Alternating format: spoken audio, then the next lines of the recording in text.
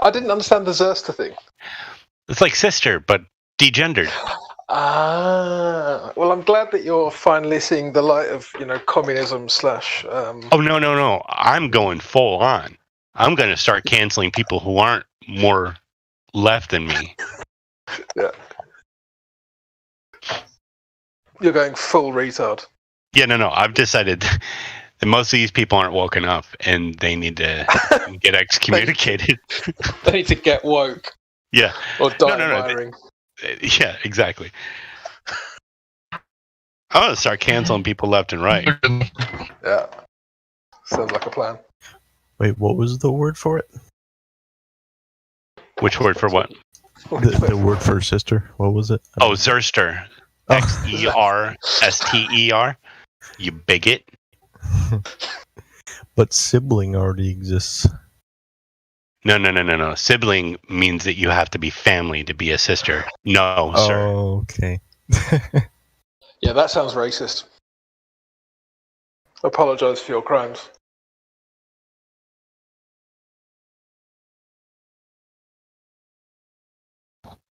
Zerster. Write it down. Start using it. I found a motorized ice cream cone as a patent. Yeah, I saw you post that. What is a motorized that's a ice cream different cone? one. Oh, okay. It's this. It's real because it's a patent. See. What is this? I don't know. I guess it pushes the ice cream up. Holy shit. What website do you get those off of? Well, this one's a ranked list of weird patents, but you can also look them up on the government website.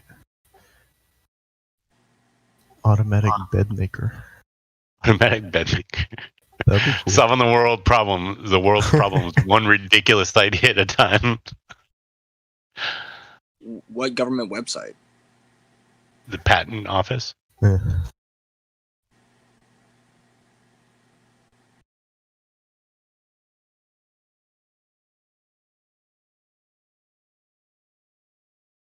I think it's uspto.gov. I've never used it, but Yeah, because every time you go near the patent office, you owe them $20,000. Automatically. We patented walking into our patent office. We may be infringing upon something just speaking their name.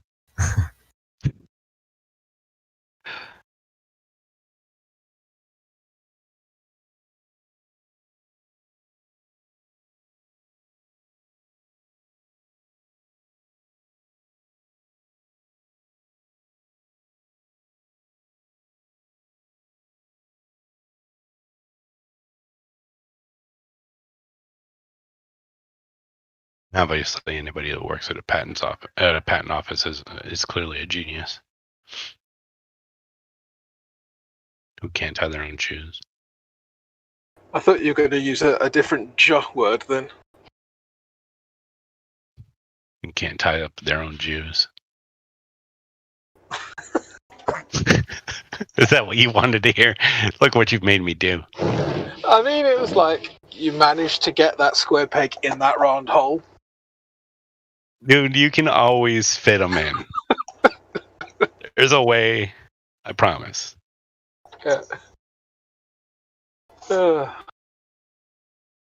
do you guys hear about Parler getting banned from the Apple Store and the Google Play Store? Yeah, they got delisted from the Google Play Store and Apple Store. Yeah. Clearly, these big tech companies have never heard of the Streisand effect. Just the fact that Trump's going over there is going to make it more sought out than anything else in the world. Yeah, of course. And what's really funny is, I don't know if you know, they run their servers through Amazon's, so Amazon rent them servers. And they were saying, if Amazon stops supplying us with servers, then we're going to be down. And I was like, you'll be down for about a week until you just find new servers, and because you're inevitably going to grow massively, people are going to be falling over themselves to give you business. I don't think it's going to be an issue for them at all. Just go with the servers the Gab ended up on.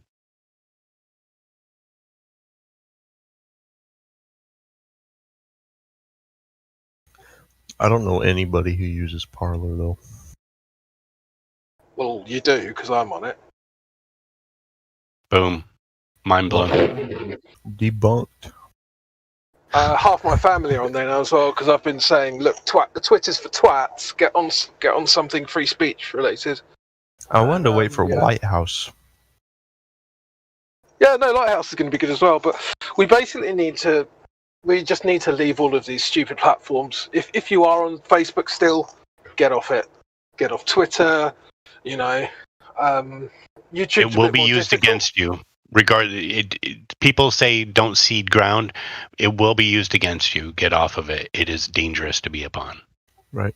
Yeah, exactly. I just don't think there's any point. And to be honest, it actually fucks with your psychology as well, because when you read Twitter, even though I'm aware that every single thing that's even to the right of communism is getting censored, you still see this relentless wave of liberal bullshit, and it affects you psychologically. Whereas the second you get off of that, the effects, the psychological effects go. You suddenly just seeing something like on Parler where you just see all of the comments. It's just like, okay, these people feel like actual humans, not like liberal robots.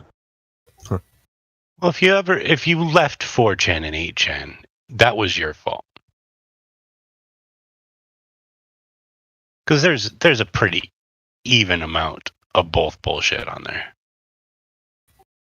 Is it usable on a phone? Not really. I get it. That would be an easy fix too. Yeah, to make it more of a Reddit style. Because I can't say it here, but it's the old fags. They won't let it happen. Yeah, but just because there's an option doesn't mean they can't use the old one. I mean, Reddit still allows the old. I'm surprised they still have old Reddit active. The old interface, yeah. Mm-hmm. Reddit's been completely sanitized at this point. I know, but it used to be good. It's still good for lulz. Late night lulz.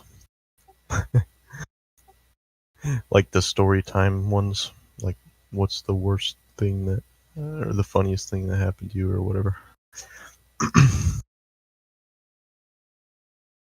But then again, you're rubbing up against the whole psychological thing that crypto is talking about.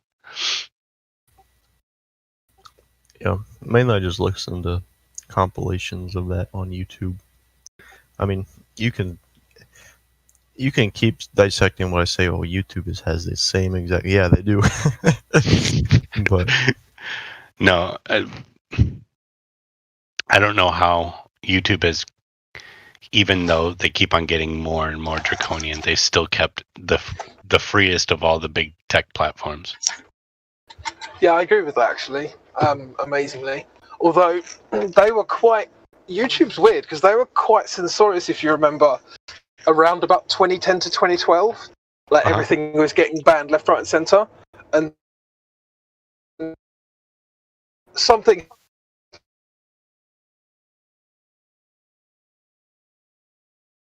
Broke up there, bud. Crypto, you cut out.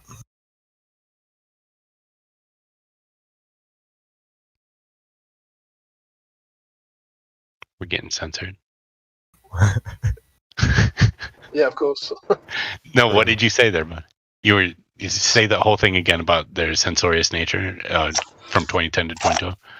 So you liked it so much the first time that you want me to repeat it? We didn't hear it. No, that's not what I want to believe. Okay, go ahead. Yeah, I liked it so much the first time that I want you to repeat it. Exactly. Now dance, yeah,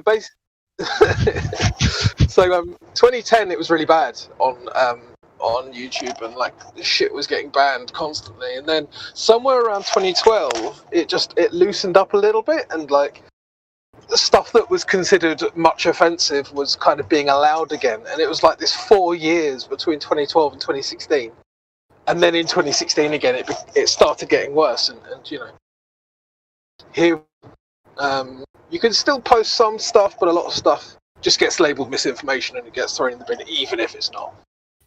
Really, because 2010, I think there was still a lot of like 9/11 stuff up there. Like, what was being censored? Oh, a lot of the stuff that I like to talk to that's got nothing to do with the flat Earth. Yeah, I agree with that. There's knows what I'm talking about. So, like, you know, like anything from the history of World War II. Gotcha. Good start. I got you. Historians who are talking about the history of World War II, for God's sakes. Actual historians have been censored, jailed, abused, all sorts, and it's just like, well, I mean, like, it's really funny, isn't it? Because you've got these jumped up pricks at YouTube and Facebook who are like fresh out of nappies, and they're trying to tell actual experts in their fields what misinformation is. It's ludicrous when you think about it. Absolutely ludicrous.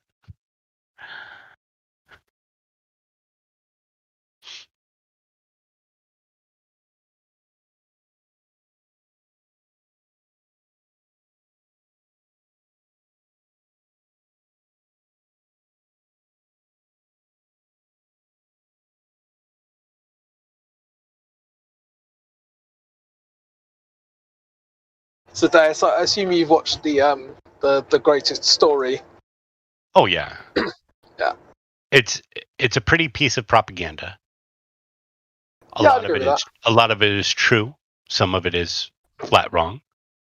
But it is very informative, and it takes the other side in I think a tactful way. Yeah. Somewhat.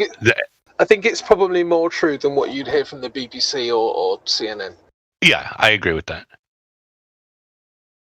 But I mean, at a certain point, to counteract war propaganda, you might need propaganda. Yeah. Yeah, because you've got to undo a lot of the emotional attachment as well. It's not just the actual facts, is it? It's the emotion as well. Yeah. Well, that drives most people's day-to-day. They don't think about things logically. They think about things emotionally. How does it make me feel? How do I feel about this person or that person? So, yeah. Yep.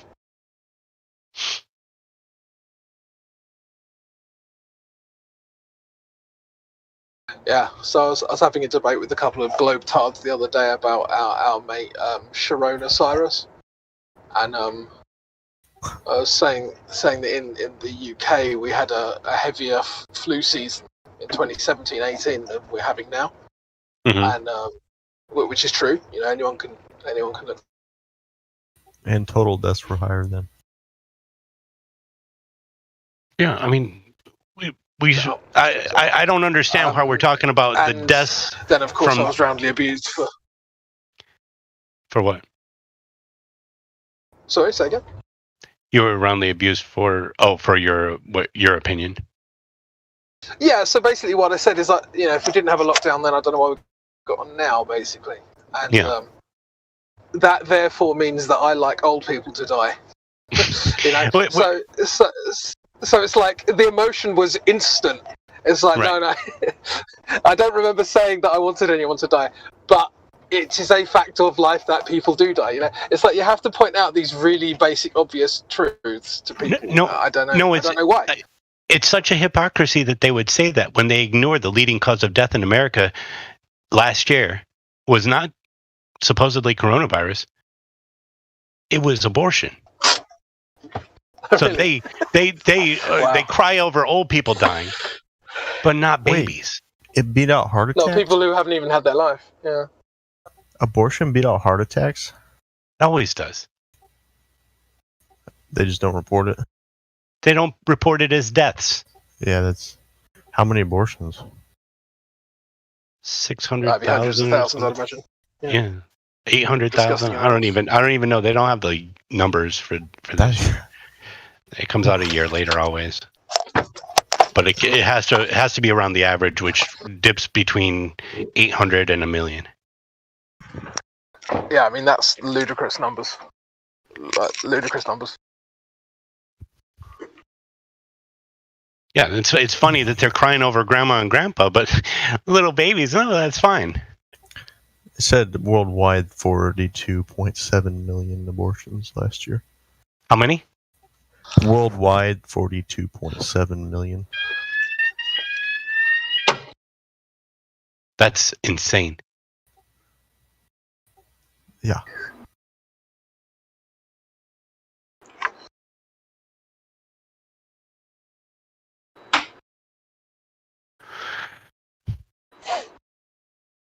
So the leading cause of death in the world was abortion, not just America.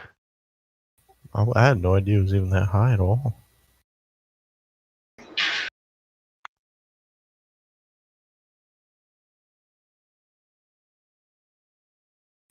%2 of total pregnancies. That's for Wyoming. Sorry, I didn't realise my mic was open. Apologies. No, it's okay. The alarm was a little alarming. I thought he was alarmed at what I said. Yeah. very good.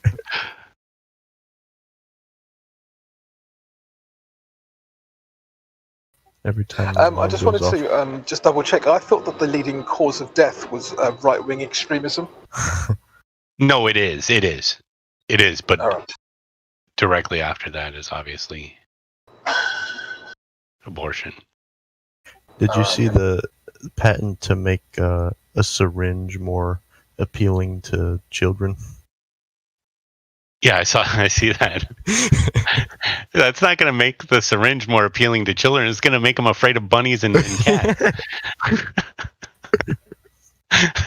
They don't know how child psychology works. It's like the opposite there, bud. I'm sorry, I bunny. find that absolutely disgusting. Like, that's terrifying, isn't it? Oh yeah, we're gonna.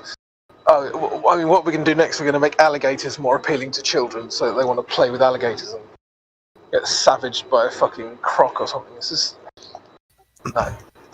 There's a reason children are scared of things. It's because they probably shouldn't be anywhere near that. Yeah. No, but every time I shoot up heroin, I've got to have a bunny on my syringe. The fuck? So stupid. But honestly, this is. I was kind of hoping that R.L. Smeed would like link me to some like, oh, he is a anti-humanist or something. Yeah. But I couldn't find anything on him. No, he's probably just a guy with this crazy harebrained idea and didn't think it through. Honestly, I think most ideas are like that, and except for the ones that are obviously malformed and propagated and put against us. Maybe the guy's a fucking monster. I don't know.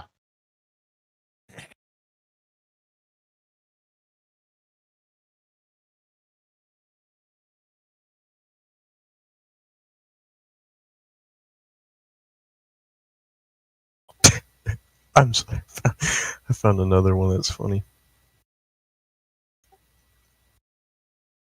It's just so like stupid.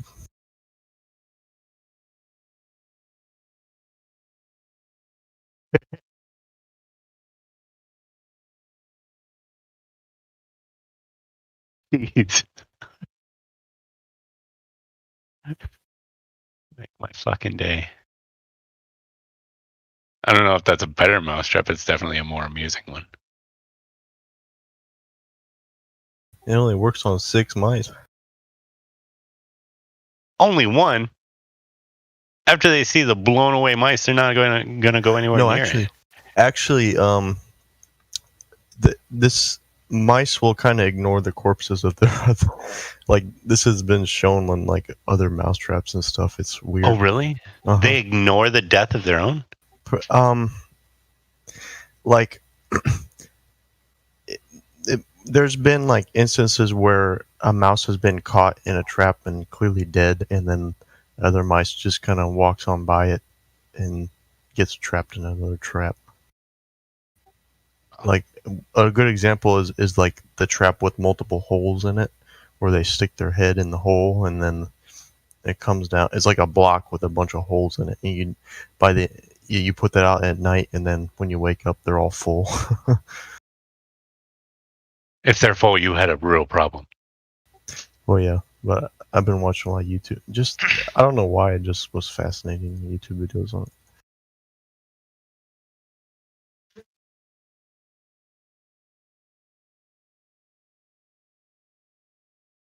But the gunshot might scare them away, right?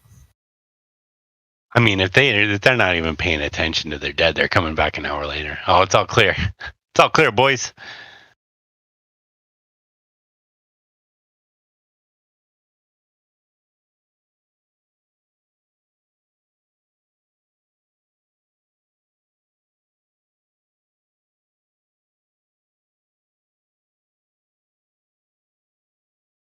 All right, I gotta go. Have a good night. All right, see you.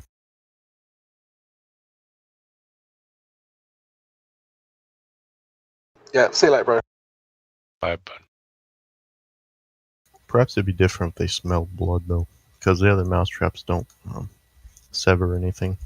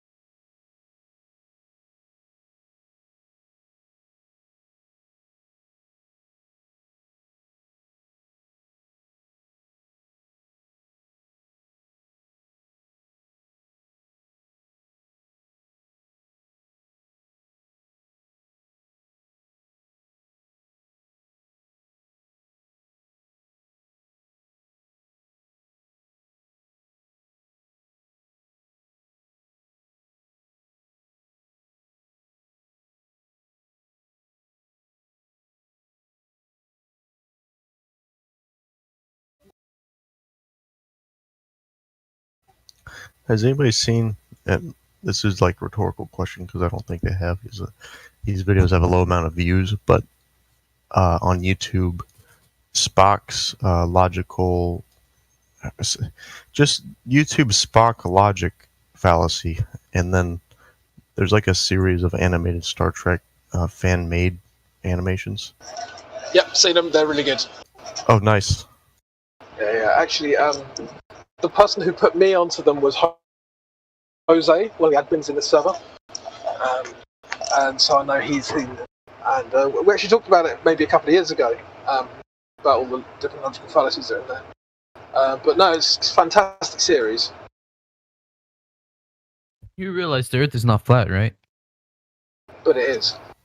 Here we go. No. No, but it is though. What are you claiming it is then? Well, I mean, if you look at physics and the law, space Okay, law, I'm looking at physics.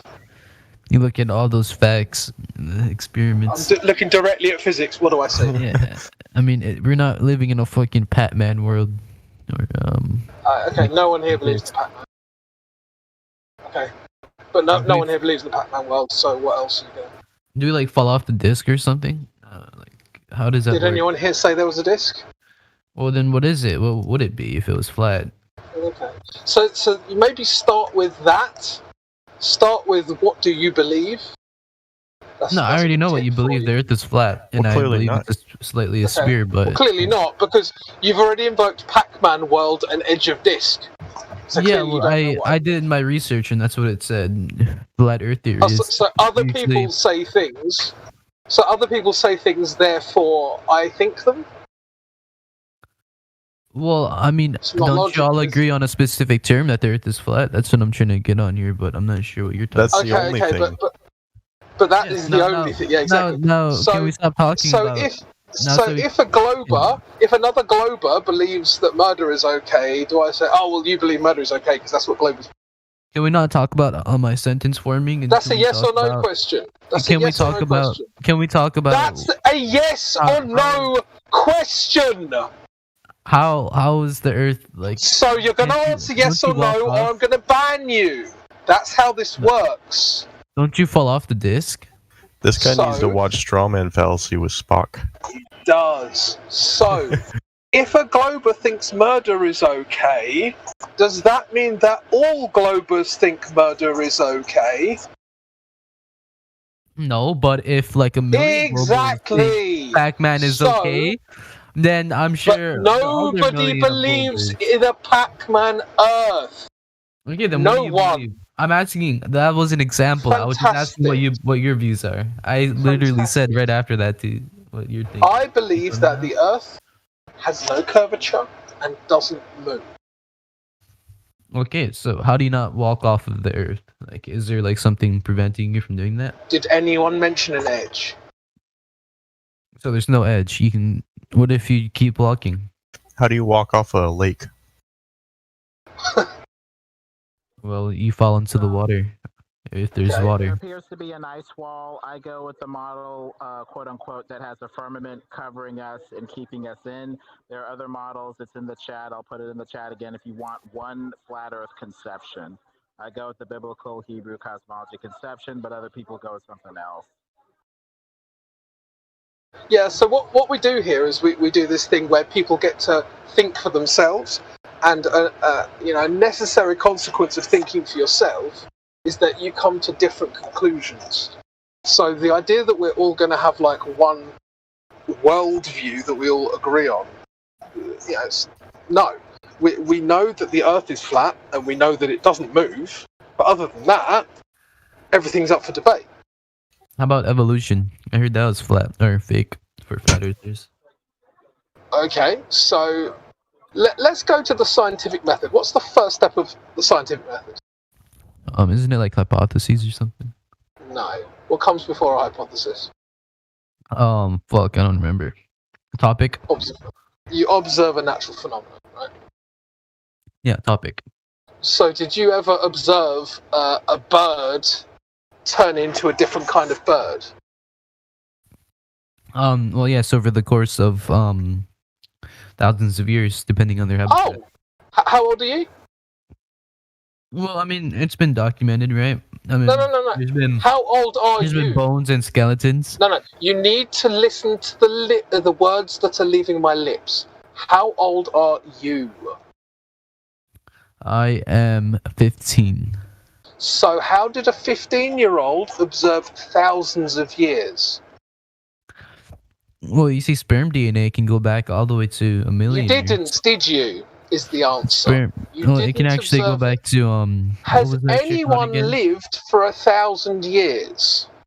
Yeah, we evolved from fucking what's that? You think people Chimpanzee? live for 1,000 years? Yeah, I'm pretty sure it was chimpanzees, right? That's what it Actually, they was. don't even say that, but Who do you I forgot what it think was. has lived for over 1,000 years? Individual person.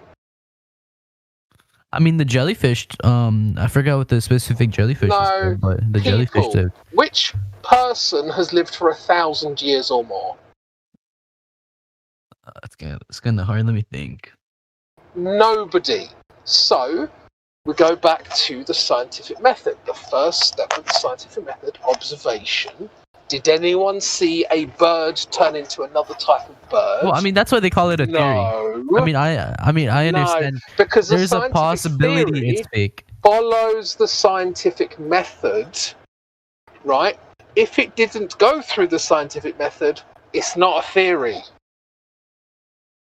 I'm pretty If you sure didn't evolution observe did. something, Well, no, it can't have. I've just explained. It can't be scientific.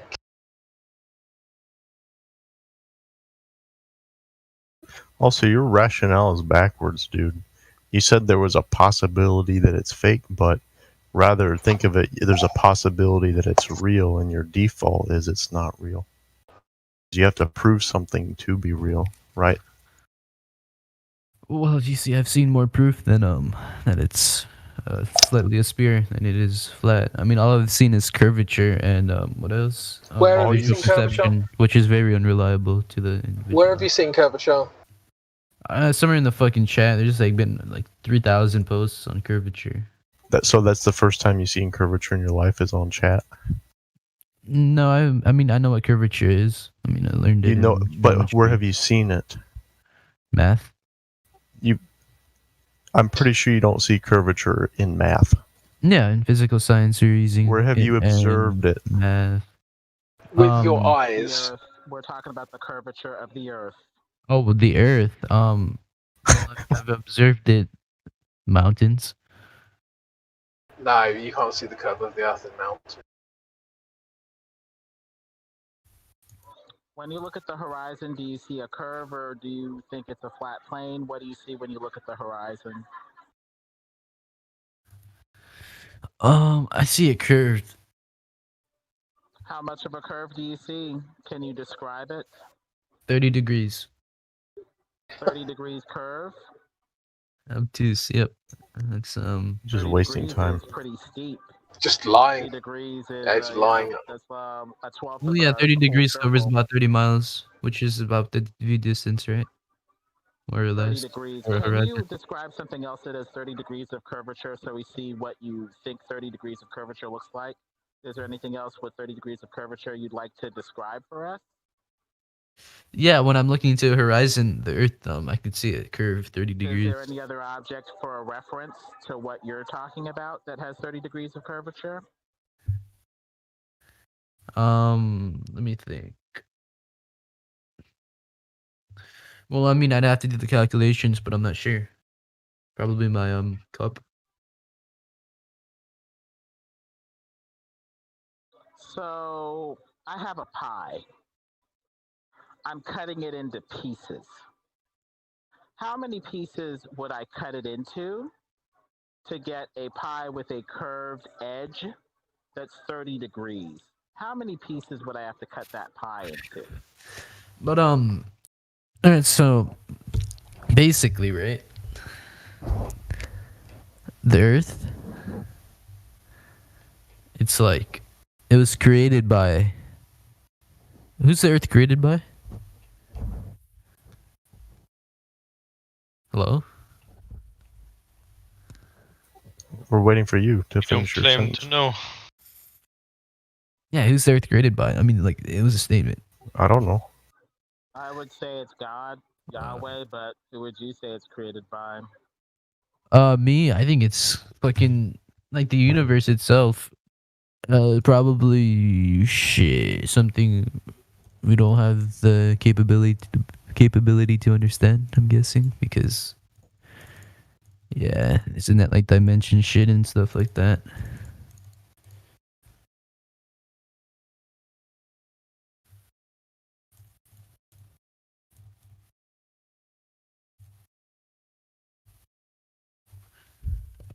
So, if you're seeing 30 degrees of curvature at the horizon, wouldn't that imply that 12 more pieces of whatever you're seeing would complete the whole circle of the Earth, at least wherever you are? Do you think that the Earth is what? You're getting a horizon 3 to 6 miles out, 6 times 12, what? 36 degrees in diameter? Do you think that, or 36 degrees in circumference, is the entirety of the Earth, or what do you think? The entire Earth? No, it's not 30 degrees. It's like like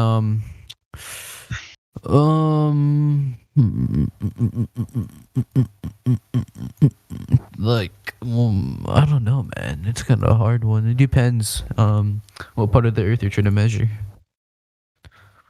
So you see the horizon and you see a curve. Because when I look at the horizon, I see a flat horizon. You say you Uh, see a curve? Yeah, you should get your eyes checked. Yeah, don't gaslight.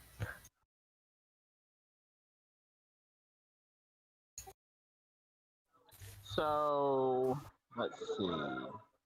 We have a circumference for the horizon that's what, 36 miles? That's a pretty small Earth, don't you think?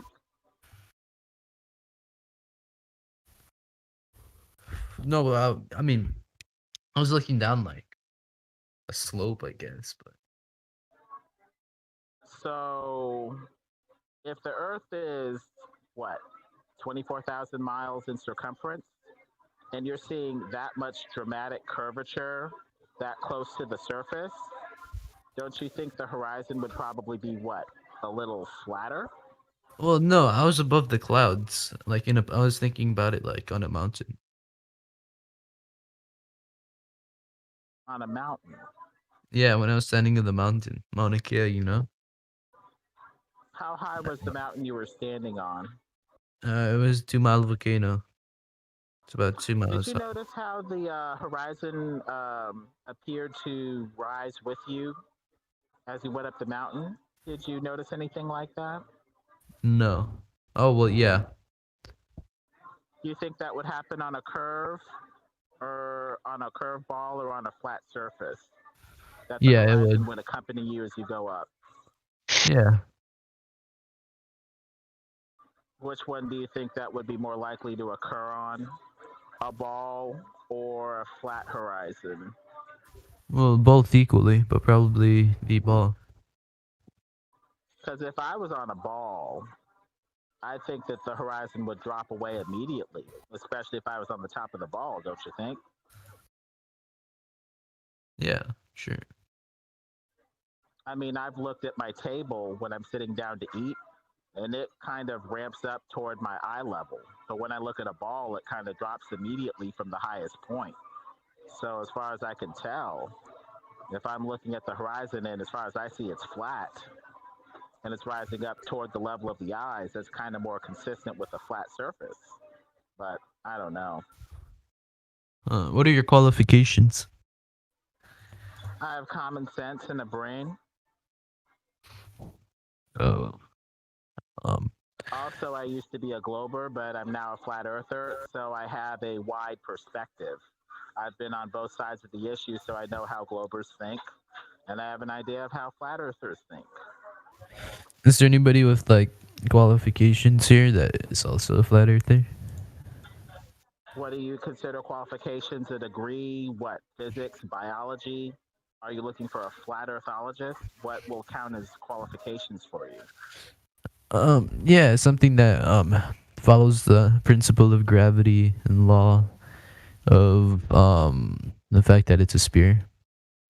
So Slightly a you're looking sphere. for a gravityologist or what, a physicist? Yeah, physicist, astronomist, fucking chemist. I don't care. Oh, so you're Yeah. looking for somebody with a degree. Science. Yeah, a science degree in science. Okay. There are people here with degrees.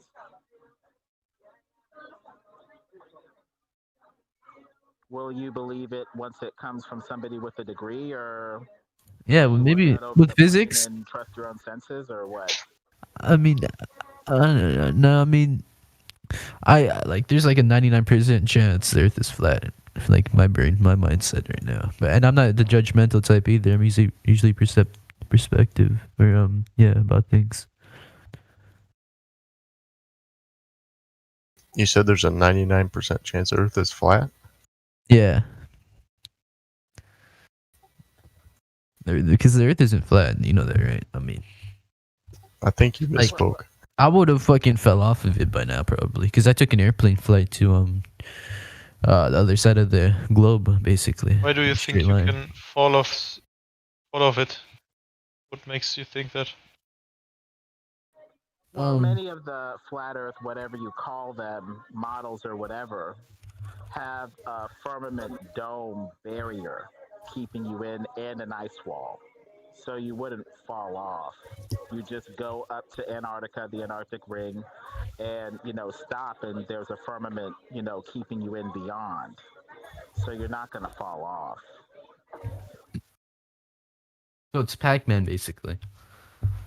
No. Pac-Man means that there's a pie slice missing. It's just a flat plane with a circular boundary of Antarctica or the firmament touching down beyond.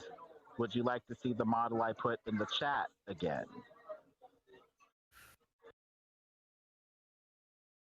In live stream voice text, there it is for the 4th time.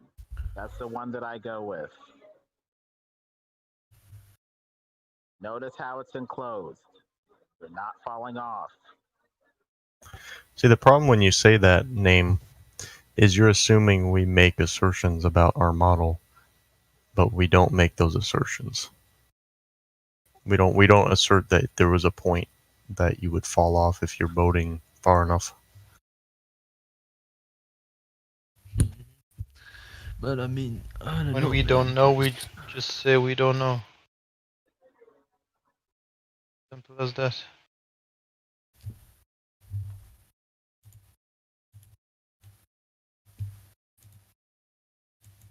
Okay, what's the concept on which the moon and the sun are floating in the space? Oh fucking no. The what? The moon and the sun and the celestial bodies are floating in the space. What's the concept? Is there's no gravity? So, if according to you, maybe. So, what's the concept on which? Other conceptions include electromagnetism because you can put something on an electromagnetic time walking track and it'll orbit. So there are other options available other than gravity, including electromagnetism. It could be up there floating on electromagnetism or whatever. But there's other options available. Okay, so we are not sure of that, right? Correct. Okay. Falsification does not require replacement. But you can positively say that it isn't gravity or what? Gravity is needed to curve it into a ball. So if it's a flat plane, that becomes questionable. Gravity would become something else other than a curving force, if it exists at all. The way that we But, think of it anyway. What I can get my head around is how can gravity bend water into a ball? Never makes sense. Sure. Yeah, doesn't make sense to me either. So are flat earthers atheists or mostly religious? I've seen a lot of- Different. Depends on who it is. Well, because I've seen a little bit of both, but I've seen mostly religious people. Everybody has different beliefs here. What's the average IQ of the server? Flat earthers. Average IQ, probably average 100, something like that. It's never been Who tested. knows? It's never been largely tested. I've tested my own at 127, but Nice. Who cares about IQ anyways? What does that prove? yeah. Absolutely Um, nothing. Your learning capabilities? No. That's not true. It's more like problem solving, depending on the test. Specific things doesn't really figure your IQ has a lot to do. I mean, mainly your personality traits are what really describe you, but your IQ has a lot to do with it as well. No. Is their IQ low or something? I mean, I'm sorry, but I don't know. Is it? One of the tests on an IQ test is what is the speed of light? And if a bushman in Africa doesn't know what that is, does that make him any less intelligent? well, I mean, there's many IQ tests, but the one you want to take are the No, that's complete nonsense. that you want to take. I think Mensa. Yeah, we don't even know that for sure anyway. Yeah, That wouldn't be a good test. No, there's absolutely No, no yeah, way. that if it asks you for the speed of No, light, hold it's a on, terrible hold on, test. hold If you're really good at hold something on. or really knowledgeable Hold or on. not, does that make you a fucking idiot? Hold on. There's no IQ test in the world that asks you the speed of light. Right. Yeah, exactly. Yeah.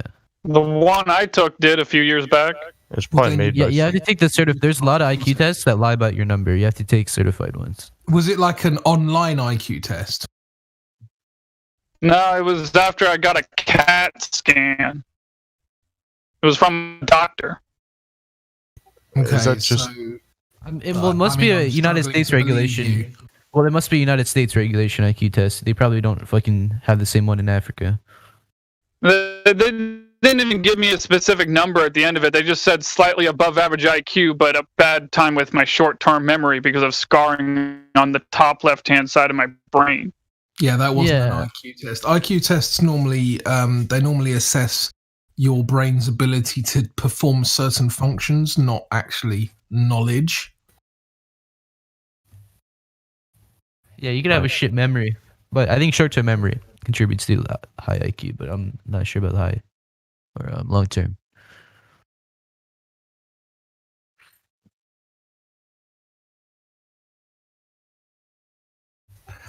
A good IQ test will try to deviate away from any trivia because that just gives false results. Well, what's really important is what you can prove anyway. Right. There are smart people who believe the globe and smart people who don't believe the globe. For all of the elements of it. I think there are talented people that believe the globe, but they're not necessarily smart. My brother, he's an architect, but, he's never even looked into it, but I've never even talked with him about it. And I have another brother who's a professional artist. He's made paintings that he's sold for up to $4,000 a piece. He's a very talented artist, and he's talented in many other ways. But if you talk to him about the Earth being flat, his brain just shuts down completely. Yeah. How come IQ tests don't take into consideration kinetic ability, physical attributes? Well, I mean, being able to use your body, move your body, speak with your body, it's its own language. Okay, so what would you say then is more likely, that someone with a high G score, general intelligence score, is more likely to be better, average, or worse in non-G loaded intelligence tasks? Well, yeah, I mean, higher IQ people tend to. No, I asked you a very specific question. General IQ, I'm not sure about that. I mean, do you even know what I asked you? No, I didn't really focus on your question until the last part. He knows what you said, man. You say it again. Okay, yeah, I'll do it again, but I'm not going to do it a third time. Do you think that if someone, say, scores above average on an IQ test, what do you think that their non-G loaded intelligence scores would be? What the fuck is G loaded? Okay, so G means general intelligence in intelligence testing. So what you have within intelligence testing is a set of tasks that are considered to be more G loaded, quote unquote, which means that they correlate better with the overall intelligence in more people. Does that make sense? Yeah, I guess. Okay. And then you have others that are less G loaded, so they're less reliant on that general intelligence. Yeah. What question? So I just feel like maybe you guys need to read a few papers on this before. Why don't you link me some papers and I won't read them, but go ahead. So if you're not going to read them, I'm not going to bother linking them. But look, just bear in mind, I've been reading papers on intelligence research for 10 years. I would consider myself like a reasonably educated layman, so I'm certainly not like a professor of intelligence research or anything. But when I hear people talk about IQ tests, like often people are very ignorant to what they actually test, very ignorant to what it means, and very ignorant to any consequences relating from those tests.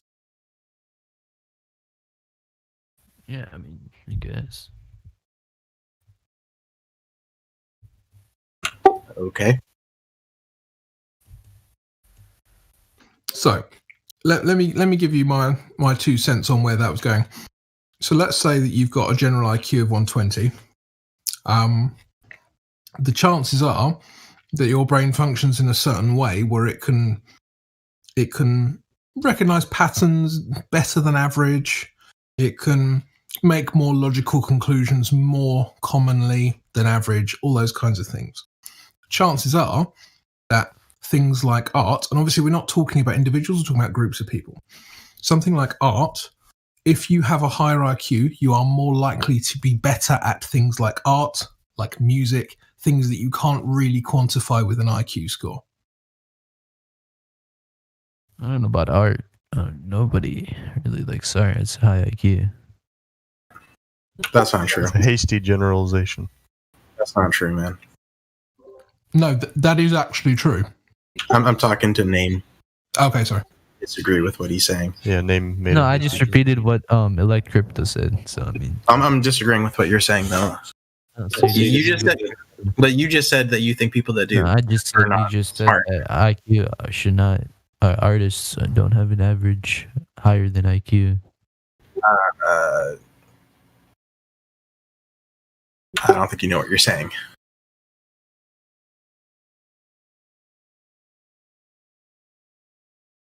So, is there like any physicists in here, or Why do you want to appeal to authority so bad? Because it's like, I kind of need scientific proof. Still haven't got any research that's been done. On what specifically? Like, sorry if I don't take Discord users' word to heart. So I mean, you can do what you like. I don't care if you believe me, but I want to know what it is you want to know about because you haven't been clear about that. Well, because the Earth is not flat. The Earth is obviously flat.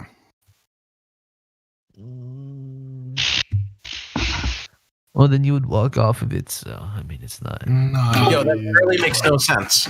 Why would I walk off of it? Why would I walk off of the Earth? Explain. Because the Earth is flat. Okay, so explain. How could I walk off of it then? All right, so if you keep walking straight on a platform, you'll end up falling off. Where did you come up with this model? Like, where did you come up with this? Who told you this? Well, my imagination I think my third grade taught me it. Well, that literally makes no sense, though. I think I was learning the Earth was global. What you're saying is something that like people say to try to like make flat Earth sound fucking stupid. That's what they used to put in like old cartoons.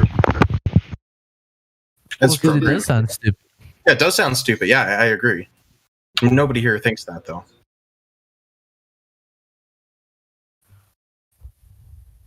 Name, can you tell me what a straw man logical fallacy is?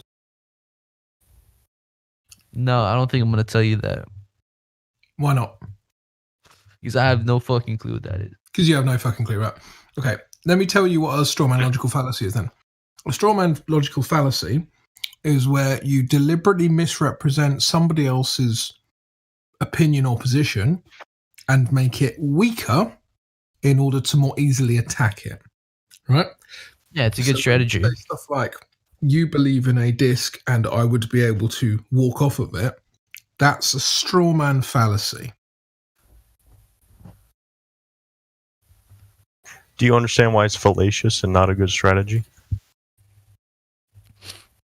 I mean, it's just facts though. You would fall off. Why? But that's not our claim. Because it's flat. You fall off. Okay, so can you repeat what a straw man fallacy is, please? Because I just told you. Why do we need spaceships when we can just walk into space, right? Can you tell me what a straw man fallacy is, please? Because I just told you. I didn't really pay attention, but it was something about it was something about it being a fucking good argument or bad argument, and then no, you need to actually listen. Okay, listen, take it in. It's when you misrepresent somebody's opinion or position to make it weaker in order to attack it. Now say that back to me, please. Sorry, hold on. I'm trying to do something right now. Come on, bro. It's super simple. I said it twice. Hold on, dude. I gotta fix this. By the way, Name, anybody I've met that's a really talented artist is really intelligent, just so you know. That's why I disagree with what you said. And I'm not good at art, so yeah, I can appreciate that. It's not one of my talents, so.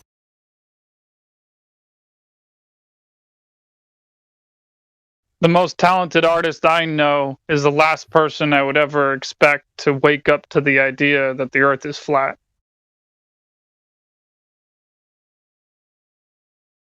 He's really talented, though. Yeah, so I'm going to pop Name back on mute because he's clearly not actually listening to anything we're saying. I think he's trolling. Well, I'm doing something right now. Jeez. I mean, I was going to leave in like 10 minutes, but I mean, you can meet me if that makes you feel better. But you're trolling. You know it, so. Yeah. I think he might just be a burnout.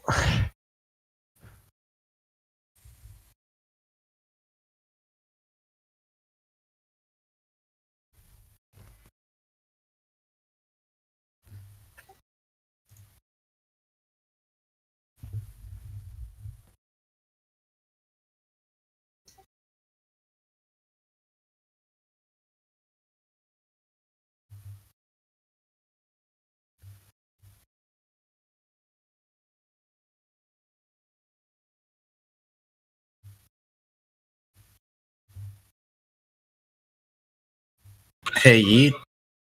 I don't think your mic's working if you're trying to talk.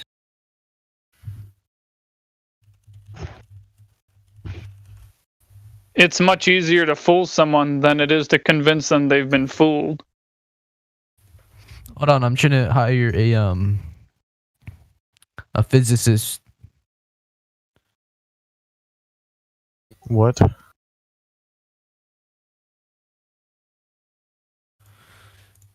I'm contacting a physicist right now. It doesn't take a physicist to know that your logic does not follow. I mean, bring them in if you think it will help. Definitely. We talk to loads of physicists all the time. You know, so. yeah, bring him in here, please, because he would be easier to talk to. Yeah, exactly. You might actually understand the basic problems.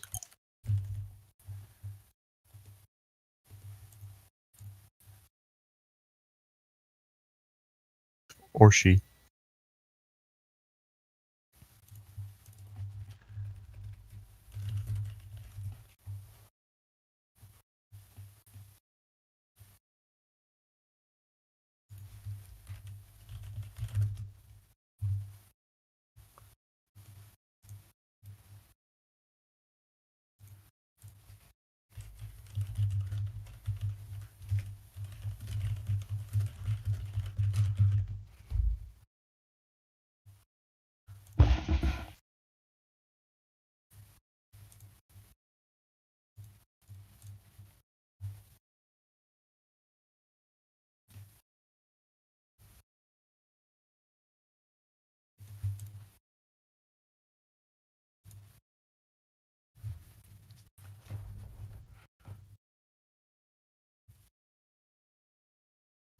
So, what do you guys do?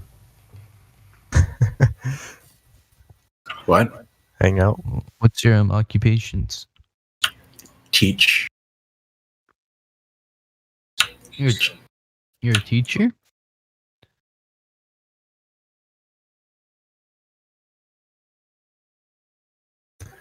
You're run-of-the-mill stuff. I teach jiu-jitsu.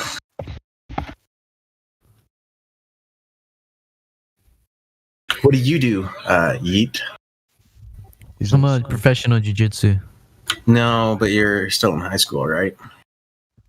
I can be junior pro. Okay. Do you know what that is? Yeah, it's under 18.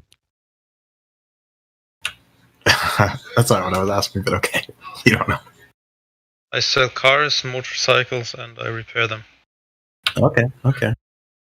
So you make the big bucks.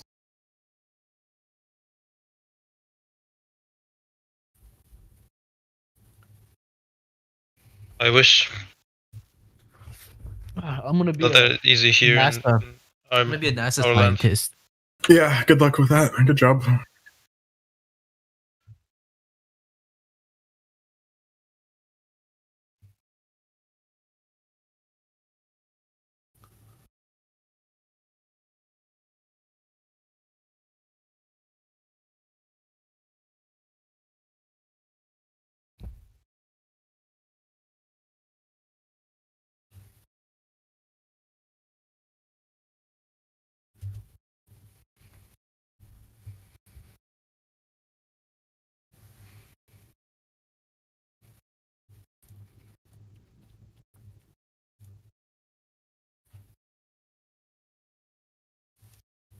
You guys don't talk much, do you?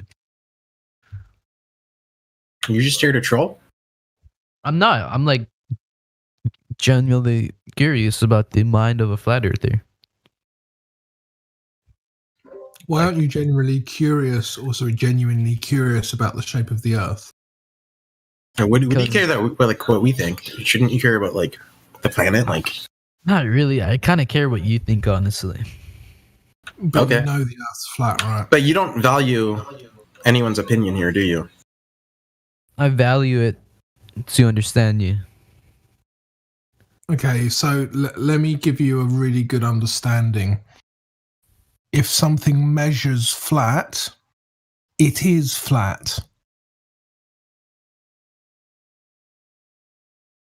Oh shit. I can't debate that. So have you seen Newton's law? Where he throws psychology does. Okay, one second. He throws the one second. Object?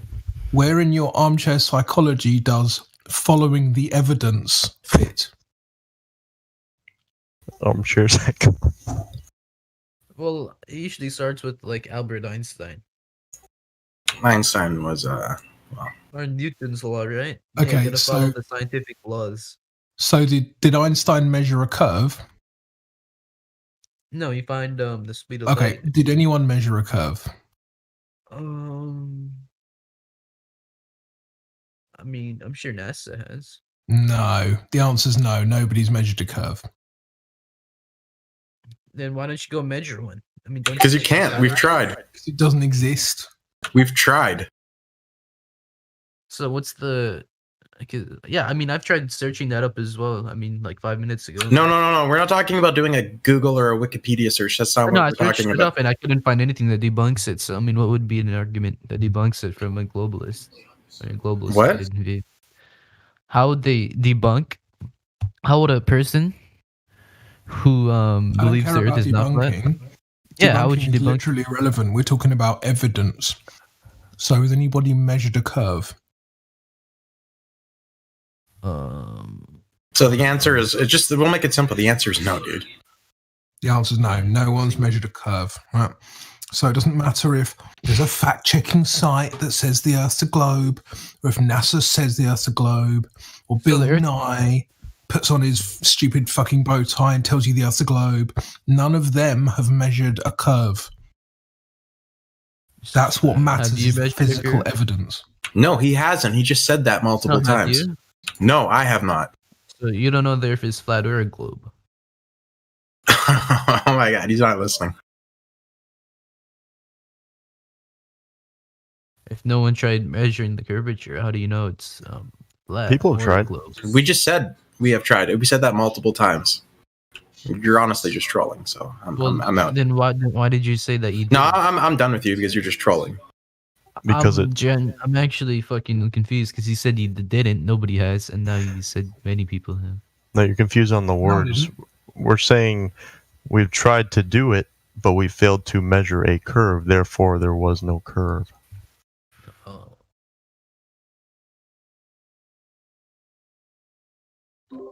So, I mean, doesn't that intrigue you at least? Well, I mean, that's what gravity's about. You can't really measure. No, gravity's got nothing to do with physics. A red herring.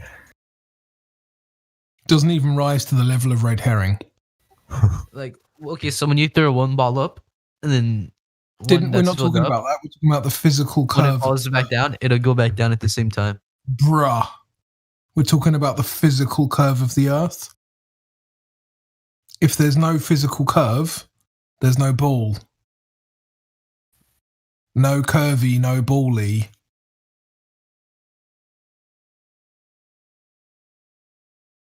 Does any of this? I mean, this is really basic stuff. Is this sinking in?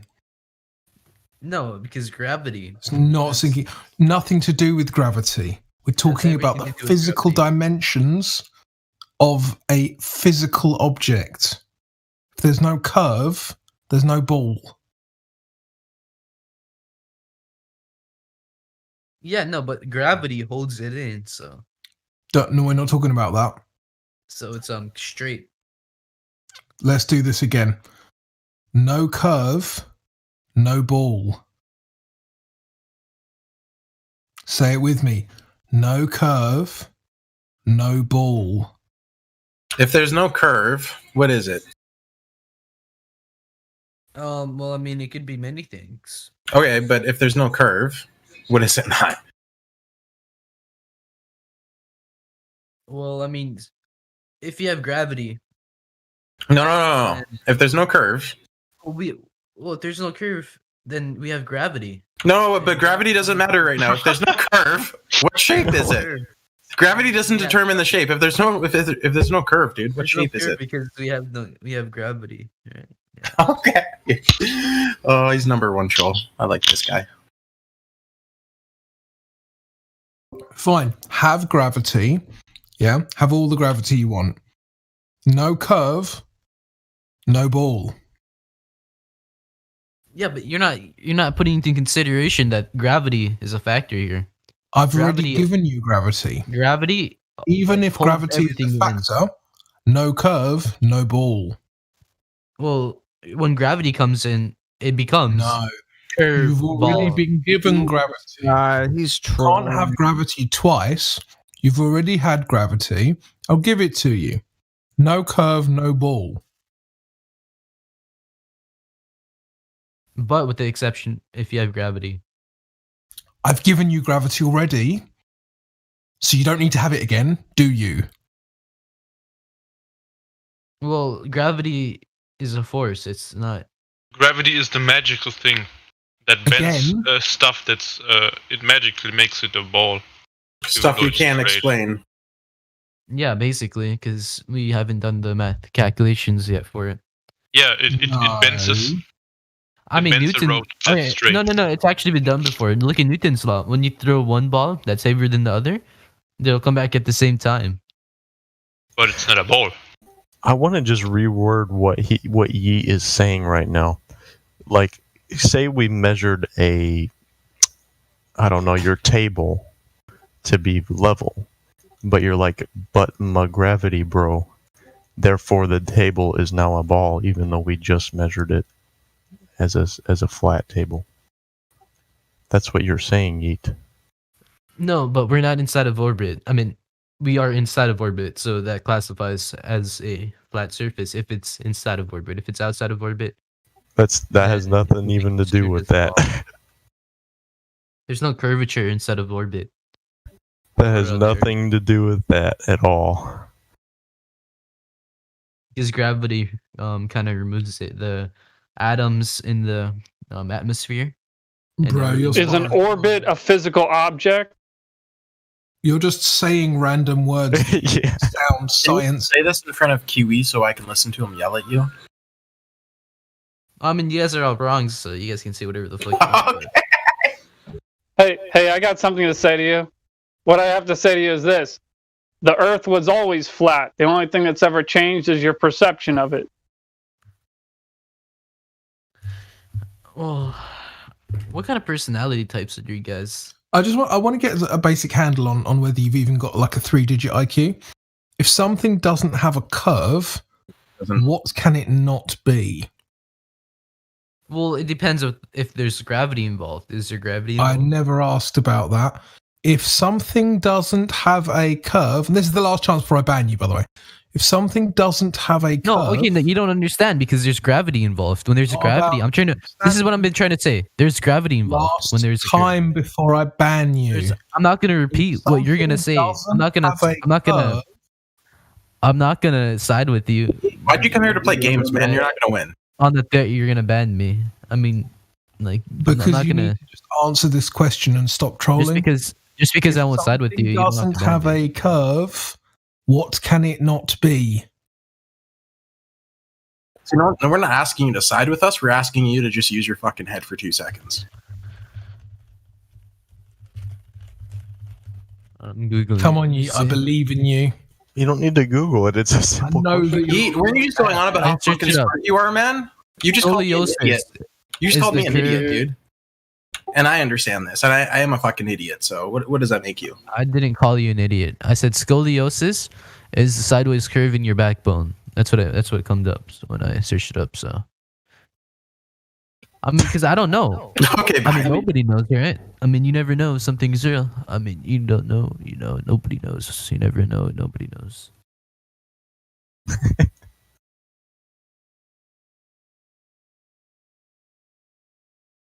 How do you bend water?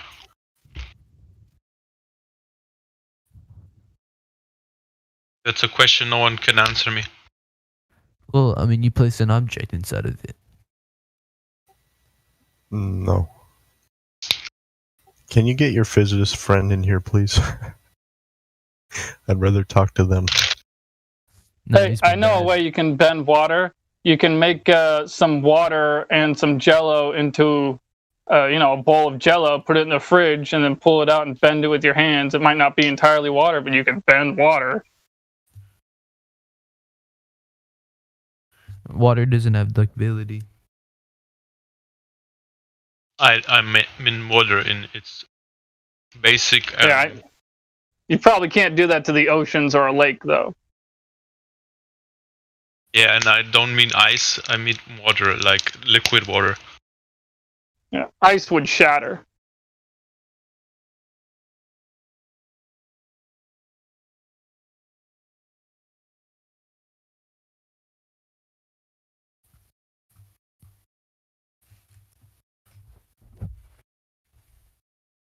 Hey, I have a question. What do you guys think UFOs are? I've seen 2 of them before, and one of them interacted with me just a little bit in an odd kind of way. I mean, UFOs they're just unidentified flying objects, so I don't think aliens ever.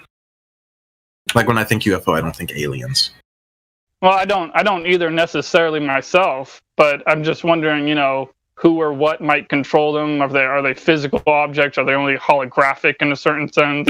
That's possible. The holographic thing. Have you seen the recent stuff on what's his name, Bob Lazar, from last year? And it's not recent, but a lot of it came out last year with Bob Lazar.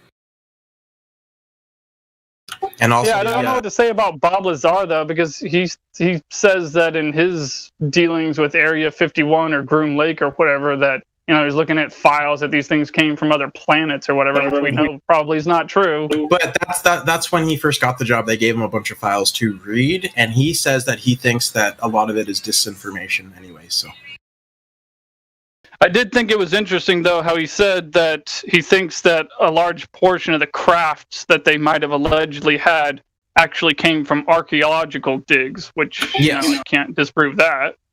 No, but that totally makes sense.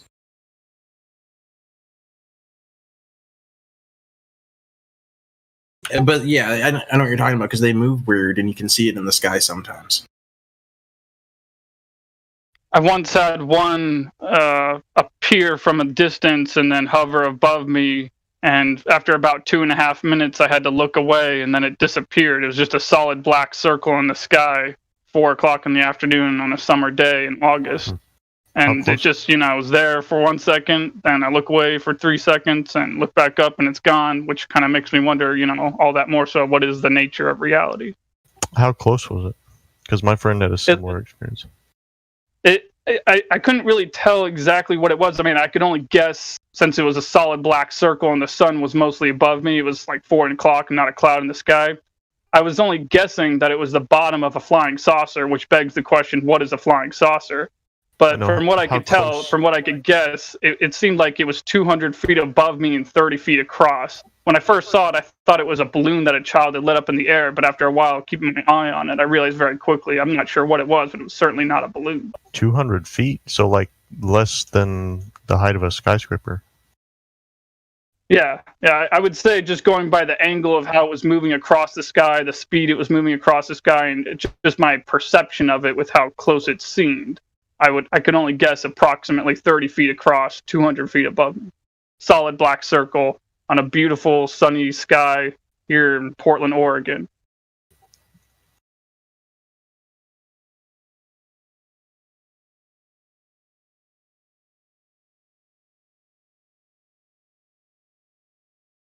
I saw a thing that resembled what NASA claims to have. It's the triangle with the 3 lights on each point. But There's lots of video of those. Yeah. And they don't go very high either. They're probably like 300 feet. I wonder myself sometimes if maybe, even though there's more than likely not other planets or any planets out there anywhere, that there might be parallel dimensions with other spherical worlds with flat planes that are parallel to our own.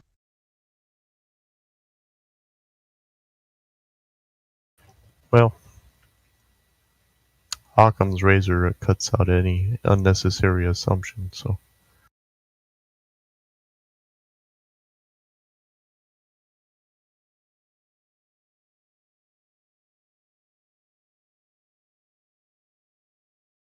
Hopefully in the future we can know the true diameter of the container that we live in.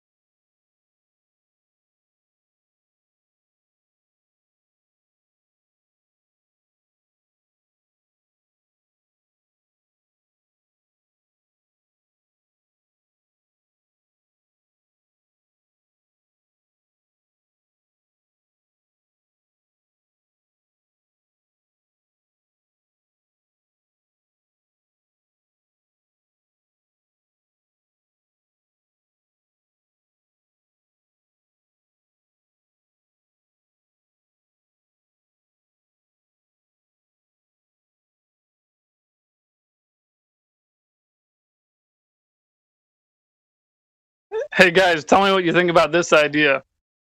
I don't really eat pancakes myself because I'm kind of allergic to most foods. But what if you made a waffle iron that made waffles shaped like a circle with the flat Earth map imprinted on it so you could make flat pancakes that look like the world?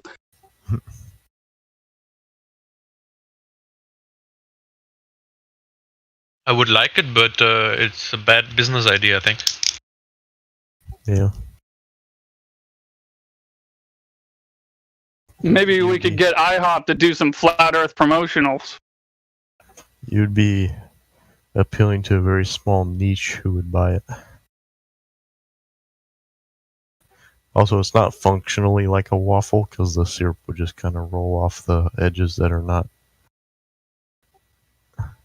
And then you'd have jokes about, oh, the syrup's falling off the edge. True. It would bring new meaning to the term flat like a pancake.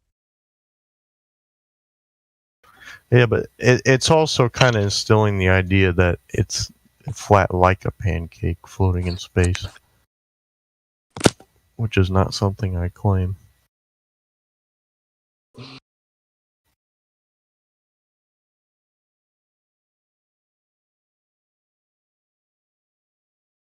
Like the entire dimension of it is flat, not just the. Well, you could try making a giant Jello mold that's a half sphere shape and stack that on top of it. Then it would be a flat Earth pancake with a transparent gel thing on top of it.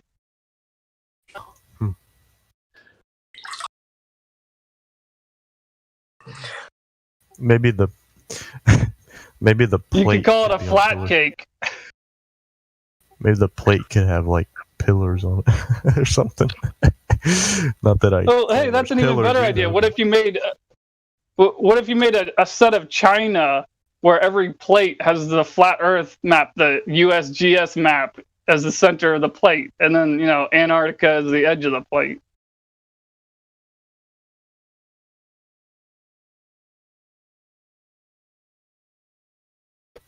I wouldn't. I think that's an okay idea. It would be great for Thanksgiving. You could serve Thanksgiving dinner on it and show your friends and family that the Earth is flat.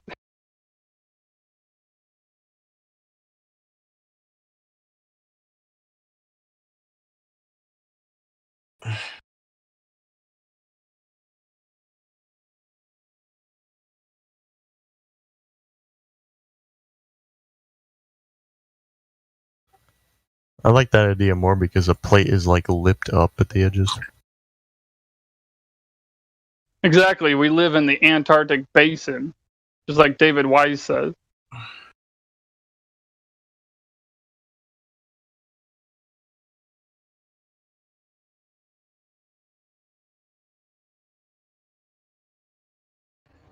Well, what's his name said it looked like a disc with upturned edge.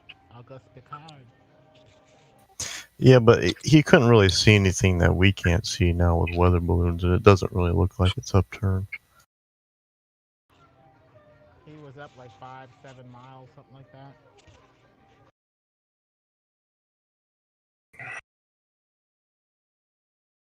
Yeah, that's not as high.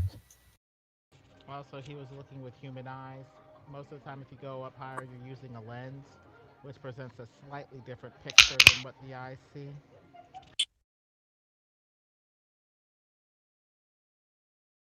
I'm jealous, Lemon. I want to go up there too. I think he claimed it was upturned edge because he probably didn't understand how the horizon rises to your eye level. Yeah, that rises to the eye level too, but with his eyes, he probably saw what he interpreted as a disc with upturned edge, without a camera optic or whatever.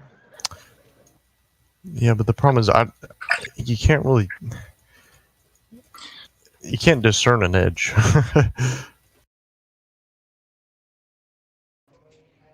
Wouldn't he discern an edge if he was looking over toward Antarctica or whatever, depending on how close he is, anyway? Where did he claim to rise up? I think he sailed over in France. Over where? France or England or something? Well, that's in the middle. I guess it would depend on how far you can see. I guess the supposed middle, huh? But people have done weather balloons The and middle latitudes. I guess it depends on how far the edge is. but people have sent weather balloons in the UK. I'm sure they've done it in France. And it doesn't look like anything like that. You've seen? Huh? You've been up in an air balloon? No, that's not what I claimed. I claimed the weather balloons. Weather balloons? The cameras on them. Weather balloons have optics or whatever? Yeah, you're missing. Yeah, but my you're claim missing was Lemon's point. Lemon's point is the camera is not what your eye sees. but my claim for that was it's not near the edge, and there was no edge present in the weather balloon footage either. Upturned edge would be like up toward the horizon, and there's an upturned aspect to, I guess, the horizon as far as you can see. But why are we taking one person's word, though? It's an interesting account. There's a human up there with human eyes. That's interesting.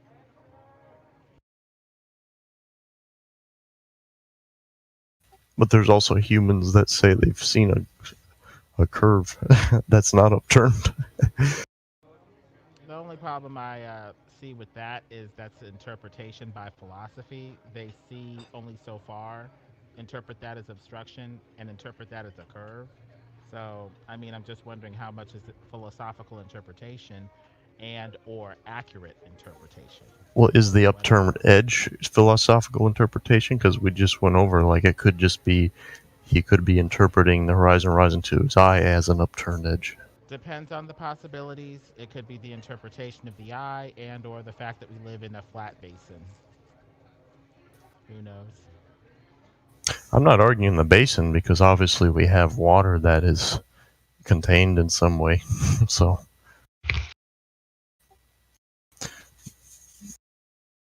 We just need to explore the possibilities. I think when that is said, though, it gives a false notion to an onlooker, as in we're claiming that there is an upturned edge. So I just think we need to word things very That would be carefully. expected anyway if it's going toward Antarctica. And it would have to depend on whether he's looking out over land and or over water. Because in general, the land curves gently toward the sea. And even with the Pacific Ocean, there's 2/3 of a foot difference from the Atlantic to the Pacific, supposedly. So this stuff may be a little complicated. It's like 20 centimeters difference from Pacific to Atlantic. The Pacific slightly higher, supposedly.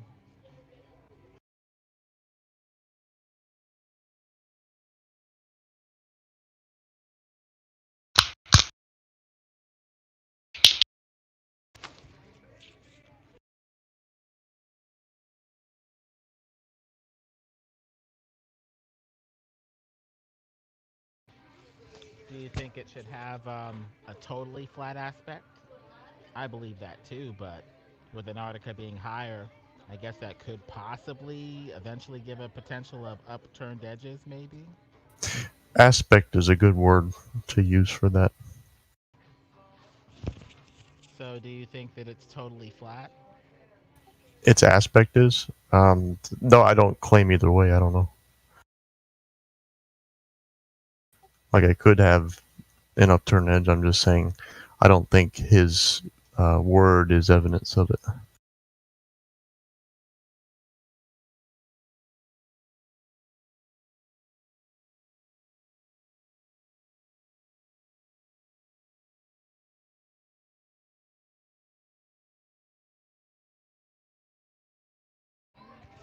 But it could be an artifact of the eye and the way it forms the image, and or who knows?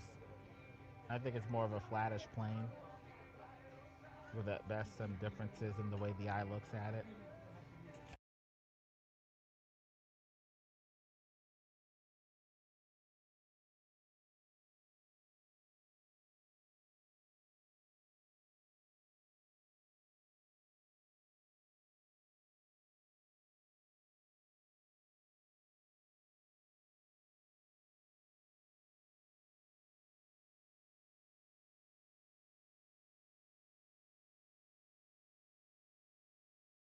So, do any of you guys want to say how it is that you first came across the information that the Earth is flat? Dave Murphy and Mark Sargent. Just randomly coming across them on the internet? Yeah, well, actually, not randomly, because my first notion into the subject was actually Vsauce, and then my first research into it was Mark Sargent and Dave Murphy. But Vsauce was the first time I've heard of the modern idea of it, where he says he claims it's the disk floating in space and how gravity will work on it and everything. But before that, I was trying to figure out why they faked the moonlet missions and what the dilemma with the Van Allen belts was. And Flat Earth intrigued me because it would explain all those things. And that's why I looked into it.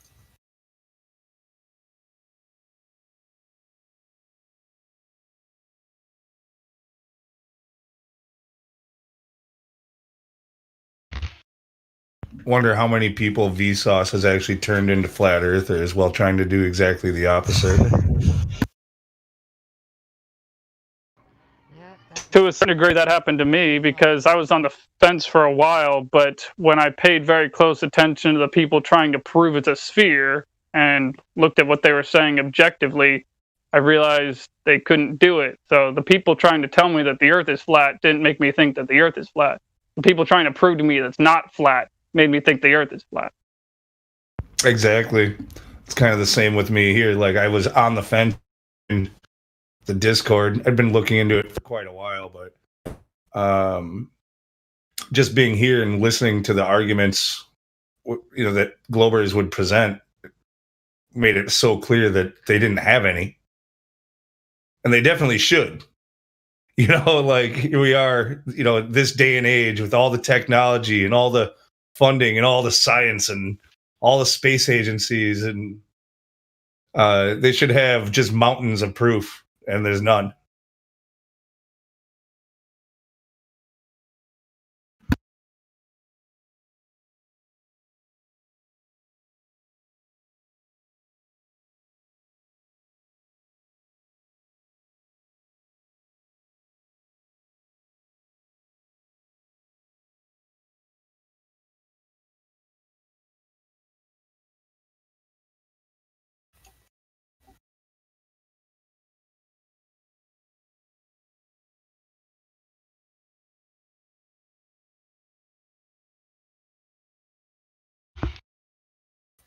Yeah, I wonder how many people knew NASA was full of crap and their images were fake before they believe in flat Earth versus after.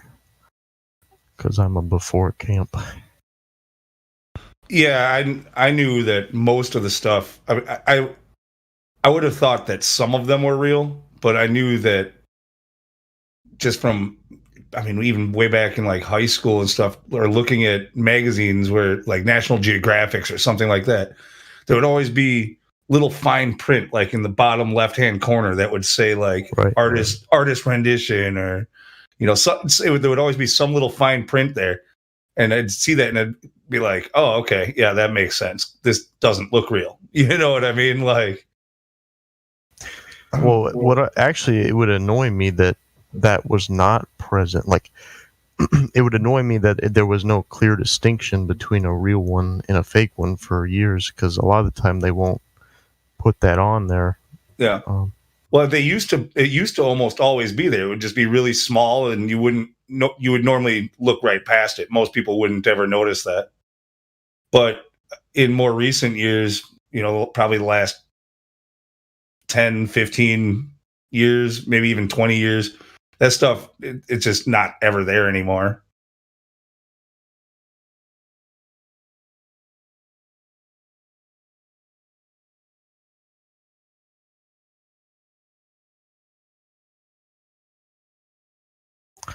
Yeah, magazines wasn't my really source of that. I would just referring to like a lot of even online images and articles and stuff where it's like, say they said they did something and then they have a picture, and it would annoy me that the picture was not didn't have a description of whether it was a photo or what it was. But on APOD, Astronomy Pick of the Day, they do say it is composite, at least on most of them. And the ones you don't, you can still trace it back. And actually, it's very interesting. Anybody go on Astronomy Pick of the Day? Because you can see how kind of they make these things. Like, a lot of the times the artists, you can click on the artist's name and it'll bring you to like this forum website where it has like raw data, and then this is what they did with it, and then they added like lens flares and everything to it, and they changed the contrast and everything. Even on something you would consider somewhat is a real picture of a Messier object, like what they call a galaxy and Messier object. Like they'd take a picture with their camera of a Messier object, but they'd still edit it to hell and back to make it look appealing to somebody, marketing wise. Yeah, they enhance it, add color to it, and like. Well, it depends on what kind of image we're talking about. Yeah. If it's a radio telescope image, it wasn't optical from the get go. It was telemetry data. They got translated in a computer program. Right. And a lot of times they will have the raw telemetry on there, and it's like, what is this? And then they just we don't throw even have optical images of deep space. We listen to that with radio antenna arrays. But somebody not discerning won't be able to tell what all that stuff is. They'll just see the final product, Yeah, my grandfather watched that crap on TV, and so did my grandma. I was fortunate enough to grow up in a house where I live on a third-generation farm. It's mine now. But when I was a child, my grandfather and grandmother lived with us. My grandma and grandpa both said it was bullshit. Even on black and white, it was the poorest quality they'd ever seen when they had great quality. We had great cameras. Why the hell was it such poor quality? Like, they spent the millions to go to space, but they bought the cheapest fucking cameras. One of the reasons why I think your grandparents knew is because, to the best of my knowledge, it was only around the 1920s or so, right after the turn of the century, that we were actually teaching in school that we lived on a globe. So I think your grandparents might have been in school before they started teaching that nonsense. They may have. My parents were in school when the first moon landing thing was done. Wait, I thought you said your grandparents. I did. I said my parents don't believe too, but that's what I'm saying. My parents were in school when the first moon landing was played on TV, but my grandparents were in school for a long time before that. I mean, my mom's was born in the 40s. Oh, well, then it may apply to your great-grandparents, I guess.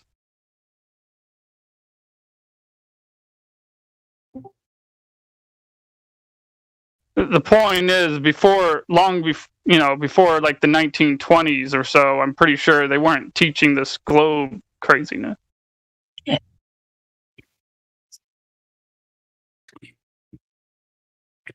Yeah.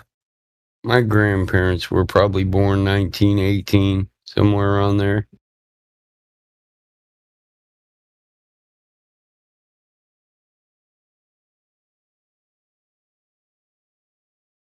I don't know. My dad was older than my mom, though. My dad was born in like 46. My mom was born in 49. So his parents could have been a little older. Could have been born, 1915. I'd have to look. I got a family tree. My family keeps a record of all new births. Family genealogy. Goes back pretty far. I can just look at the book. I'm not going to do it, though, right now. I'd have to go up to the attic. I'm cool with that. It's been a long day. But I just know my grandparents didn't believe it when they seen it on TV. And I never really heard whether or not they believed in a globe or were taught a globe. They just didn't believe what they seen on TV because, like I said, that's one of the biggest things. They said it was the poorest video quality they'd ever seen. And you'd think if you can build a couple $1 million rocket and go to the damn moon, you could buy a good camera. You know?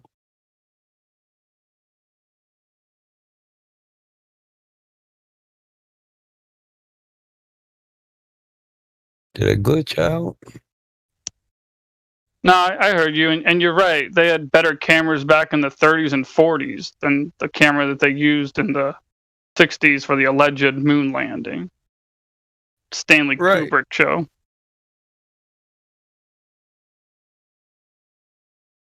That was one of my favorite pieces by Stanley Kubrick.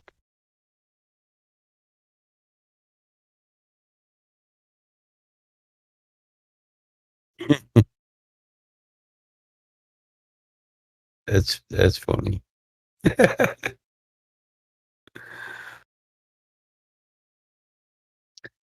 What about The Shining? You ever seen Yeah, that was a pretty Room good one. 30? You ever watch that Room 301 or 318 or whatever, all about The Shining? They say 237 or 234, something like that. I think it's 237.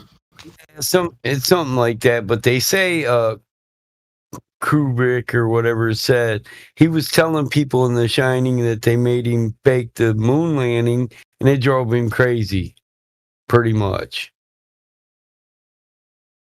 Like if you see the kid in the hallway and he's got on an Apollo rocket shirt. He's standing and he on slowly stands up. Yeah, and he's standing on a hexagon carpet that's like a launch pad and all that. It's a good I don't video. want to interrupt, but there's a guy in check-in VC waiting to get a role, I think. Yeah, I see him up there. Your point is? Here,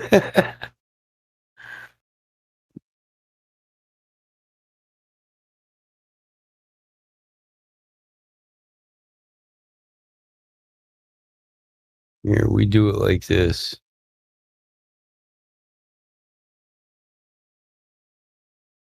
Defaulter, what's up?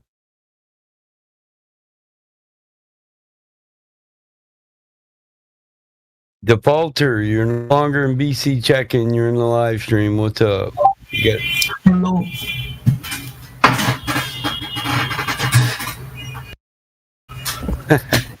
Hello?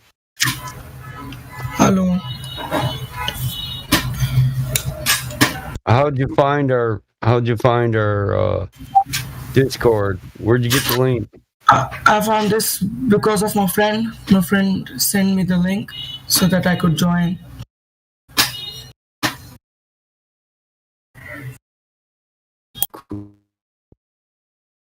You got any questions for a flat earther? There's a few of us here.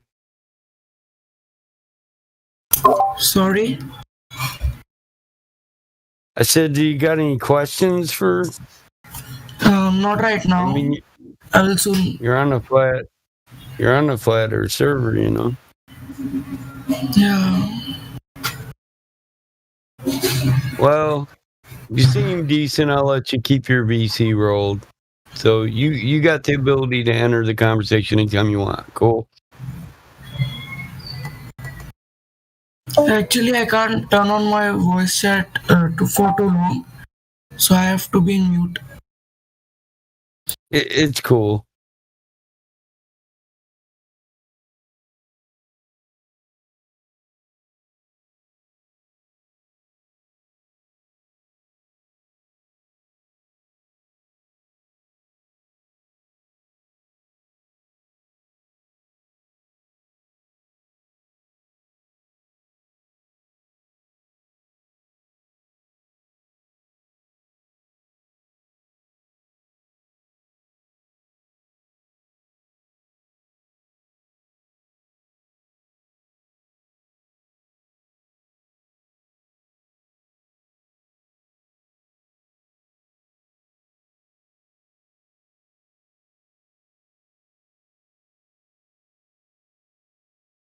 What, they made Room 237 into a full movie now, huh?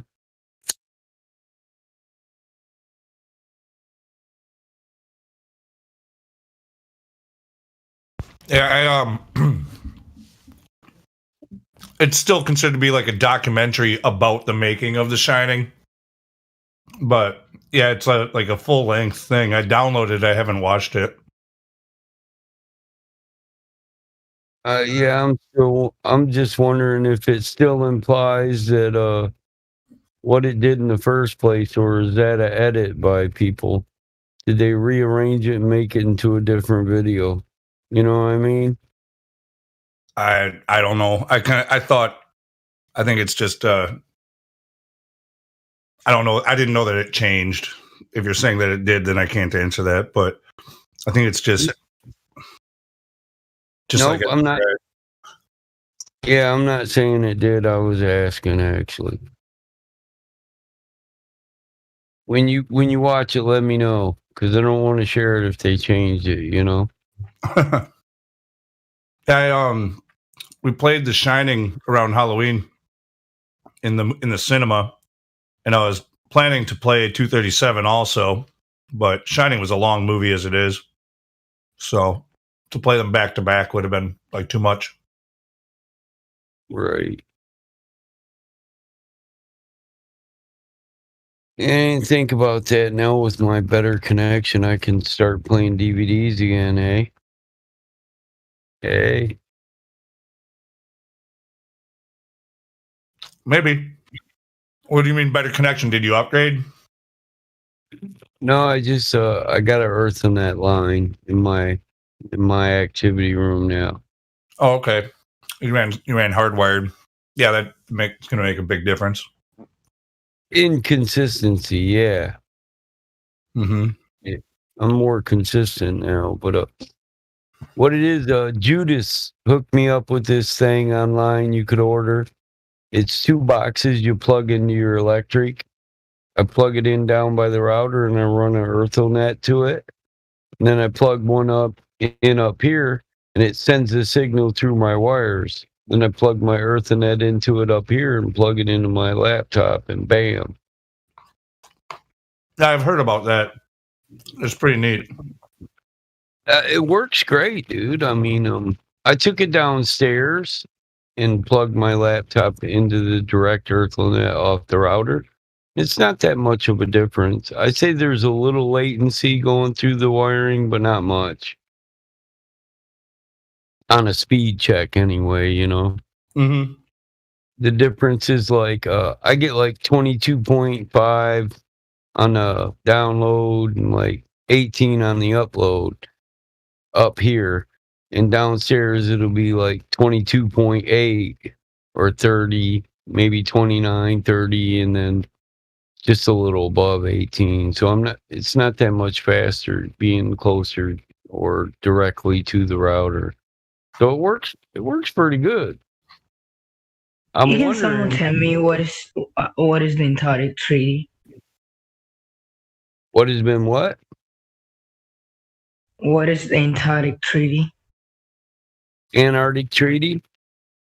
Yep.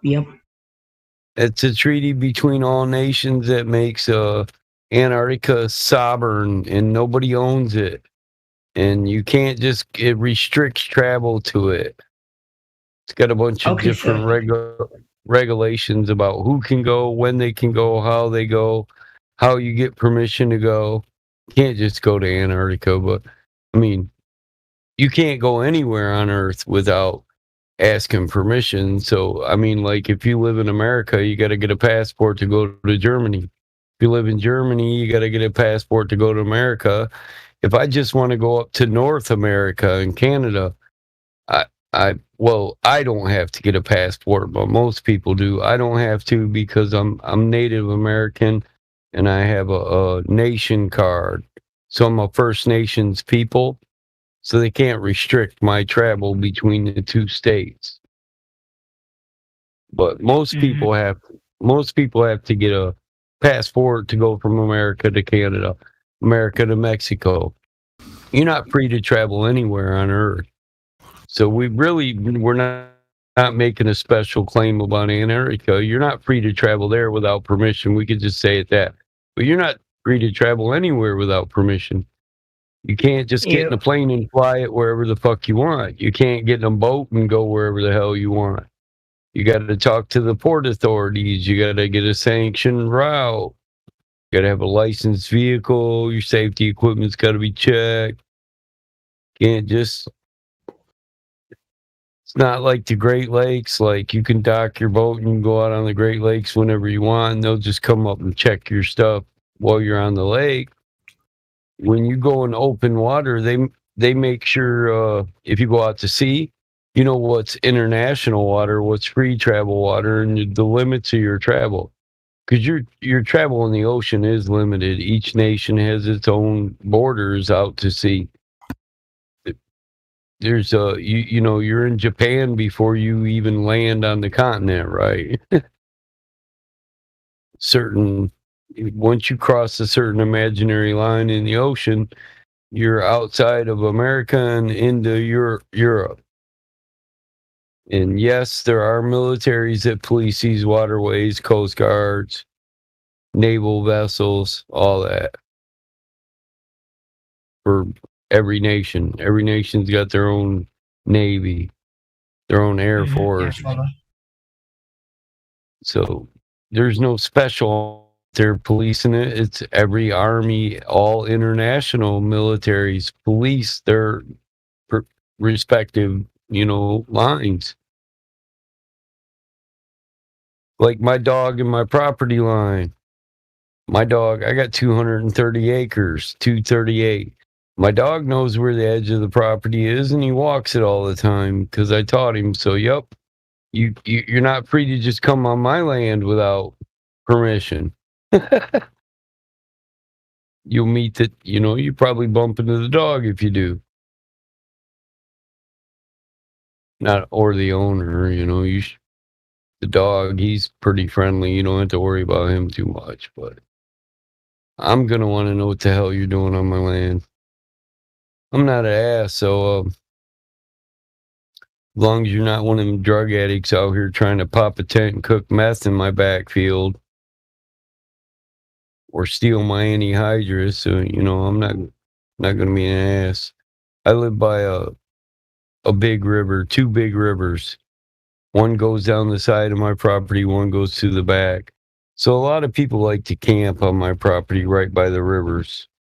Nah, I'm not an ass about that. If you want to stay on the river and camp on the shoreline and not wander too much through the property and mess with my stuff, then I'm perfectly fine with you camping on the Kalamazoo River. It's fine.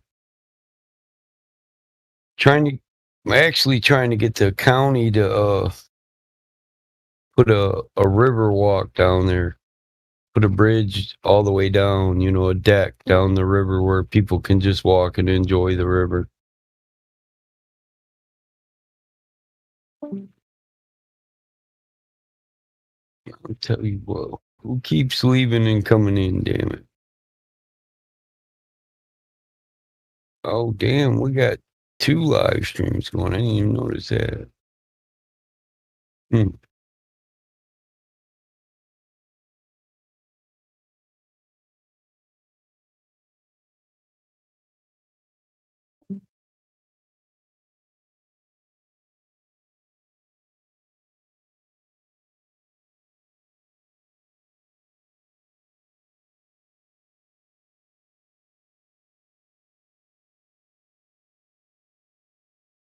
Cannon, sarcastic. Why you guys keep jumping back and forth? What the hell?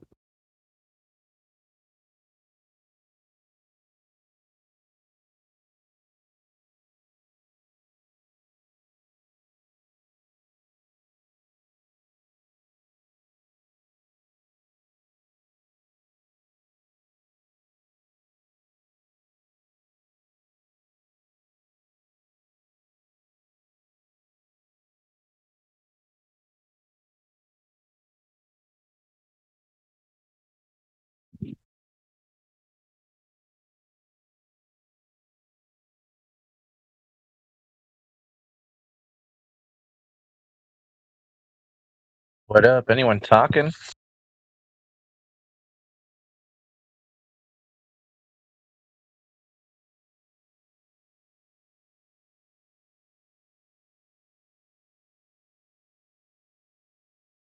No? Alright.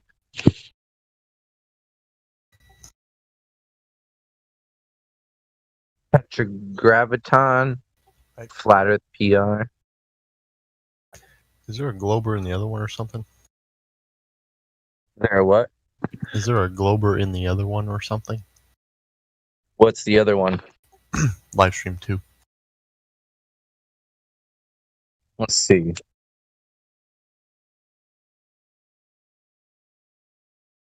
Asking the wrong guy. I got no clue.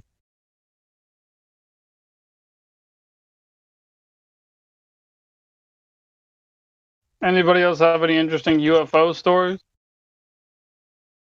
Well, I didn't get to tell my friends one. There's nothing to it. He just said he saw it. He was in his backyard. He saw it. Just about, like 200 feet up. It was pretty large. And he said it was a triangle, a black triangle. He said he looked down to tell his sister or his mom or something. And when he looked back up, it was gone. So. What'd you say? He said he claims he saw a black triangle 200 feet up. I was wondering how he might determine the height. Well, he didn't say that. He kind of motioned it to me when he was explaining how big it was, and he said it was right up there. And the other guy earlier said 200 feet, so he never gave me. Yeah, I'll admit when I saw the one I saw, I don't actually know it was 30 feet across and 200 feet up. It's just my perception of watching it travel through the air that gave me that impression. It could have been much larger and much further up.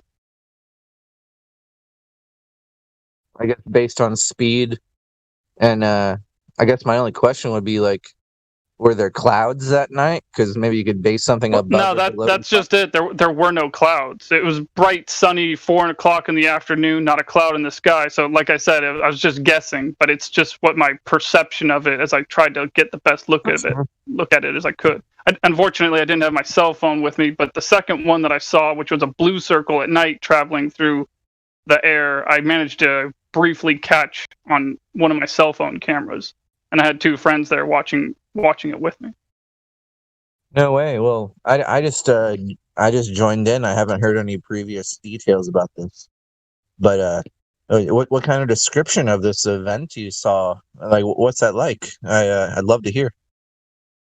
Yeah, so like the first one was August of 2016, and I actually kind of anticipated it because before this, I was handing out not just hundreds, but ultimately thousands of flyers that gave deliberate free advertisement to Coast AM. And as I was doing this, I was beginning to wonder to myself if I'd end up drawing attention to myself from who or whatever the hell those things are. And so when it actually happened, most other people would be surprised, but I would actually be more surprised if it didn't happen. I actually wasn't surprised. I was actually anticipating something to happen. I didn't know what would happen, but I anticipated something would happen. And so basically what happened was I was walking home from a grocery store, just my wallet, my keys in my pocket, and I thought I saw a balloon in the sky that a child had let up in the air, like we see from time to time. And I kept my eye on it as I was walking, and as I kept my eye on it, I realized it's, kind of not looking like a balloon. And then after about maybe a minute or so of it traveling slowly towards me, it just sort of hovered right above me and kind of swayed back and forth. And in order for me to keep my eye on it, I had to have my head directly, motion upwards, directly looking upwards. And after about maybe 2 minutes solid of it just being above me and swaying back and forth, keep in mind I was trying to keep my eye on it because I thought it would dart away quickly and I wanted to see that happen. And so after 2 minutes, I started to get a kink in my neck, so I had to look down for just 3 seconds just to get the kink out of my neck. And as I looked down for 3 seconds and then looked back up, it's gone. So the impression that I got from it is that it was looking at me, whatever it was, and saying, "Hey, I see you, you see me. Goodbye. Keep doing what you're doing. Goodbye." Yeah, you think it felt that way after like 2 minutes of being visible? Well, it was hovering above me for 2 minutes. I think it was more like 2.5, maybe 3 minutes altogether from the moment that I first saw it to the moment it disappeared. I saw it in the distance. I didn't see it appear out of thin air, but I essentially saw it disappear into thin air.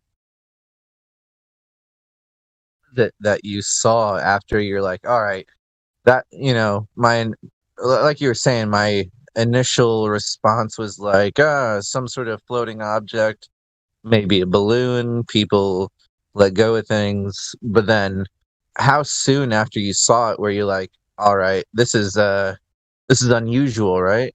How fast did that happen? I think that period of time was about maybe 25 seconds, maybe 30 seconds. So yeah, for Yeah, maybe the pretty first 30 seconds I saw it, I was thinking balloon. And then as I was walking towards the direction that it was, because that was the direction of where I live, and it was moving my direction, it almost looked like it was in the wind, but after a period of time, I didn't think it was the wind, and, it just was just a solid black circle above me. So, I saw it for 30 seconds, thought it was a balloon. For 30 seconds after that, it was still moving towards me, but I realized it was not a balloon, and I was just like, oh, I don't know what this is, but I'm not going to look away from it. And then for about a solid 2 minutes, it was just hovering almost directly above me. I mean, really, just almost right directly above me, however far above me it was. And, the sun was beating down on me. There were trees near me. At one point in time, I tried to, as it was approaching me, I actually tried to yell towards a parking lot near me, towards some people to get some other people to look at it. But I was just out of earshot, and I was sort of on a part of the sidewalk where it was a railing and then a wall, So it's kind of like an oddly shaped parking lot, and is a part of Portland that's very hilly. Anyway, the point is, there's nothing but roaring traffic to one side of me and an empty parking lot to the other side of me. And I didn't have a phone, so I just was like, all right, well, I'll just keep my eye on it, see if it darts away, like I've seen in plenty of UFO videos on YouTube. And it never darted away. It just waited for me to look away, and then it disappeared, which brings, an interesting, I guess the moral to the story is, don't ever look away.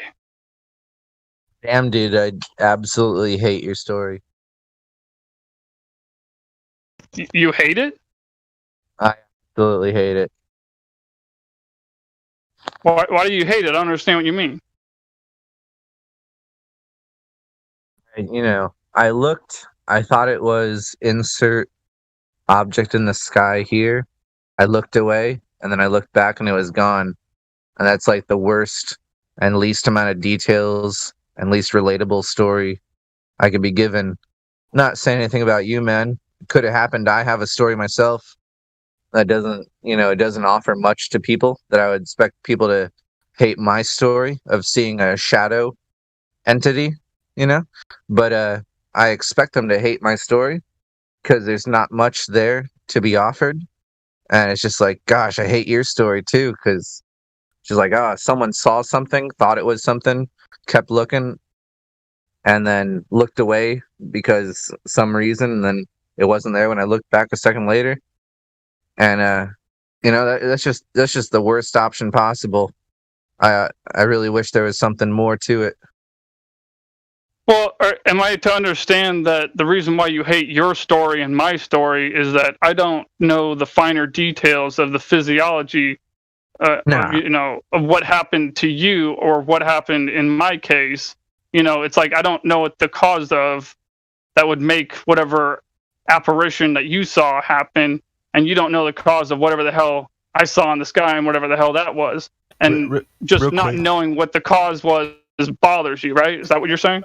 Because it bothers me. So if that's what you mean, then we're on the same page. Real quick, are you saying you hate the circumstance of the story, or do you hate the way he's telling you the story? We're almost on the same page, except for the part where you said that I hate my story. And the thing is, I don't hate my story. I was in a room with someone else. I actually love my story. Where I was in a room with someone else, and then in the middle of playing video games, we both set down our controllers, looked backwards through the doorway that was between the two of us, and saw the same shadow entity, sort of black pillar of life form, something there. And the thing is, I love my story because I can talk to all the time I want with this friend of mine who is there, who saw the same thing as me. And it's like, to me, it's very certain that some sort of weird shadow things exist. I don't want to ascribe any details to them. I don't know what they are. A djinn, a phantom, a ghost, a spirit, a demon. I don't use those words. I just describe the story how it happened to me, how I saw it. But the thing is, I'm not a viewer or a listener of my own story, but I could very much understand someone listening to my story hating my story. And it's just like listening to your story, it's like I hate the I hate the experience I'm having listening to your story. I don't hate you, and maybe I misspoke in saying I hate your story, but I hate the situation that is created when listening to your story. Like I could imagine someone hating the situation they find themselves in listening to my Well, story. I don't understand what is there to hate about my story? I mean, the thing that I saw in the sky. I don't know about the thing that you saw through the door, and I believe that story. And I didn't mean to say that you hate your story. I didn't. I don't know if I said that, but if I did, I didn't mean to say that. But what I'm asking you is, what's there to hate about the encounter that I have? I'm not sure if yours seemed kind of sinister or something, but the UFO in the sky that I encountered, I thought it was a friendly encounter, a very distant, wave from a distance, but nonetheless, I didn't feel any hostility from this thing. So I don't understand about what you're saying you hate about this story or what happened in the story. No, yeah. Yeah, I hate the experience I'm having listening to your story, because when it comes to what I experienced, like I just told you, me and another person who we are completely certain amongst each other, the two of us, we saw the same. I've had the same thing happen. I've had an orb appear in my own home, and let me think. 1, 2, 3 it would be me. Yeah, okay. Including myself, 3 people witnessed an orb in my own room, like, in my own living room. All right. And it's and there was, not to mention, there was another person there who couldn't see it at all. And 2 of us saw the light emanating from it, but could not see it. And one of the 3 of us could see it and the light emanating from it. And then imagine a person who's spent a lot of time trying to track down any sort of reliable resource being, provided just another same story that I've heard a million times. I'm not sure what you mean by you hate this story, but at least I think you mean you hate the same thing that I hate about it, which is it's been 4 years and I still don't know what the damn thing was, and I still really, really, even more now than I did then, want to know what the damn thing was. So I'm not sure if that's what you mean, but if that's what you mean, then yeah, I'm right there with you. I hate the uncertainty. It's the uncertainty that I hate. Yeah, I just hate the fact that even this time where I hear another story about a UFO or any sort of sighting of some sort of unnatural phenomenon, which I guess is natural because it does exist, but hearing some sort of story of something that just leaves me in the same position that I came into the story with, it's like, just another tally mark of oh, I love the story, as fascinating as it is. I spent time listening to a story and I loved hearing it, but I hate where I'm left after hearing it. I say, well, I don't know if I can trust you. I don't know you. I'm going to go ahead and take it maybe even more than 50-50. Say, yeah, you seem like a nice guy. I'm going to consider this probably trustworthy.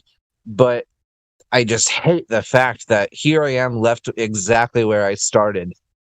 It's like, when it comes to UFOs or shadow entities or ghosts or jinns or demons or phantoms or angels, it seems like no one has ever been able to give anything more than a story or questionable evidence.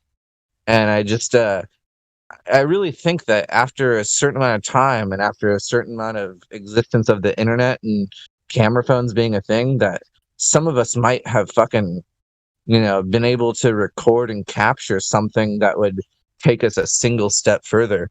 But I hate the fact. Well, it sounds it sounds like what you need is the same exact equipment that they had in the 2 Ghostbusters movies.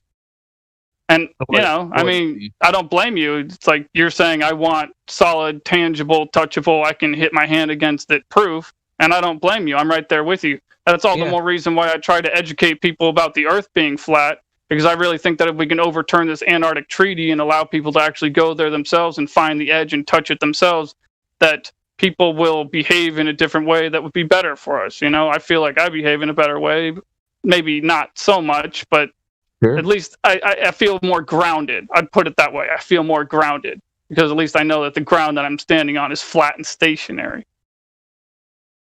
Yeah, wouldn't hold your breath in overturning international treaties, but well, you just gotta, it all depends. I mean, if every single person, including yourself, on this here Discord was as politically active as I am, as far as hitting the streets with flyers and when the weather's good, and actually handing out things that link people to internet websites that show videos that the Antarctic Treaty's BS and the Earth might be flat, and look at this, let's look at the proof. If every single one of us on this Discord next summer went out there and actually, spent a weekend here, spent a weekend there, and just go to the more busy parts of your city, go to the more busy parts of the grocery store, go to the more busy parts of wherever's open and wherever people still are, and you just talk to people and you hand things out. It's like, I think we can do it. Is my point. It's a question of if we will. There's knowledge is power, but applied knowledge, what I'm trying to say is knowledge is not power. It's only applied knowledge that's powerful. You can know that you can do something and make a difference, but if you don't do it, then it's not applied knowledge and it's not powerful. You know something, but you're not using it in a powerful way. The weird thing about all of this is that as many people who have had sightings of any sort of phenomenon about shadow entities, jinn, phantoms, angels, demons, UFOs, the way that the person like you and I in the world can try for years and years and years to track down some of the more reliable, trustworthy footage, the more that none of us have actually found it. Mm-hmm. And it's absolutely crazy to me, the fact that someone in the world nowadays, let's just say an American citizen with access to the high-speed internet, can try as much as they can ever hope to try to track down video evidence of any of these things. And the waters have been muddied and the censorship has taken effect, where let's just say that I develop an obsession with UFOs tomorrow. How soon, assuming I'm the most dedicated researcher in all of existence, how soon would the most dedicated UFO researcher ever come across actual UFO footage? I don't think that there is such thing to be found out there, and I'm not even sure there is such video to be found, as well as any of the other stuff. It's a kind of a reality breakdown where the evidence either it's hidden in the muddy waters that other people have soiled for attention, and they've made videos where they're faking it, or they're overreacting, or they're tricking you into thinking, what's the word, pareidolia, where you see faces in things that, or where you see entities in, or symbols or signs and things that aren't actually there, but your brain is tricking you into seeing things. Mm-hmm. There's all sorts of things where it comes to ghosts and UFO sort of research, where most of it's that. A lot of ghost stuff just send me a link, right? Let's just imagine we had a front row seat with the most well-researched, educated UFO and ghost researcher in the world right now, and we asked him, show me the link, the video, the picture, the whatever of the best you got, and I don't even think it's really all that great. A lot of ghost stuff is positive reaffirmation. Like you want it to be real, so you start, and then combine with pareidolia. So like you want to hear a voice in a recording, and you hear like a garbled something or other, and you try to make a word out of it. I think what you're describing is a tulpa. A tulpa is when the definition of it, I think, is just when you imagine something to be real, and then it manifests because it's real. But I just went over this yesterday. Where's the 10 out of 10 rated evidence for ghosts? I guess or it could be a hallucination. Tulpa's not that. What is the highest rated evidence of UFOs and ghosts, and or? I'm not saying I know what any of this is or any of it exists. All I know is, the couple odd things that I've listed. I've only had those 3 incidences, except for I think it's quite actually. What I think is more interesting, really, is the very few here and there, very clear and distinct precognitive dreams that I've had throughout my life, especially one in particular. Because when you have a very distinct precognitive dream, and then it plays out exactly the way it does in the future, whether seconds later or years later, I mean, it just kind of puts into question what is time. I mean, what the hell is really going on? We all how the got hell lots does that to really figure make out. sense? We all got lots to figure out based on personal experiences that seem paranormal and extra weird and extraordinary and astonishing. Listen, I've had coincidences in my life. I've had happenings in my life that seem unfucking real. I can't give you a single rational explanation on how the chances or how like the odds or how like so against what anyone would bet upon actually happened. Just absurd coincidences. I get it. I'm open. I'm ready for these things to be explained by other ways. But when it comes to things that we put a label on, like UFOs and ghosts, there are people who've spent the past 60 years researching UFOs. And I want to know, do they have a top 10 evidence display, organized, presentation of like, hey, I'm a UFO researcher. I think UFOs are real, and I have these 10 pieces of evidence that I would like to present to you because they're the best I got. And whenever I've seen such things, which aren't really truly presented in that way, like this is the top 10 I got, they're just kind of like, here's I don't know, whatever. It's really never that impressive, and it never goes into detail of why it's trustworthy evidence. It's just kind of like, here's 10 popular UFO videos on the internet. Not here's the detailed explanation 2-hour-long documentary on each footage captured. And then, of course, on YouTube, we live in this Goldilocks universe where there's some person giving a perfectly good explanation of why everything they presented is really untrustworthy. And I don't know why it needs to be such in the middle where I don't know which side to pick. And that's what it comes down to in a lot of conspiracies.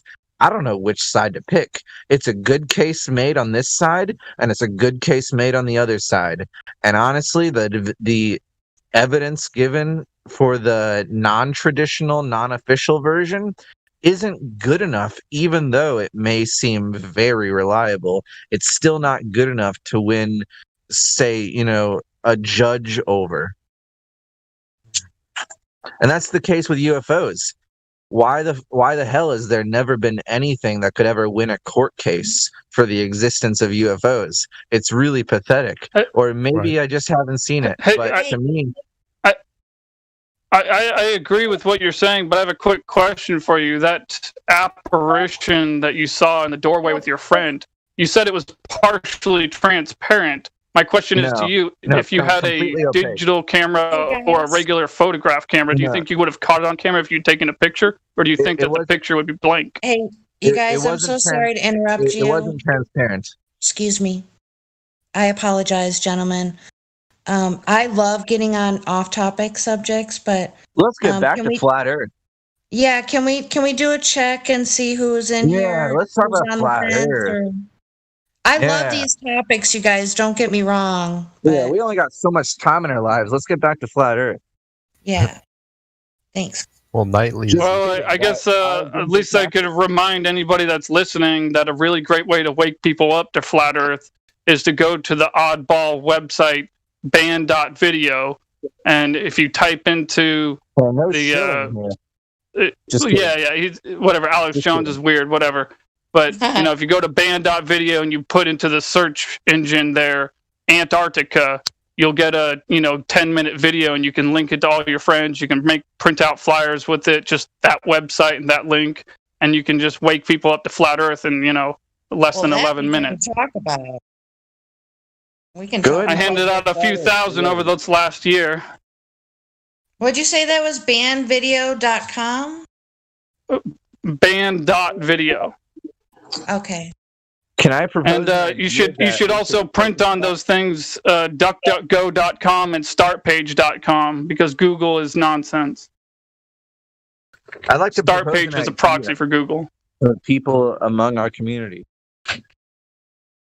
So a lot of people around us use certain words like ascension and transcendence and all sorts of things. And maybe this isn't strictly flat Earth themed, but I think that there should be a more focused attempt on getting a list of definitions sorted out that's most agreed on among a large majority of people, where there's certain words that can be used in different ways and have multiple definitions.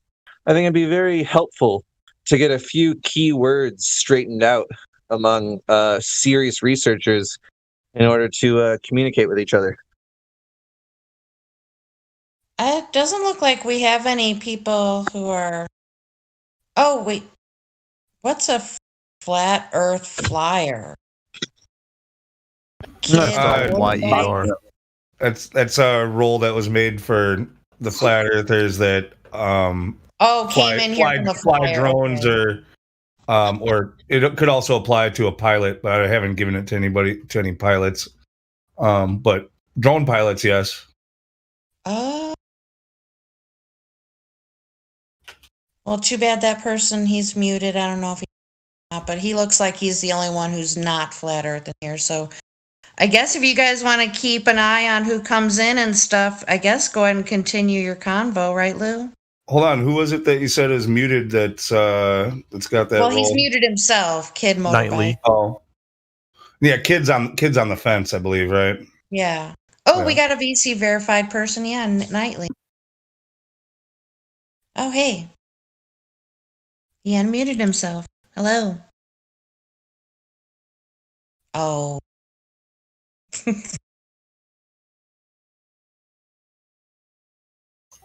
My knees don't grow. That's weird. Nightly says the mic's not working. Come on, man.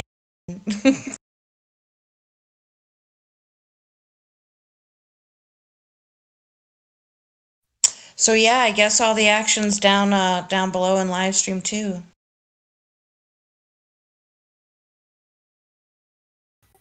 So Yeah. my apologies really for interrupting you guys. That's You know, okay. yeah. The evidence is for paranormal is fleeting. I think that's kind of why it's called paranormal, though. Hey, on that subject, I think for all we know, there could be more to it. Paranormal things like ghosts or UFOs or whatever, but they could just be very simply hiding that technology from us, just much like how they could be hiding lots of other technologies from us. I mean, back to the idea of flat Earth. Keep in mind, I've said this once before on this server, that in my own opinion, I think that they are hiding propulsion and energy storage technology from us, because if you had aircrafts more, economical, and you had people actually using flying cars like in the Jetsons, then, people would be flying over here for fun and flying over there for fun, and people would catch on to the fact that, hey, even though I can make the trip safely with all this lovely equipment that I have to Antarctica just for the hell of it, I'm not allowed to go there. Why the hell is that? So just think about it. If you had a flying car and your neighbor had a flying car, do you think that at one point in time they might ask themselves, hey, how come I can't go to the North Pole? How come I can't go to Antarctica? What the hell is up with that? Oh, hey, look at that. The Earth is flat. Well, I would say if the technology does exist as you described, it wouldn't be available for Right. the public. I mean, if it were available, it'd be for very exclusive individuals. I don't trust. Well, yeah, it is now, but my point is that it can't stay that way forever. I mean, that's just it. In my opinion, I think this is a race. What's going on around us as far as, the New World Order or the cabal versus the human species on this plane that we live on. I think it really boils down to this. It boils down to the progression of technology and whether or not that technology is used to enslave us or enable us.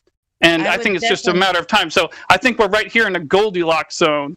where we have the internet and the internet is free right now, and we can get politically active and, and actually take over, our own lives and our own countries in peaceful ways. But we need to actually, really step up to the plate and really, wake each other up and just, not go to war with each other and stuff like that. And I think that if we can just, stay peaceful and I don't know. The point is that eventually technology will get to the point where everyone will have a flying car. But the question is, will the bad guys take over before then, is my point. Yeah, I would say technology most definitely is steering us right down the road of tyranny. I mean, you got to be kidding me. And they wave little bitty, carrots in front of us. Ooh, flying cars are possible. So accept the progression of technology. They're going to tell us whatever they think we want to hear. Are you joking? We might get to the point. We might get to the point one day where we can have flying cars, but it won't be like you'd be able. If that happens, it won't be to the where you can just freely navigate anywhere you want with it. They'll have to have basically air roads that it's restricted to. It would be mostly autopilot. It would, you're going to be very limited to what you can do with it if that happens. Yeah, but still, it's a ruse. It's a ruse. My opinion. My point is that they don't want technology to enable us, and it's just a race. Like I mean, Tim Dillon keeps making jokes about this exact thing that I'm about to say, and the more I think about it, the more he's really exactly correct. He's just saying, once the cabal has robots that can replace their servants and self-replicate and self-maintain. What do they need us for? It's like, I'm not saying that's what I think is going to happen necessarily, but I'm just saying it's like, where's this going? I mean, where is technology really going? There is going to be a point where it doesn't progress any further. And when we get to that point, if we get to that point, it's going to be a point where flying cars are possible, whether you want them to or not. I mean, it's possible. Here's why I think they're always going to need us. Even with automation and stuff like that works great, fine for physical labor, but machines, I don't think they could ever be as creative as people. They could never be as artistic as people. Like, they can't understand certain ways of thinking that people can. And I think what they intend to keep us here and hijack all of our intellectual, like, proprietary shit. Like somebody who comes up with a great idea, if they talk about it online or if they use it on a computer, now they got it. It's theirs. They can run with the idea. They need us for our minds, the throbbing brain of the world. I agree.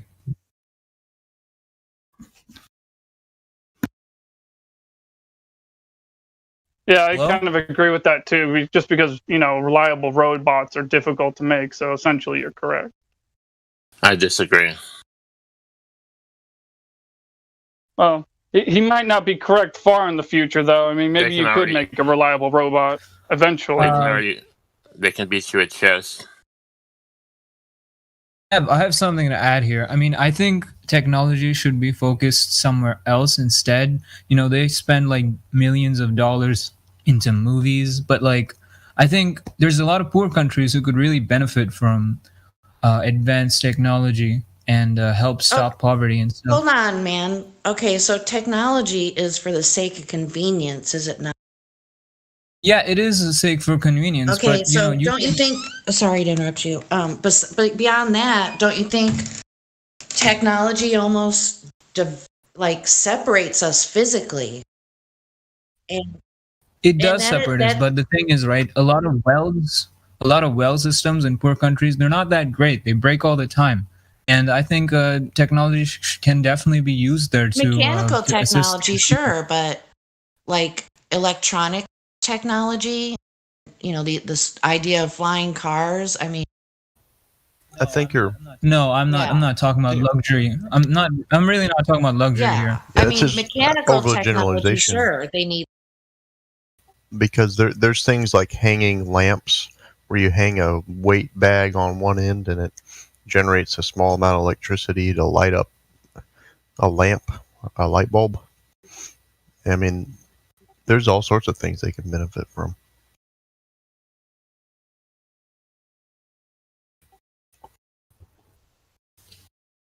Yeah, I was mainly just referring to technology that enables us to travel both overseas and up in the air and over the land and sea. Because if we were truly free and truly enabled by technology, we would be able to fly pretty easily. I mean, I'll be perfectly honest. This is all the more reason why I want to, if I ever get the money or the chance to, or the proper know-how and everything, I thought it would be great to, build a lighter than air aircraft. I mean, just in case you guys didn't know, the Hindenburg, it only burned down because there were flammable chemicals in the paint. They actually put paint on the outside with a silver tint because they thought it would be safer to keep the hydrogen gas bags inside cold because they were afraid they might ignite and explode. But this silver paint had a flammable chemical in it, so once a small corner of it caught fire, the entire outside caught fire long before the hydrogen exploded. And even then, I'm not even sure, how dangerous the hydrogen bags would have been. But the point is that, lighter than air aircraft are more practical, I think, than most people understand, or as far as I can tell, much like how most people don't understand that the Earth is flat. And I just think it'd be great if we could, build some lighter than air aircraft that are safe and effective and, travel to Antarctica. But, and that way you wouldn't need such advanced technology that they might be hiding for military application. We also have to make sure, because they operate under conditions that are, here, but it's very cold in Antarctica, so would it still operate without any safety hazards? Well, it depends on, what it is running off of. I always thought like a good hybrid system would do well. You could put some lightweight solar panels on the outside of it, on the larger part, and have some gas and electric, so it runs off of gasoline or regular whatever, and runs off of the hybrid system like a hybrid car. Well, depending on what altitude you can go up with your blimp or whatever. I mean, we know we know it gets very cold as you go up pretty quickly. And in actuality, the once you get to a certain altitude, it's going to make no difference at all whether you're over Antarctica or over the Sudan. It's going to be just as cold up at that altitude. Well, yeah, I don't disagree with that, but I mean, that's not to say it can't be done in an effective way. I mean, Yeah. How high? I'm pretty sure they have, heaters and air conditioners on airplanes too. Hey, so Nightly, how long have you been in the server? Quite a while. I think I joined a long time ago. Oh. Okay. So with that in mind, what's your position on the shape of Earth? Yeah. Well, I think I'm flat Earth. Cool. That's all right. So what would you say kind of steered you in that direction? Did you hear that kind of gave you an option? Well, I mean, the government lies about everything. It wouldn't be surprising if they lied about this. I got that right. But more specifically, like what proof against the heliocentric model or for a flat Earth did you about that really mean? Yeah, I mean, there's a lot of stuff in the channels here. I think you can easily find. You guys have like the boats and the no curve and that stuff. Wait, she's trying to help you come across. Sorry, what? I didn't catch all that. Can you say it again, please? I'm sorry. Oh, how you say that there is a vanishing point,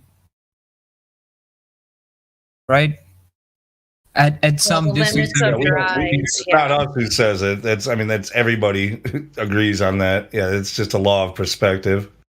Yeah, so like I agree with that. It makes sense, and that's all I have to say on that. Really.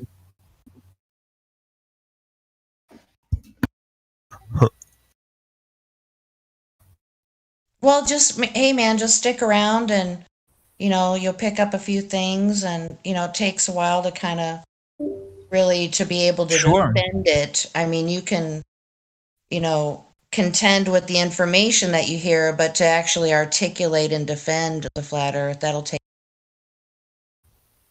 Sure. But good to have you here. Thanks. You're welcome. For the record, you joined September 23rd. Yeah, but I've been here on my older account as well, which I then deleted because I had some issues, but I'm back now. Welcome back, Nightwing.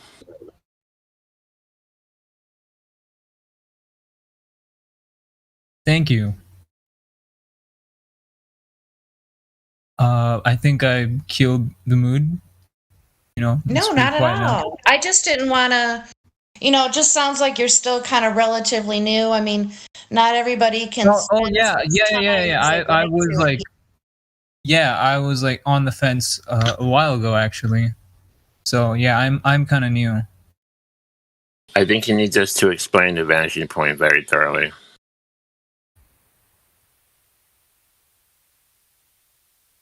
Well, hey, I think there's everything somebody in the voice disappears. check-in. What?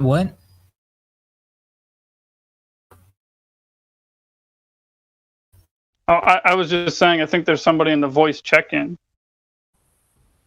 Oh, okay. Anyway, you were saying?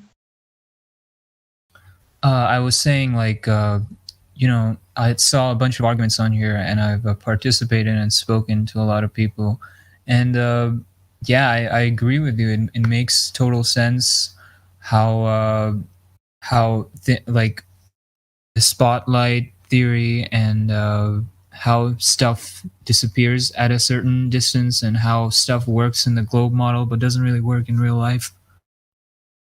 A lot of critiques on that. The spotlight theory, I don't think I've heard that. I'm sorry, I don't really know what it's called, but I think I get the idea. Are you talking about the specular highlight, the hot spot that you see from the sun on the flat Earth? Yes. Yeah, that's kind of really damning evidence for the globe, as well as Yeah. I think it's called specular reflection. Yes. From a very tall mountain reflecting perfectly on a large body of water. First of all, water's always level, for one. Oh, crap. And you're not going to have a mirrored effect on any type of curved surface. So yeah, it's just it's kind of like we've been brainwashed our whole lives not to trust what we see with our own eyes. Isn't that crazy? That's just crazy.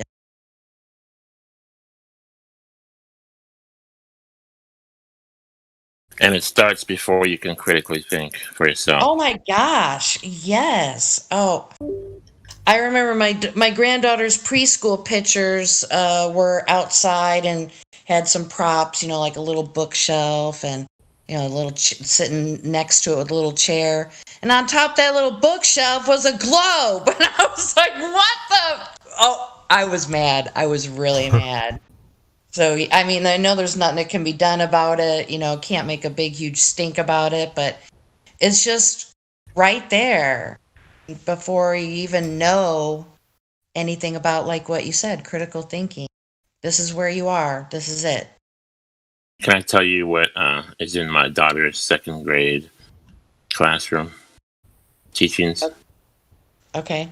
They ask her what planet does she want to go to.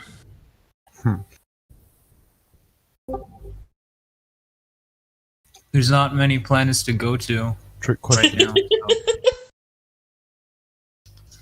Knightley, you don't believe in that we went to the moon, do you? No, I don't. Well, I don't. We could talk about that topic alone for a week straight. I mean, people have been talking about it endless points for the last 5 decades. Yeah. A lot of conversation about that.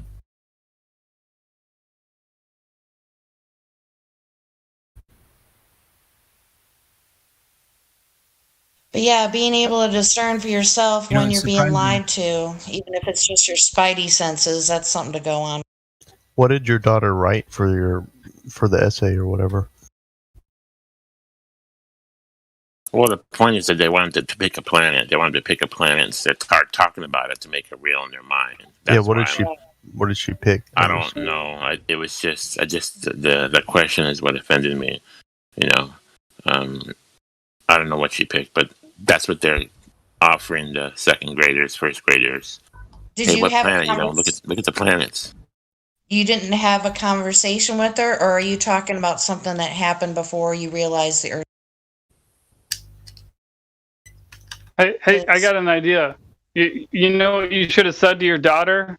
Or you should say to her if she has to do the same thing again in another class? You should say to her, hey, you should pick Mercury because it's 26 million miles away from the sun, and the Earth is 93 million miles away from the sun. But yet somehow, some way, when we're facing away from the sun at the nighttime, we can see Mercury directly above us. That would have been great.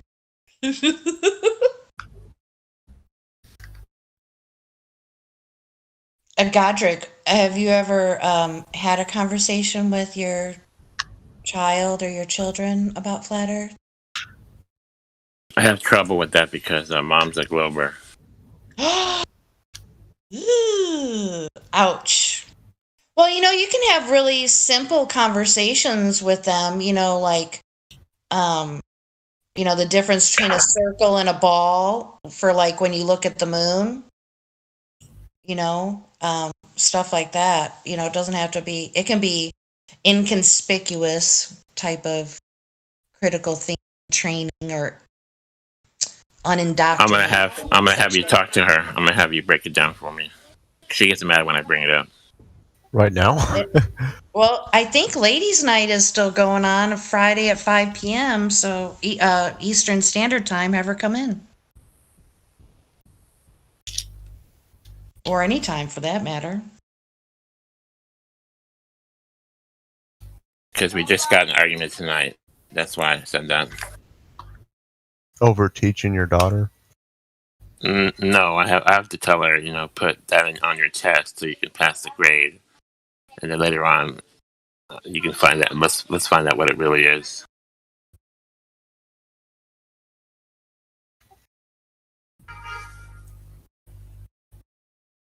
Sorry, I live in a city, so there's honks.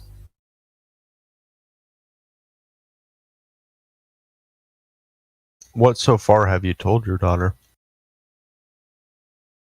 It's a little bit of a challenge. It's a big challenge because I get into fights with mom about it because she's a Glober, so I can't really. I guess the best thing you can do without getting yourself in trouble is just to, if you haven't done this already, just teach her to ask questions.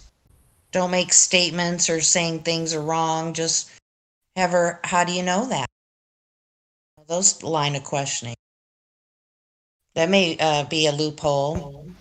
Yeah, you can make sure that she has the tools to discern for herself and let her know that there's two opposing beliefs or opinions about it and just give her the information like fairly. That might be one way to try to avoid conflict with the mother. Teach her logical fallacies. Who said what? Just a second. I said teach her the logical fallacies. Ooh, that would be great. Especially the ones the Globers like to use. You should show her the infrared photos from hundreds of. Yeah, something like that might be a little bit advanced for a second grader. Not really. If you put it as an analogy they can understand, they'll get it. Yeah. Like some of them, yeah, I think are simple enough for a second grader even to understand, but yeah, they have like to be appeal to authority, strong man. Those are easy ones. especially ones with like straw man just kind of has like a fun name, like they can picture, you know, the scarecrow from Wizard of Oz or something, you know, the straw man, like and Teach him to me. Teach him to all of us. Yeah, go. Actually, a good way to teach you guys is there's an animated series this guy made on YouTube of Spock from Star Trek correcting people on the Enterprise, like walking around correcting people. There's like 20 something episodes. I'll send you one of them, and you can look at it from there.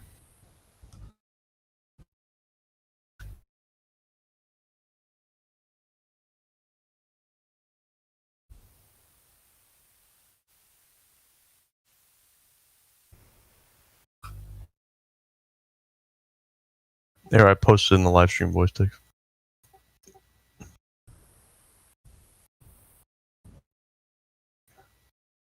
That one's appeal to majority fallacy.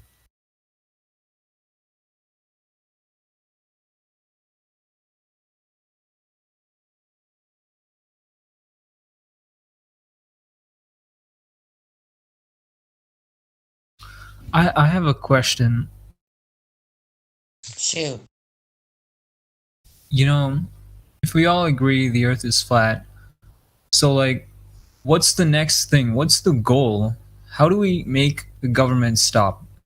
You know, we're here in a Discord server, but what if you really want to make a difference and change everyone's mind?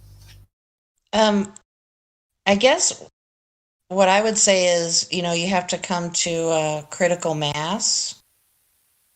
So the best thing you can do is to, tell people the truth in person, however you feel most comfortable. Like, you can't just go up to a random stranger, but if you happen to have even like an acquaintance that you come across every now and then, and they open the door and they give you some sort of indication that they're looking into, or if they mention some sort of conspiracy, take that way in and meet them where they are and start from the deception right there, and then you build your way up. That's what you do. You got to meet people where they are.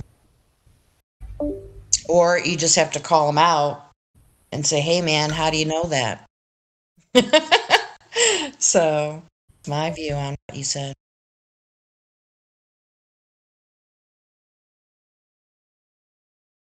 I mean, if you want to repeat the question, somebody else answer it.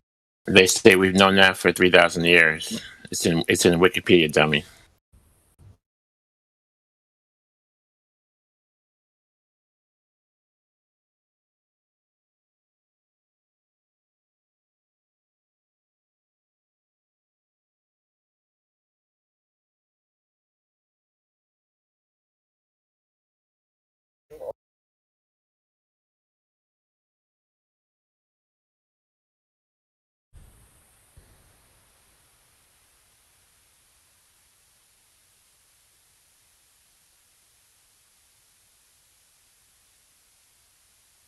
Well, hopefully we'll have some Globers in here. Looks like Truth Prevails and Orion and is in checking some people in.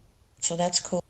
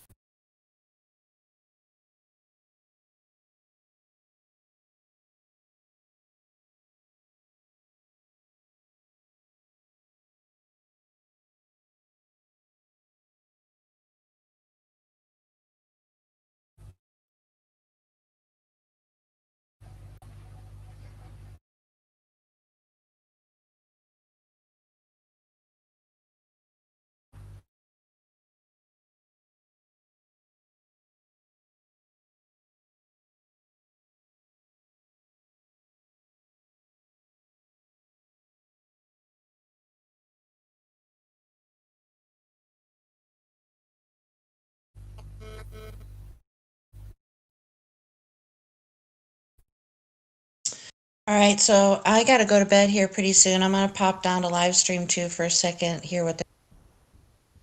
Catch y'all later. All right. Bye.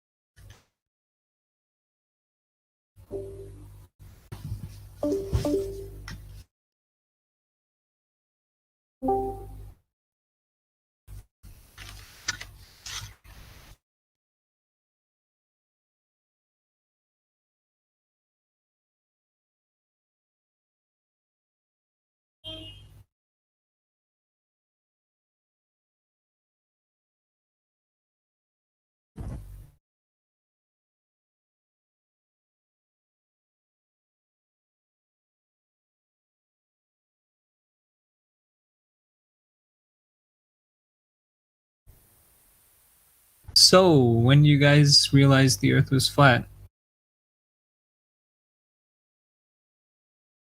Hello?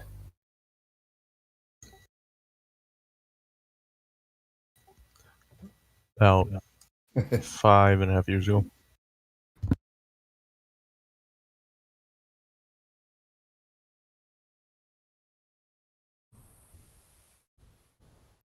Huh. You? Just like a year ago. Well, no rush. Yeah.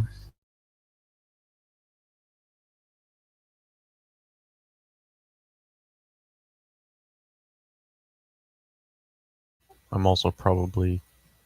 Well, that has nothing to do with it.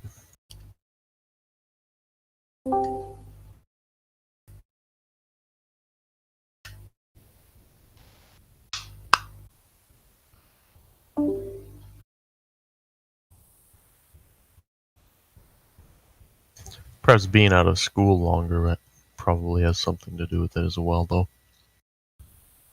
Are you still in school? I go to college, yeah.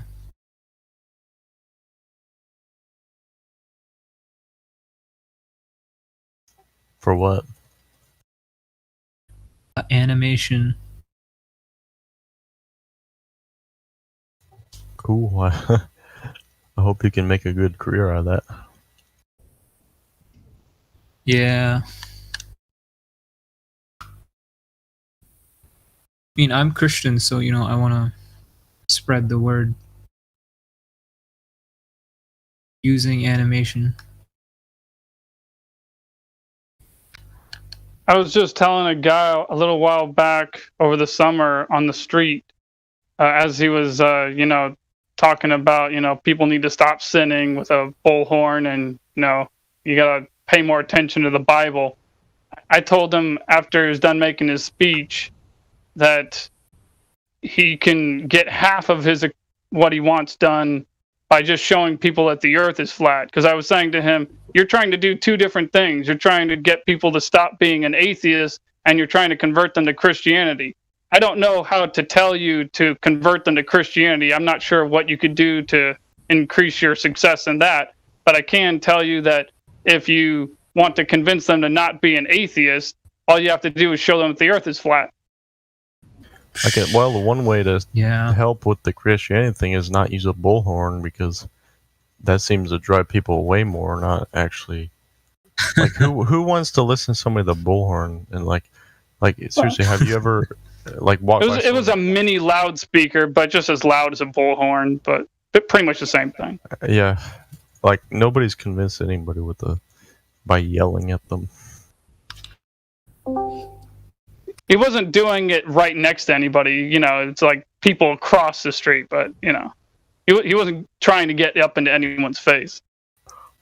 Yeah, but I did give him credit though, because after I told him that, he said, in a non-sarcastic way, yeah, I'm definitely gonna look into that and look into what you're talking about, because that does sound interesting.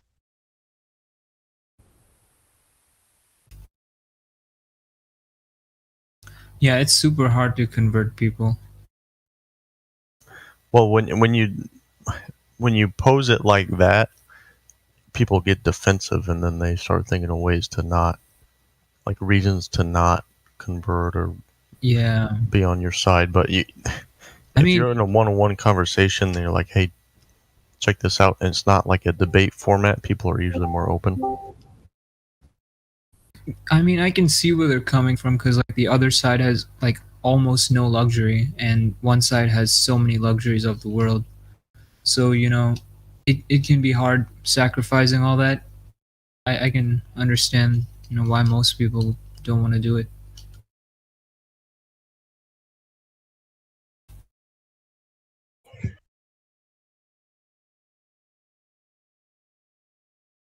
Also, most people have already heard, at least in the USA, most people have already heard about Christianity.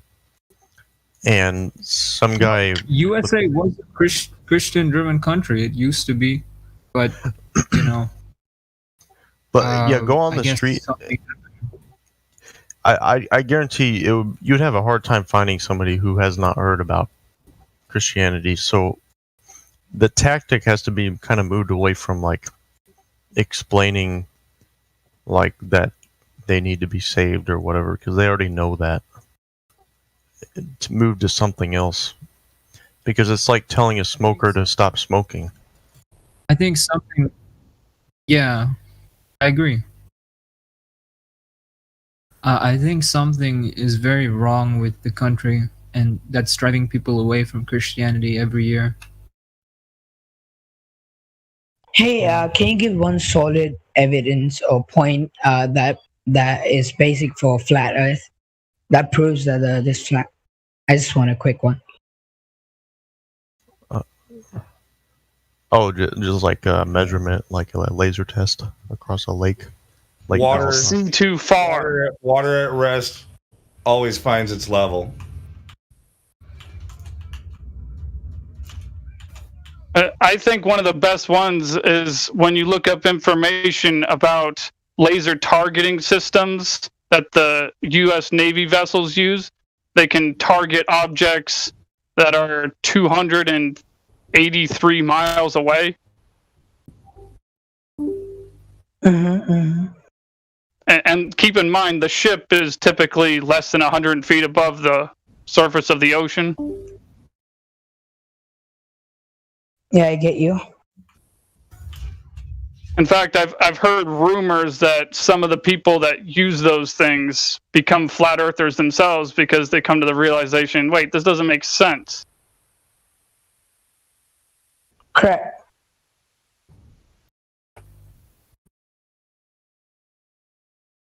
And talking about day and night, what is the point that you can prove on day and night for a flat Earth? That it could work, you're saying? No, how would day and night be on flat Earth? Because if the Earth was round, why wouldn't day and night be possible like a normal day and night that we see? Why is it a flat Earth according to day and night? Well, the globe assumes that the sun is,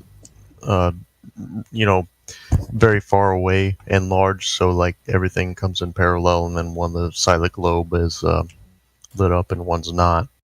But you can't attribute attributes of the globe model to the flat Earth model when you're saying it. So most people like to assume that the sun is still 89 to 93 million miles away in the flat Earth model, but that's falsely attributing the globe model to the flat Earth model. So we don't assume how far away it is, but if the sun is local and is smaller than what they say it is, then it can provide a local light source rather than something coming in parallel rays from very far away. So you can locally light up a certain area, and another area would be dark.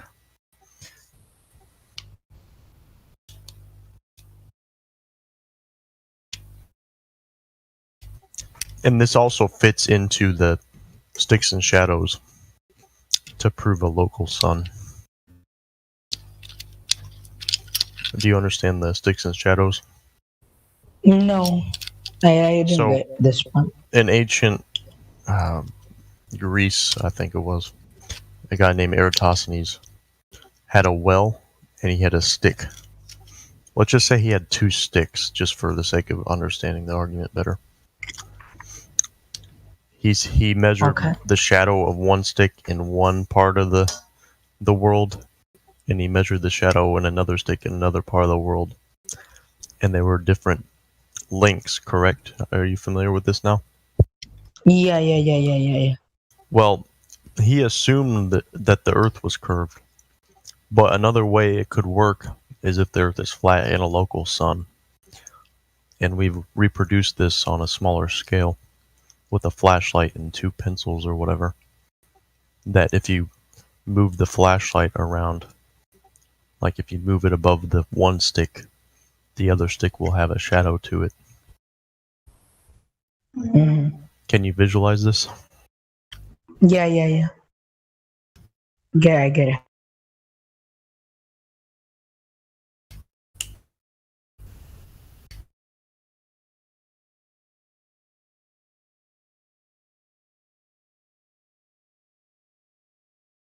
Have you ever heard of the sun, moon, and zodiac clock, the flat Earth clock, the app? I have not. Yeah, you should just type in, I guess, flat Earth clock into the whatever app system you Store. have. And Yeah. I have it on my phone. It's nice. Okay. What's it again? The flat Earth clock. No, one sec. Yeah, I got it.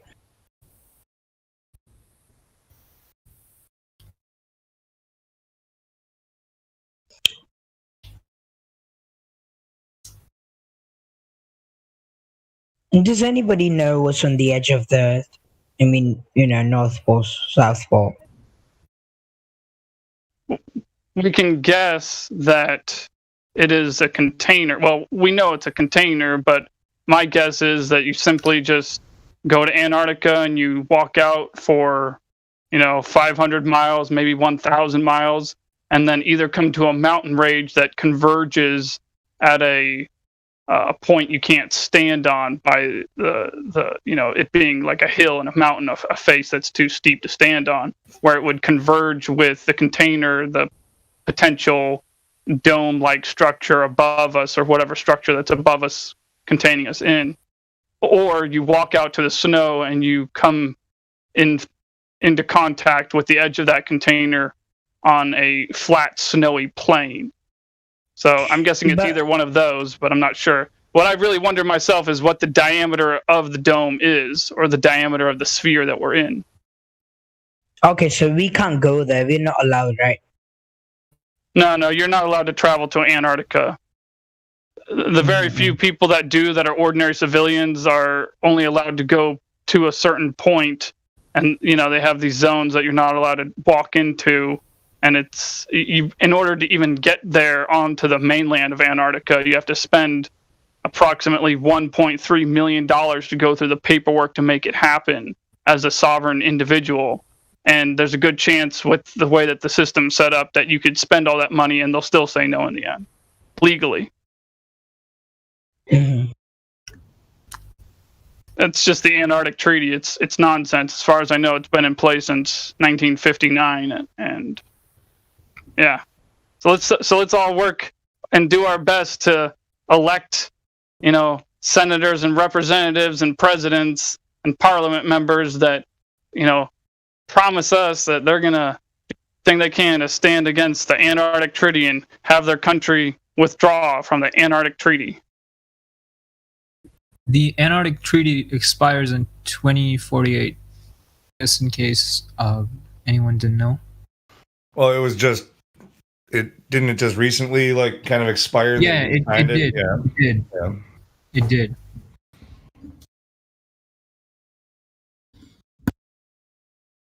I think it'll be difficult though, because it's part of the UN. Is it not?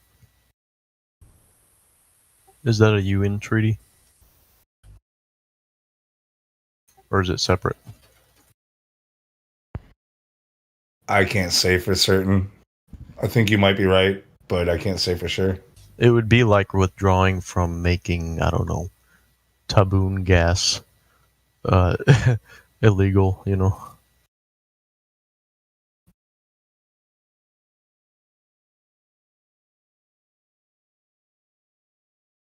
I mean, can someone like sneak onto Antarctica? Like, do they have to go and do paperwork?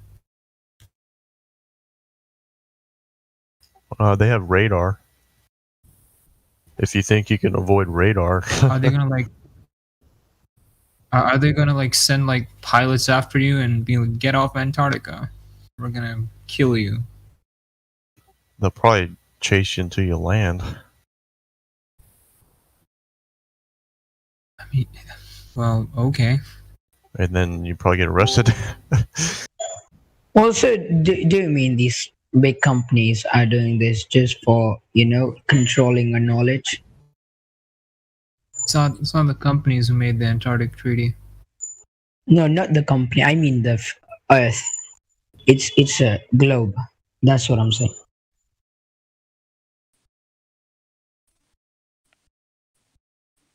You get me? Hey, I'm not trying to interrupt, but I got told to come in here and ask. I need my flat Earth roll back, and I was told to come in here and ask someone in here.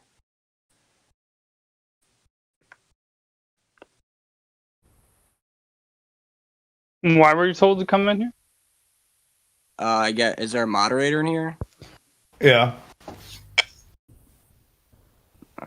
Right on. I mean, do you think I can get my flat Earth roll back? Well, who took them? I'm not even necessarily sure. I don't know. I wasn't told. I just. Are you talking about from about a week ago when you were banned by India? No, I don't think it was that. Well, did you have them back since then?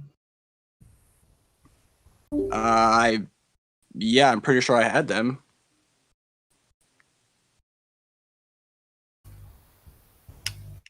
I don't know. I'm not the guy.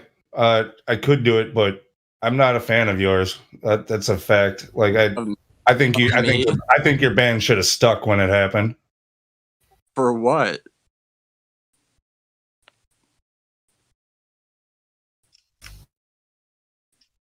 I was even overhearing a lot of that conversation, man. I think it really has nothing to do with the flat Earth, honestly. But yeah, I don't want to get into it in the live stream. I don't want to get into it about it in the live stream, honestly. Just I talk. Look. I'm not going to strip it from you if you get it, but talk to somebody else besides me. Well, I mean, I was told someone in here would be able to help me. I mean, what do you? Yeah, try a different mod. Okay.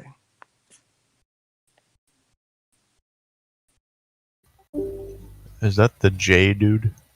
He's talking about the J's. No, this dude, him and another guy. The other guy's band stuck. This guy got back in because a friend, he had somebody vouch for him, basically. Somebody who is respected asked if he could come back in. But no, just very misogynistic, chauvinistic. No respect for women whatsoever. He's amazed that they're allowed to talk in here. Wow. I assume on a ladies' night or something.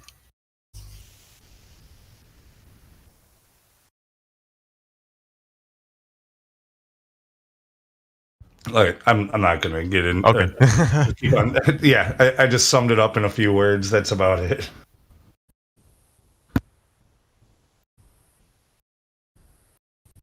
I have nothing to say on that.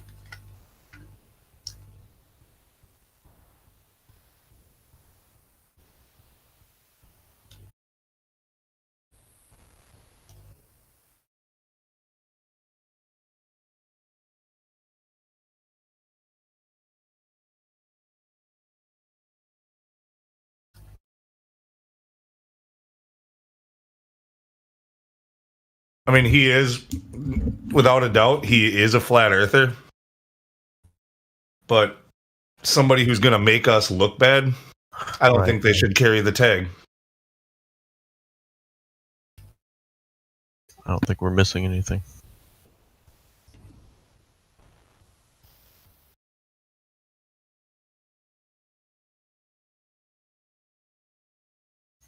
As Flat Earth PR, self-appointed, we don't need ammo against us. Yeah.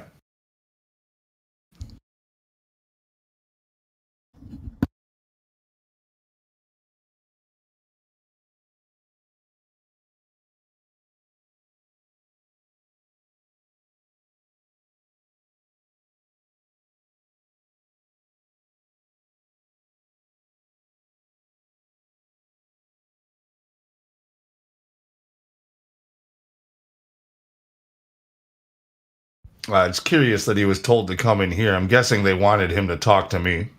They wanted me to. They were basically saying, "Yeah, if you want it, see if Lou will give it to you."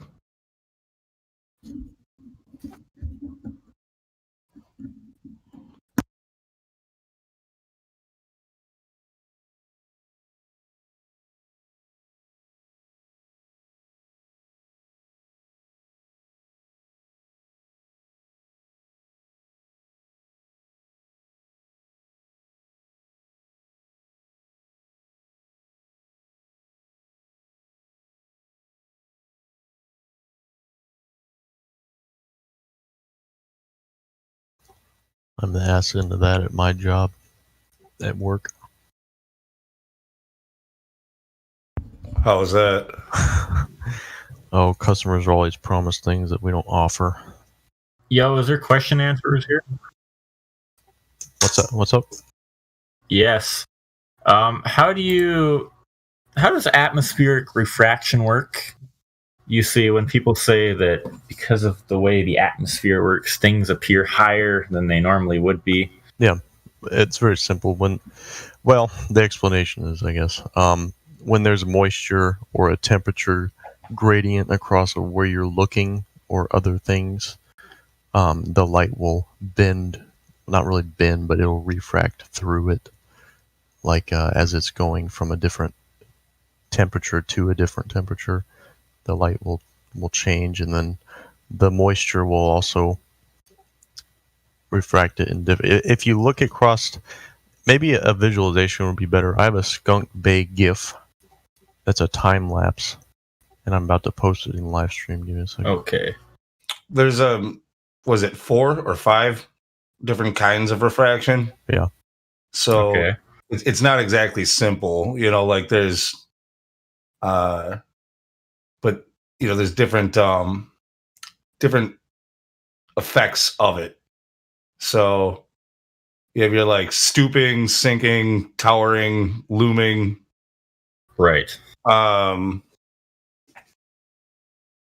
but all of them though are based off of the horizon. They don't make claims that it can extend the horizon. It's what it does to an object viewed based off of the horizon. So I'm trying to bash my head into the fucking wall, explain the black swan to my friends, and holy dear God, they watched a YouTube video, and the first fucking 5 seconds of the YouTube video, the guy says atmospheric refraction disproves the black swan.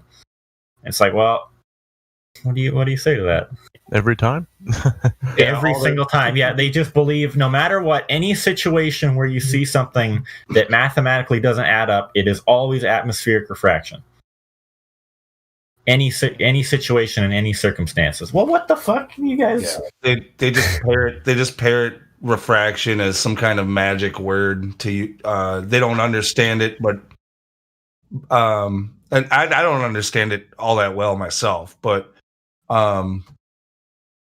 they usually when they're citing refraction, they don't know what the hell they're talking about. They just know that light can bend, and if light can bend, then this can be thrown out. That's kind of the way that they're doing it.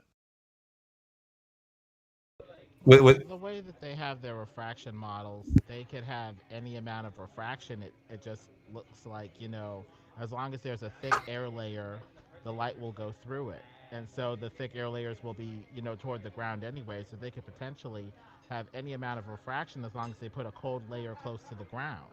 And so at that point, they have an unfalsifiable, amount of refraction. They just add any amount of refraction that they need to explain why we're seeing too far. But they haven't really checked to see if the conditions are really there for refraction to take place the way that they say. So it's kind of like begging the question on steroids, really. Yeah. A really funny thing they said was, I was like, okay, what's like, okay, fuck, I kind of forget how we got there. But anyway, they said you can prove the space station is real if you look at it through telescope. And I'm like, what telescope can I see it with? And they're like, oh, look at it here. You can watch it this website and you can see it pass by and it's a flashing light. And I'm like, holy fuck, you mean the space station is a flashing light in the sky? Yeah. That's it, man. That proves the whole fucking thing. Oh my god, I'm a globe earther now.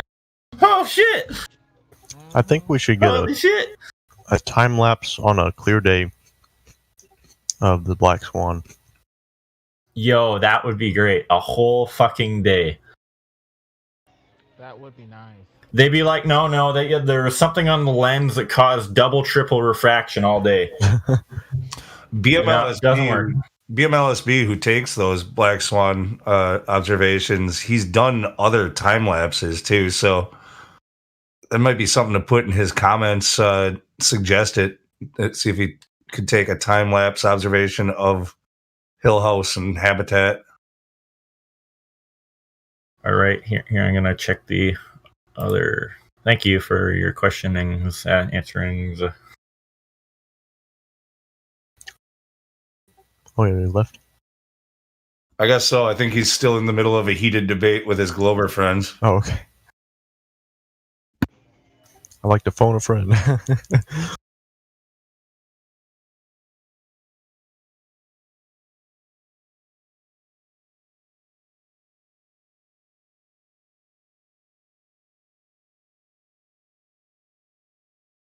He probably grabbed that gif of Skunk Bay there to take to them.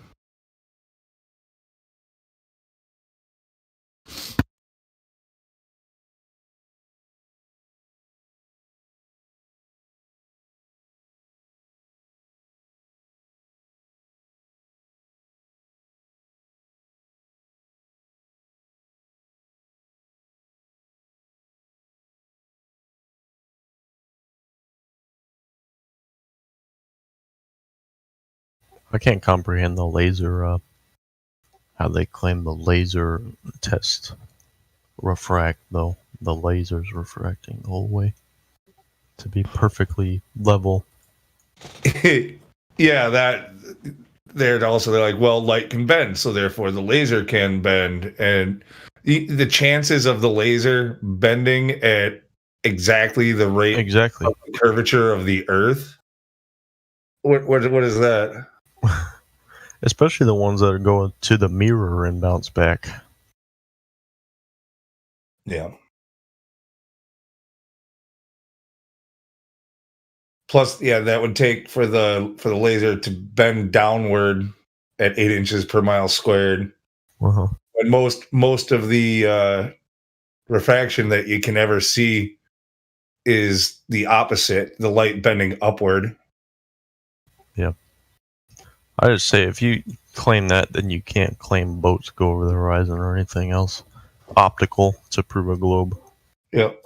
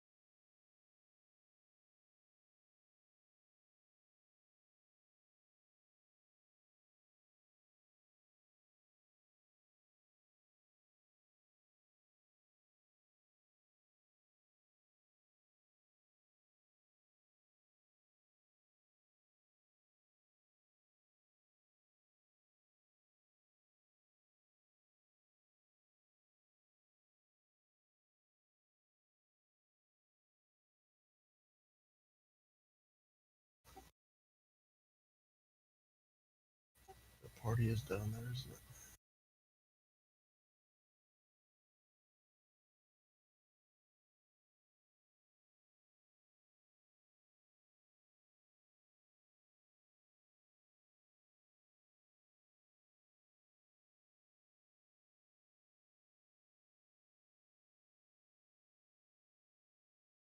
Guess I'll head down there.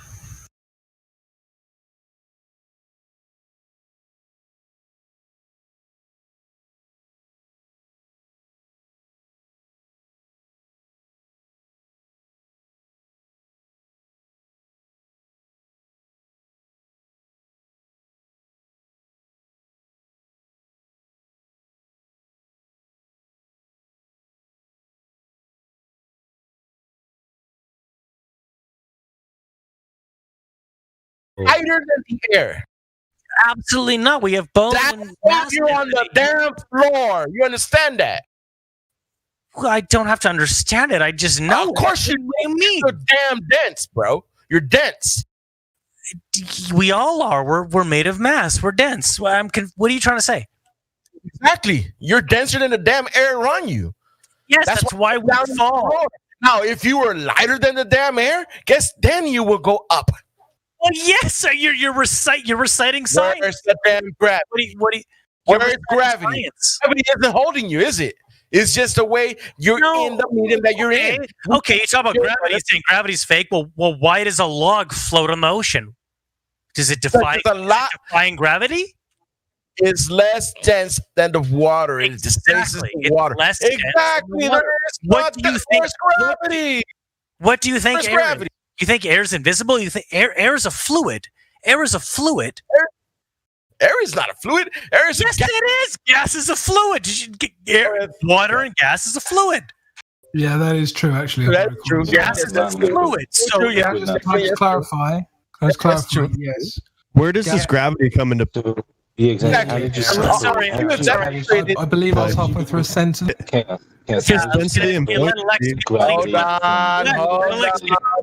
Hold on. Too crazy. Yeah, so just to clarify, yes, liquids and gases are fluids. Yes, I'm sorry. But you shouldn't confuse fluids with either liquids or gases.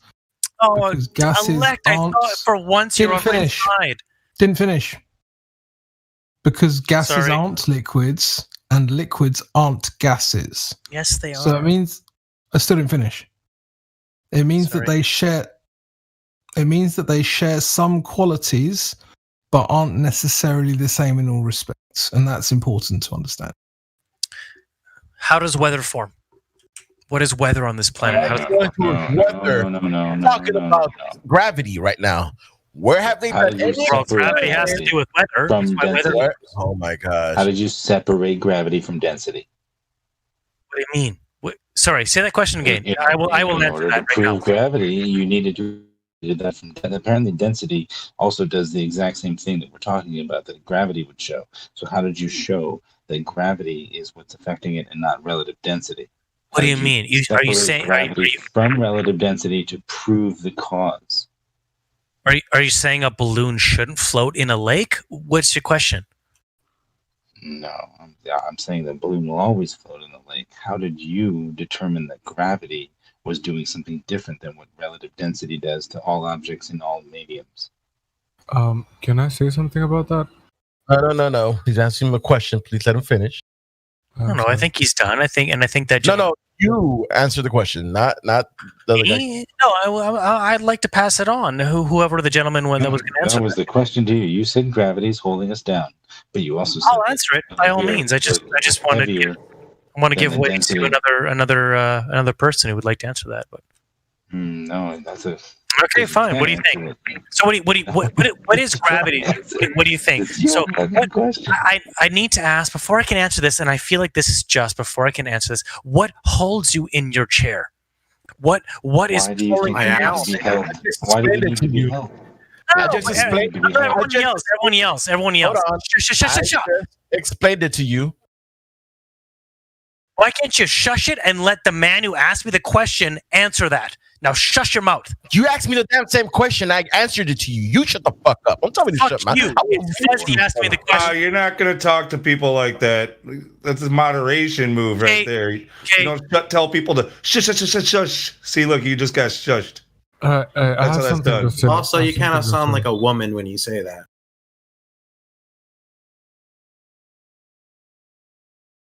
Well, since he said that we can't feel movement on Earth because it's moving at a set speed, gravity is defined as an inertial acceleration. Do you feel acceleration on Earth?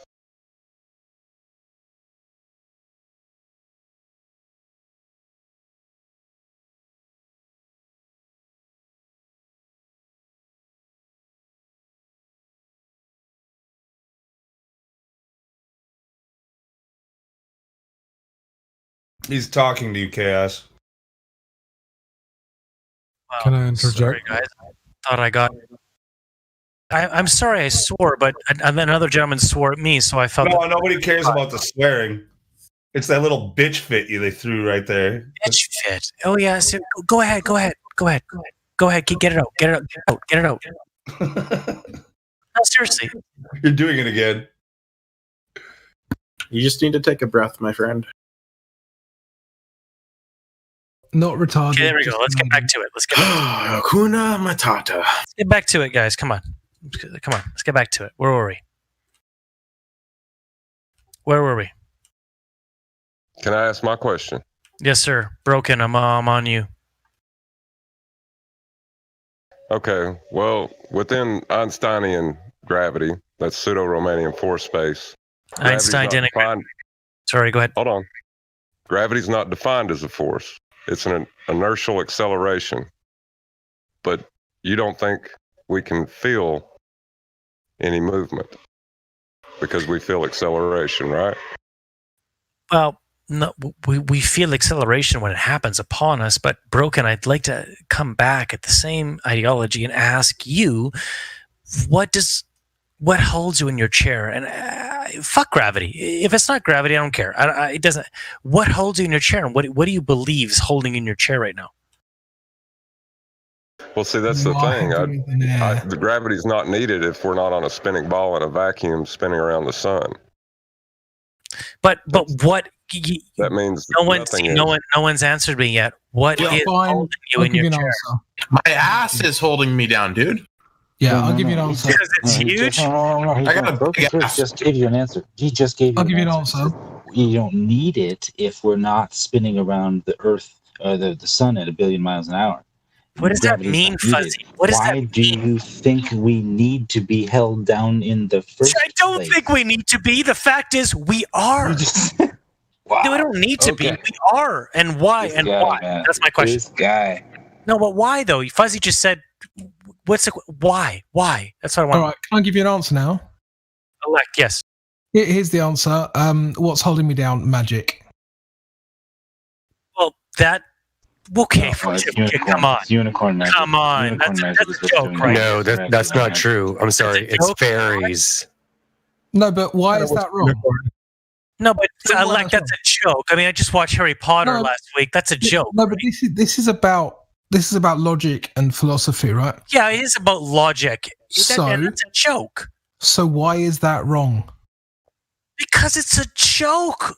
It's a joke. It's not funny. No, but we know. Okay, well, listen. Maybe the word gravity, that word doesn't mean anything to us. I don't care. What we know is the fact if I drop something, it's going to fall to the ground. We know. So is gravity a cause or an effect? Stop saying the word gravity. It doesn't have to have a word. We've just applied a word to that idea. Magic, if you want, doesn't matter. Is that a cause or an effect? We cause it and we affect it. We do both. The cause can't be an effect. They absolutely can. Okay, you don't understand fundamental basic science. Explain how that's separate. Explain it. Well, because causes the effect. Okay, there exactly. You can't explain it. You asked me all these questions. No, you're not understanding. They can't be the same thing by definition. Okay, if I push a vase off of a countertop, what happens? You tell me. It falls and crashes on the ground. Okay, that's not fucking hard, is it? Like, that's pretty fucking hard. Chaos, shut up. Is falling and crashing the same as pushing? I pushed the object to fall on the ground. What are you asking? So pushing is the cause. Falling and crashing is. Why are you talking? Sorry. Pushing is the cause. Falling and crashing is the effect. Do you understand how they're not the same thing? But what if there was no counter? So the question is this: is shit falls to the ground the cause or the effect? It's been an effect 1,000 years. Always been an effect. What's the cause?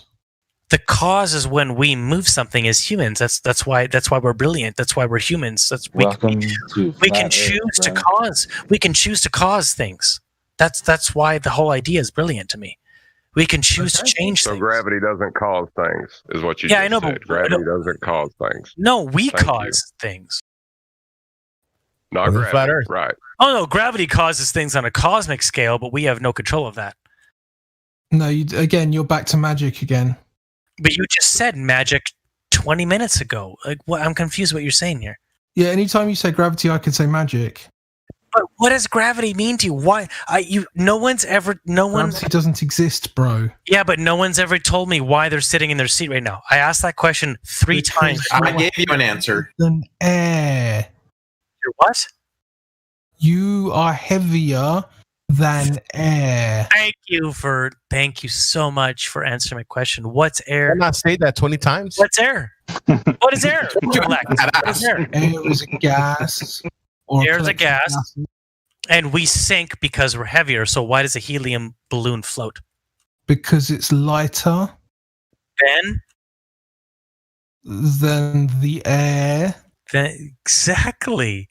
So air must got to do with gravity? What? Air must be what? If that makes sense to you, air must be what? A fluid. Must be a fluid. Look at the laws. I don't have to Google that for you. I said that earlier. Yeah, so if we sink, we're heavier than air, which means a balloon floats, what means we're sitting right now, all of us are sitting in a fluid. Sure. Okay. No, not sure, we are. Not a liquid. So, yeah. Not No, a liquid. I get all of that, but what the fuck has that got to do with gravity? It's the fact that it pulls it all down. You guys were asking. Yeah. You're saying that if you rip the top off the airplane, that all the air would fly out. But apparently this planet is bowling through the atmosphere. That if apparently all the air should fly off the planet. What if the fact that gravity pulls the air down? What if it pulls all the particles towards us? What if it doesn't? Well, then if it doesn't, then the air does fly off the planet, and we all die, and we all choke to death off of it. No, now this is a non sequitur again. No, I think it is a perfectly. You really need to learn formal logic, my dude. Okay, but what explains air being around us? A container. A container. So what has been built around this planet that contains the air? Well, there is no planet. And I don't know. Okay, what around the sphere contains it? Like, there's got to be. There's no sphere. What sphere? Okay, so what is the Earth? The Earth is obviously flat and motionless. Perfect. Okay, so the Earth is the Earth? Man, that's if the Earth is flat, then what contains the air on it? The container. What's the container? The firmament. I've not been, so I don't know. You don't know. See, okay. So the Earth is flat. There's a container. Listen, if the Earth was a flat plate, if you're talking about a plate of cheese, or if you had we're holding a plate of cheese, and you had to hold the air inside of it, how would you do it? You'd wrap it in a sphere, wouldn't you? Chaos could. No. Can I say something for a second? Come on in. Yes, come on in. Okay. Yeah, come on in. Okay. So if a sphere with no container has a real problem. Because but you also have a problem on. Why? No, Elect, he's talking to me. Why? He's talking to me, Elect. I muted him quick, though. You were in the middle of a sentence. Come on, I'm getting super bored of this. Like, look, I'm happy to step away if someone else wants to have a conversation with this guy. Oh, he's actually left. He left. No, what? Right. I'm right here, guys. Oh, he's back. Oh, did you change your name? Well, someone keeps pulling me out and putting me back. I know they're mad at me, but they keep pulling me out. Oh, right. Okay. Someone changed your name. Right. If we could be civil here and. I either want to have a conversation with this guy or I'll just say nothing, but I don't want to be interrupted halfway through my sentences constantly. And that was not me, elect. Someone else did that. That was not me, elect. No, I know. I'm not talking to you. I'm talking to the room. I'm happy to talk to you or I'm happy to not talk. I don't want to be interrupted all the time. That's really annoying. So, what were we talking about? Can I pitch in something on the globe side for a moment? To finish, and then you could definitely come in. Sure, yeah, just still City. Give me 2 minutes, mate, and then it's all yours. So we were talking about a container, right? And you said, "Oh yeah, you don't know what the container is." Yes, I don't because I've been there, right? But what I do know is that without a container, we wouldn't have gas pressure that we could breathe. Okay, and I asked you again, what contains the gas around our sphere? Or not sphere. There is no sphere. I understand. Listen, I'm trying to. If the Earth is a disk, if it is, what contains the pressure? No one said disk either. Okay, fine. I'm sorry. I don't know what do you call it? What is it? I don't know what you call it. It's just the Earth. The Earth. Okay. What contains the pressure? What contains it? Well, it would have to be some kind of physical containment. Physical containment, which would be of what material? Don't know. Okay, who made that material? Probably the creator. The creator. Yeah. So that sounds. So that to you makes more sense than just the simple idea of the Earth being round. The idea that a creator made a gas sphere around the Earth to contain the pressure than just gravity and spinning alone. That makes more sense to you. There's no gas sphere around the Earth. Well, what contains the pressure? All right, guys, we're stuck in a loop at this point. It doesn't matter what makes sense to me or what ideas I like. What matters is that gas fills vacuums. If you have a vacuum, then the gas would fill it. Absolutely. Yeah? This isn't me liking this idea. No. This is what happens. But you're right. Elect, you're right. You were 100% correct. Okay. But so you're forgetting gravity. Gravity can pull gas. It can pull gas to a planet. Then let me ask you a question. Let's say that your sphere was correct. Right. And let's say there was a slightly larger sphere containing all the gas, right? Okay. So we've got a sphere, planet, and then we've got a slightly larger sphere barrier containing all the gas. What would happen if there was a door on the side of that container and you opened it? It depends on the amount of pressure that was built inside that container. Well, there's a pressure differential because you've got gas inside the container and no gas outside the container. So absolutely, it's vacuum. So the gas that was the farthest away from gravity via the planet would escape first, and the gas that was closest to gravity that was subject to its pull would get pulled towards the planet. So what you're saying is that quite a large portion of the gas would go into the vacuum. Well, what you're asking me is the same question of why doesn't the ocean just start flying into the sky, right? Why does the ocean? No, but no, nothing to do with that at all. I think it does. Oh no. Well, okay, then you're actually strawmanning yourself, which is something I've never seen. No, elect. No, congratulations. You just invented a new logical fallacy. Elect. I'm not trying. We're talking about gas. I didn't mean to offend you. I didn't mean to offend you, elect. I'm sorry. I didn't mean to. You didn't offend me. I just. Well, I didn't mean to. Sorry, I raised on the topic. Strawmanning yourself, then we're not having a conversation. Elect, I'm sorry that I raised another idea at you. I'm sorry about that and not staying on top. It's my fault. It's not about it being a different idea. It's that you're wasting my time with stupid comments. Well, I don't think I'm wasting your time. Otherwise, you would have left. Bruh, we're talking about gas, right? Gas. So you've got gas in a container. You've opened the door. The gas obviously fills the vacuum. Why? It fills the vacuum because that's what gas does. So all the gas would technically, if you're on your way, that the gas would just evaporate right on the planet. Just leave. Let's just fucking right off the surface. We've been talking for 2 hours now. So why doesn't the ocean do that? because it's not air. Well, how is that a scientific argument? Why? Because it's not air; it's air a fluid. Isn't liquid. No, but you already agreed with me today that that air was a fluid. You actually came in. Oh my god, we went through this two separate times. Yeah, elect. Why, if the air flows past us, why don't we feel the ocean spray on us? Yeah, okay. Why don't we feel the ocean spray on us as we're moving through the atmosphere? We went through this earlier. They're both fluids, but that doesn't mean that they're the same. In the same way that an orange and a pear are both fruits, but an orange isn't a pear. Are they both? Okay, this is an idea. Oh, what do they both contain, though? What do they both contain? Why are you talking? Sorry. This is an idea so simple, I'm amazed I have to explain it to anybody over the age of 6. Okay, keep continuing. Right. So we're talking about the nature of gas, not liquid.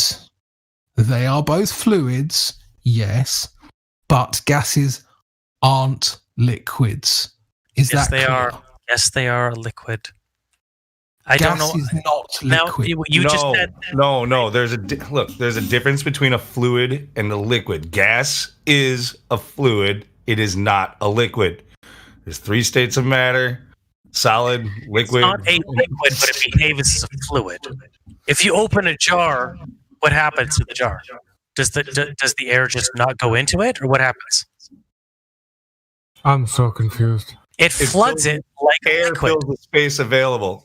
Would you guys like to watch a video of taking an air heavier and you could gas will fill the available space? A liquid, not a fluid, a liquid will also fill a container, but it can't go upward. Okay, like it's still heavier than the air, so it stays down. I know what you're saying. You think all liquids. That's a gift showing the Hey Lou, molecules of states of matter, where your solids are what? What would you consider oil? What would you consider that? A liquid or a gas? It's a liquid. What does it do when you put it on water? It's lighter than the water. Yes. Perfect. Thank you. But listen. Oil. Fucking liquid. You solved my equation, Lou. I appreciate that. Thanks. No, what you're not understanding. Oh my god! Listen, dude. Density towers. I'll probably get metered again here. That's okay. No. Edelmod, you're roboting. Robot. I think we should move on to Still City, honestly. I'm kind of this now. Well, I'd like to say something because he's missed. Listen, we can go to a different chat, guys. We don't have to listen. I feel that Elect has had a great debate, and I do feel a respect for Elect, and I really don't want to give any more fatigue. Is anyone like coming up to a different chat or Elect? I'm okay with that. You think you're winning, don't you? Well, no, God, no. I'm just having fun, guys. Really, I think this. Well, if you take it as an assault, then that just shows I'm just here having I'm in actually. Like I just enjoy a good debate. I enjoy a good debate, and this is what I wanted. And if you guys can't handle that, then I'm sorry. I think I can settle this gas and liquid problem that you're having. One has chemical has intermolecular bonds. One doesn't. There's elastic collisions that happens within gas. So that's a ton of scientific words that mean nothing to anybody. Okay, how about this? Having fluid movement don't make you a fluid. Yeah, but what? What does that mean? What does that mean? Do you know what fluid means? Our atmosphere is a fluid medium. Yes, a fluid medium. Do you know that? That doesn't mean liquid. Fluid is defined in more than one context. You know this, right? So having a fluid movement doesn't make you a fluid. Fluid means non-consistent, non-uniform. It also means a liquid. Okay, why is the atmosphere not in equilibrium? That you find that in every contained environment. Gas is always in equilibrium. The atmosphere is not. How is that? But that's just not true. It's not true? Yeah, Well, the just said pressure every gradient doesn't come from pressure. Yeah, you just said every contained environment has equal pressure, but that's just not true. What contained environment doesn't have? I mean, offices, any kind of chamber with energy being input, weather systems, all sorts of shit. Any dynamic system has gradient level. Has gradient? I've never seen it. Okay, take a can of propane for example. Yes. It'll have heavy metals on the bottom, liquid propane in the middle, and gas propane on the top. Depending on the temperature, the consistency of the temperature, the gradient could be separated in 5 different levels, because there could be varying levels of gas dependent on the temperature of the container, because the movement of gas is directly related to the temperature of the environment it exists in. So what you're saying is the atmosphere, that the heavy gases will be at ground level, and as you go up, what I'm saying is the gradient smaller. Pressure is the antecedent of a gradient, and the antecedent of pressure is walls of a container. Give me a demonstration of pressure without a container. Pressure exists without a container. Not gas pressure. Atmospheric pressure does. Well, no, you can't prove there's not a container. That's just an assertion. And you can't listen. You made an assertion. You made an assertion. The atmosphere is not contained. By every definition of the scientific. Now prove it. Listen. The atmosphere, the way they say the atmosphere exists goes against all the laws of thermodynamics and physics. No, it doesn't. Entropy. It does. No, entropy. Steel City, you're going to have to pick. It defies entropy. You're going to have to pick a different example. You can't pick one that's unfalsifiable. The one that we're trying to prove.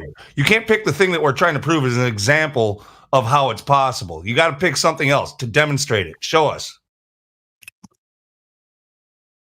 I have the best evidence available, and you're saying that evidence is false. Show me pressure without a container. Listen. Where do you see the container? Christ, dude, you can keep interrupting me, but it doesn't make you right. And you can keep saying the same words. It doesn't make you right. I know that, but here's the logic behind what I'm saying, and there's no logic behind what you're saying, and I can demonstrate how. We can't demonstrate on Earth pressure without a container. You say the atmosphere is uncontained with pressure, but we can't demonstrate that. Okay, we see a gradient in the atmosphere, right? There's a gradient. The gradient is a product of the container, dude. We already described that. It can be a product of the atmosphere, and it gets lower at. You're making listen. The atmosphere is listen. You're making the assertion that gas contains gas. We can't demonstrate that on Earth. There's no demonstration of gas containing gas.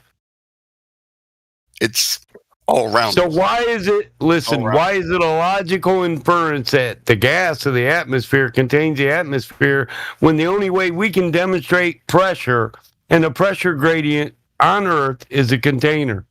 Whoa. Sorry, Chaos is back here. Can I hear that last question?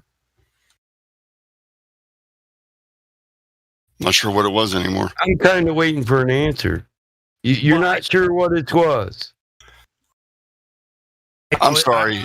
I got confused when he jumped in. What was your question? Yeah, sorry. Go ahead. How is it logical that there's a gradient without a container of the atmosphere and gas contains gas when on Earth the only way we can demonstrate these things, a gradient and pressure, is through containment? And a containment on the atmosphere is gravity. The gravity acts as the containment. Don't prove gravity. What type of gravity? It never goes to zero. Drop. The atmospheric pressure never goes to zero.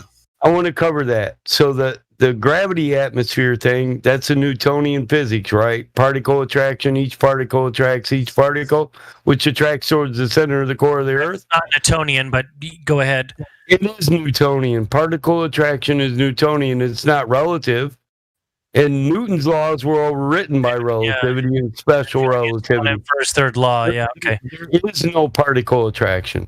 Okay. By your science. Sorry. Continue. Where do we get these guys, man? Do you think interrupting people and being rude in a conversation will make you right? Or do you think you're going to come out a winner? There's no winner in a debate. Well, it's not the fact of a winner of debate. It's just if you're going to cite facts, just make sure that the right facts. Well, that which is demonstrable is a fact. That which is not demonstrable is not a fact. Now, you asserted we can have a gradient in pressure without a container, but the only way we can demonstrate that here on Earth is with a container. Show me propane containing itself. Contain propane with helium. Or use any gas you want to give me a cubic foot of propane. Steel. I've seen the experiments on YouTube. The container, steel's not gas. You didn't. He said gas contains gas. You went to steel. Oh my God! Get the fuck out of the conversation. I was talking to Steel. Why do you have to be so aggressive? I thought Still City. He means. Why have to be so aggressive? He was talking to me. Still City. Yeah, I was letting Steel do it. That's why I said Steel. He wasn't saying still as in still containing it. That makes sense. Anyways, I've seen experiments where like argon gas is being contained by a ring of energy, or I don't have the YouTube handy, but but you said gas contains gas, not energy contains gas. You said the gas of the atmosphere contains the gas. I said gravity is what's containing it. The gas isn't containing the gas. The gas is just, So time dilation and the warping of space-time contains the atmosphere on the Earth. Your model and my model both have... yes or no? Is this a relative concept or Newtonian concept? Newtonian. We already covered that. So particle attraction and forces between two particles has been disproven, overwritten, canceled out. Come up with a new theory for the atmosphere. I don't agree with that. You hand waved it away. That was cute, but I didn't hand wave it away. College professors did, mainstream science did, and so did Einstein when he wrote Relativity and Special Relativity. Maybe you're not aware of what Relativity and Special Relativity did. It replaced Newtonian physics. Newtonian physics works for everything relative to the Earth. No, it doesn't. Newtonian physics doesn't quantify with the quantum realm. It doesn't unify with the quantum realm. Yes, and we're not talking quantum realm. We're talking Earth. No, everything starts at the quantum realm. You're talking about... Listen, you're talking about particle attraction. It is the quantum realm. Mass attracting mass. That's Newtonian. At a particle level. Have you read the theory of how the atmosphere works? Yes. All right, so let me get this straight, though. The theory, right? Let me get this straight. You're talking about mass attracting mass.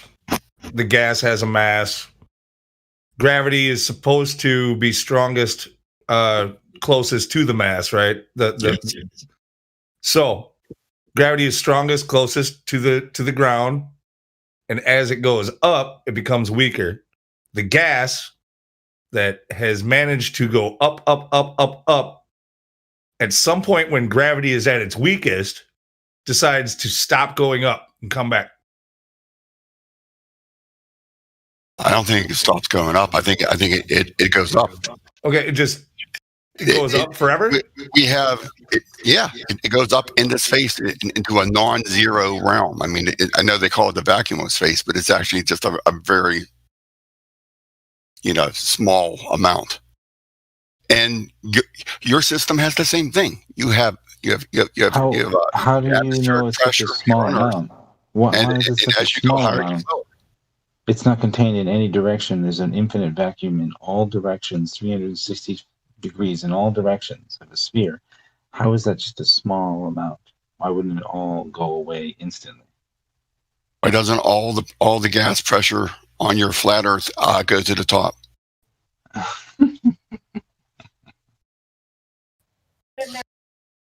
What? All right, guys, I It is have a rising question up. for the room. What's wrong with this guy? It is Seriously. rising. It's created at ground level. It's rising up. What are you talking about? That's why it gets thinner. That's the biggest non sequitur ever. Wait, hold up. So, assuming that the Earth is flat, what happens at the edge? We don't climb an edge. See, that's like the model. Assuming that we live on a globe, what happens at the edge of the universe? It's the same non sequitur question. What is the Big Bang? What's the Big Bang expanding into? So no one knows. Is that it? Yes. Do you know what's happening? We don't claim edge. I'm sorry, what? If you're asking about the edge, we don't say there is an edge. We're not the Flat Earth Society. We don't say we're a disc floating in space. Oh. We don't have enough. A lot of it's overlaying the model that's in your mind of what a flat Earth would be with the model of heliocentrism. That's what 99% of people do. I feel like just making it real quick and just crushing space. Well, maybe not crushing, but just letting you know. We don't believe in outer space the way that you've been taught. Outer space as a vacuum cannot exist. It breaks the second law of thermodynamics. That is our contention, and that of, the second law of thermodynamics. So, what are you going to fall off to if that doesn't exist, if that's a lie? Well, then the government is seriously lying to us for a while. Then, yeah. Well, that's never been a question. Everybody knows that governments lie on a regular basis. In fact, it's much rare to find them ever telling the truth. Why do you think that is? What their motive to lie to us? The government. What motivation does the government have to lie to us? Are you serious, bro? You can't. You might be in the wrong place if you can't imagine why the government would lie to a population. No, I mean about the Earth. Not much of a history buff, are you? No, man. I'm sorry. It's a genuine question. I'm sorry if I offended anyone, but why a control group would want to control people? Seriously? And you're asking this about the American government. And you're not even American. This is the weirdest fucking thing. You know how much our fucking government lies, dude? And you're saying some dumb shit like that? Seriously? I'm not talking about the American government. I'm talking about governments of the world in general. Fuck Canada. We're telling you our government is a fucking lying piece of shit. I And agree. you're defending them. What the fuck is wrong with you?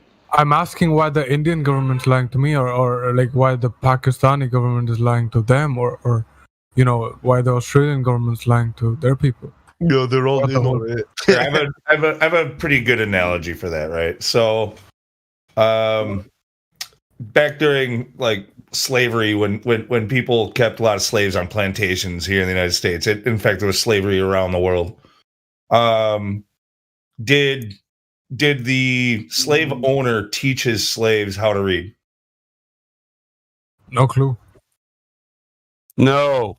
Answer is no. All right. Why? Why didn't they teach them to read? They wanted to keep them ignorant and keep them on the plantation and make them easily controlled. Ignorant people are scared all the time because they don't know what the hell they're going to do. They leave the plantation. So we're like cattle to them, basically. Yes, That's what we are. That's what we are. Yeah, and everybody doesn't have to be in on a lie. You could have a group of people that just believe the lie is the truth. They don't ever look for verification of anything, and they just promote what they believe is the truth. So they don't have. I'm sorry. Go ahead. Listen, this is all speculation. I don't waste my time with why would they lie when I see evidence that this don't work. Who gives a shit about why? That's like if I see a dead body, I don't really care why anybody did it. I just care who did it. There's definitely a murder, and now we need to find who did it. Why? Who gives a shit? Let them tell that when we put them in court.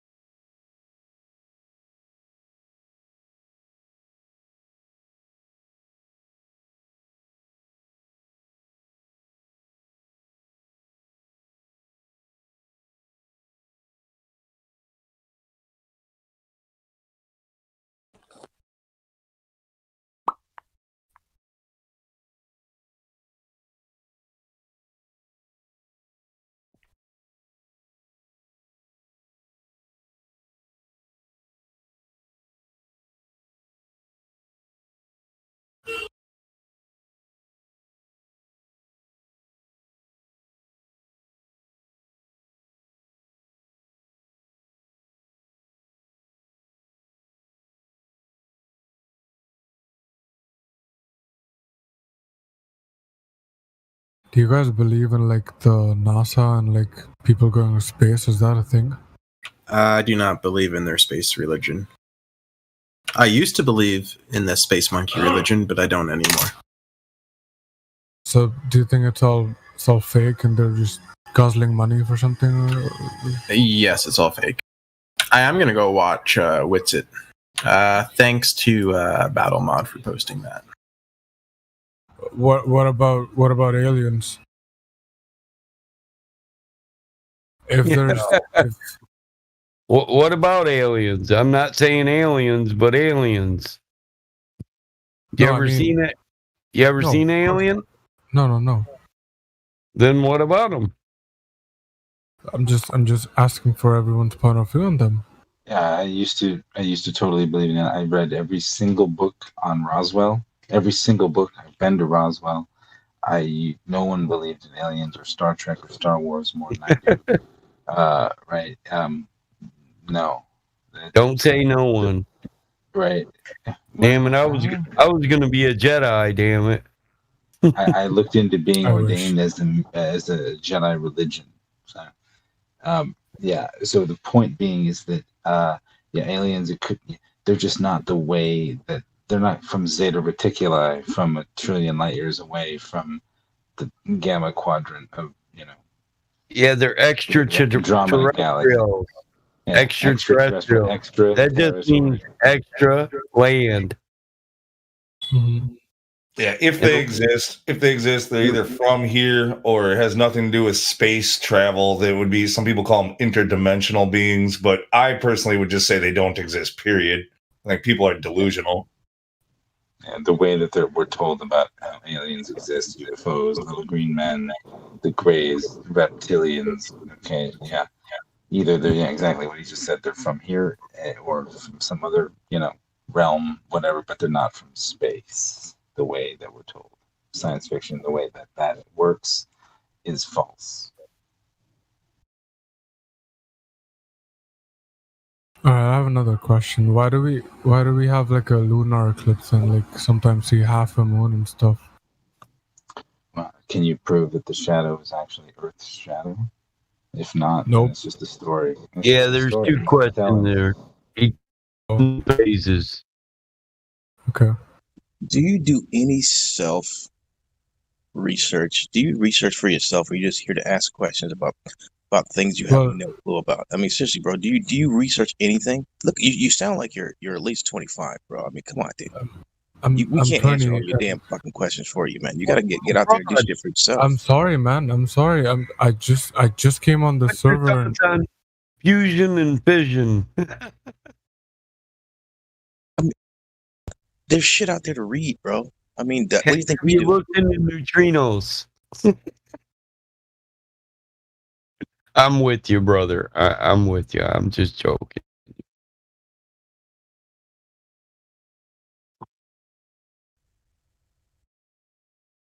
What about borders? What do you feel about borders? Should we scare the borders down? Like country borders? What do you mean? Oh my god, dude! I was joking you, but yes, that's what I mean. Next, you'll ask about Biden and Trump. Yeah, do you What think about do you think Trump knows everything? what about that flat Earth? How do you prove that globe? No. Okay. He was joking. He didn't really want you to ask about Trump. I know. But no. I know. Listen, why do Glovers get so mad when they come here and they say, "Well, how do you prove a flat Earth?" And we go through the 3 questions and try to get them to prove a globe, and they get mad that they now got to prove their globe. But yet they're asking for proof of a flat Earth. Our biggest proof is you can't prove a globe, so why do you say it's a sphere? You basically live in a belief system wherein a few astronauts and scientists tell you this is how it is, and you just accept it. You can't verify any of that shit. I mean, it's not like it's my fault. I've been taught that as a child, so it's gonna stay in my head, you know. I didn't say fault. I'm just denoting things for the way they actually are in reality. Agreed. It's just hard to get over that. You know what I mean? Gravity's the same way. Can you demonstrate space-time, time dilation? Can you show me a Newtonian attraction or a force? No, but we end up arguing with guys who say you can't prove a flat Earth, but they're trying to prove a globe with things they can't fucking prove. They're non-demonstrable. You can't even falsify the shit because there's no way to. You can prove it or disprove it. And they think we're living in a freaking fairy tale. No, we're trying to take that which can be empirically demonstrated and build a concrete reality out of it. We're tired of living in fairy tale land. We've realized a lot of science it contradicts science. It's one way when it applies to the atmosphere and another way when it applies to fluid dynamics, containment of gas. The only way you can prove an atmosphere is to quote ideal gases. Ideal gases are theoretical. They don't exist in nature.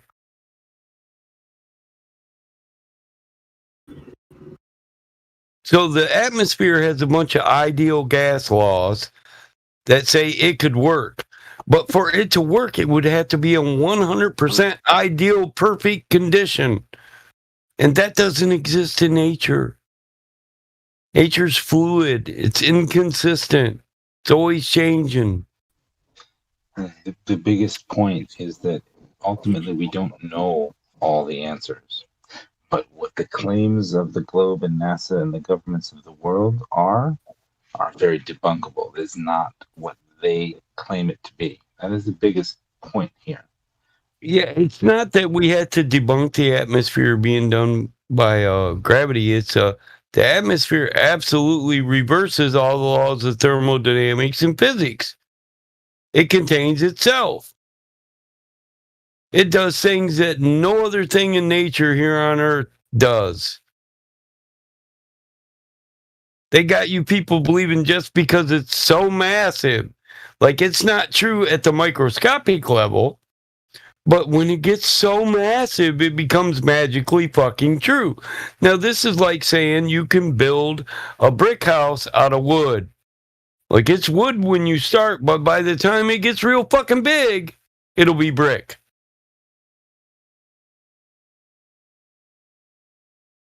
You can't take the inherent qualities of the building blocks and reverse them once you build a structure or a system. Those qualities will be inherent in the system or the structure. Period. See, Mike's on his game. Yeah, entropy. Entropy is true in everything, but it's not true in the atmosphere. Is that bullshit? Who's saying this? Somebody in here saying that? No, I'm just on the ramble part. Oh, okay. I'm kind of fed up with the hecklers. Yeah. I want them to prove me wrong. They think we're just saying things that flat earthers made up. I've got a bachelor's degree in mechanical engineering, man. I'm talking physics. I'm not a heckler, man. I'm Yeah, no, sure we don't Sushi know. was asking questions. I don't know if he's heckling. He seems. I wasn't talking about him. Oh, I know. I'm just in general. He seems. I just want to let him know that he's not. Yeah. Yeah, I don't consider you a heckler, bro. I was just joking with you.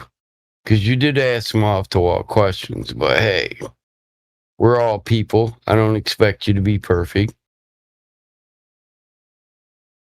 But the guys that ask questions that they refuse to let you answer in full are annoying. And the other guy says, I can answer this in 5 seconds, but it took you 20 minutes to explain what you're saying. And it didn't take me 20 minutes, but science is specific. So So good, and you were so good. You were articulate. You were calm. You were nice. You were slow and patient and understanding and you were trying to illustrate the point. And he's like, it took you a minute to explain that, and I can explain it in 10 seconds. yeah, and they wonder why you got to be so aggressive, because you're trolling me, and I'm not getting paid for my time. I do this for a reason. I want to wake people up. I generally love my neighbors. They're an extended portion of my family, my community also. I don't like the idea that we might be lied to, and we want this to be a civil, worldly conversation where we sort through the bullshit and we live in reality. Just because some guy wears a white coat doesn't make him the whatever he says is true. Anybody can be wrong. There's no 100% in science. Hell, half the science they do nowadays is just quantitative or theoretical. They don't even worry about testing it. It used to be you couldn't even be a scientific theory.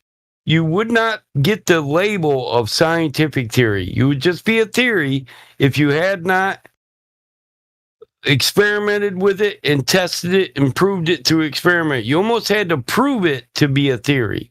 Now you just have to have a theory. That's it. Oh, you can't falsify my theory, so my theory stands. That's stupid. That's not science. Science is about truth, not about who makes up the best story that nobody can fuck.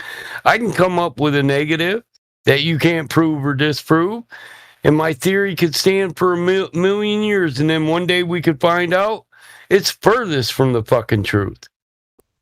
But you just got to get that first. As long as you get the bullshit theory there first, you're good to go. Yeah, I copyright that shit, and Einstein don't steal it at the copyright office. I'm all good, right? Yeah, exactly. The framework by which you try to prove other things true, quote unquote, in the scientific theory. It's the framework you have to work within. So sometimes you have to bust out of that with a new theory. Well, the framework that you got to work within is a scientific method. If you're not proving your theory through experimentation, we can throw your theory out because it's non-demonstrable. You got to bust out of that with not only a new theory, but a new definition of common terms and new definitions for words and things that we experience that aren't based in reality. We have to start over. I have a question about the. I'm sorry to interrupt. I have a question about the sun. If the Earth is flat, I'm confused as to how it would set for a particular region on the planet and rights for the other half. When things go away from you, do they get smaller? Yep. Well, the sun doesn't rise or set in either model. In your model, the Earth rotates and the sun falls away from you. Mm-hmm. So in our model, the sun gets a certain distance from you, you no longer see it because it's more local, it's closer and smaller. And then the atmosphere is a medium, a fluid medium. You have atmospheric obstruction. It causes scattering, polarization, and atmospheric extinction of light. Light can't propagate infinitely through a medium, such as the atmosphere. So it propagates inversely squared, proportionate to the distance from the source until it becomes extinct.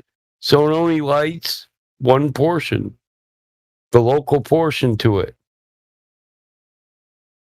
So it goes 360 degrees in a circle, right? And I'm not saying a perfect circle, an elliptic, you can call it. But 15 degrees an hour, we watch the sun move through the sky. We don't see us moving around the sun. What it appears is the sun moves 15 degrees through the sky. 24 hours, 15 degrees, that's a 360-degree circular path. I understand.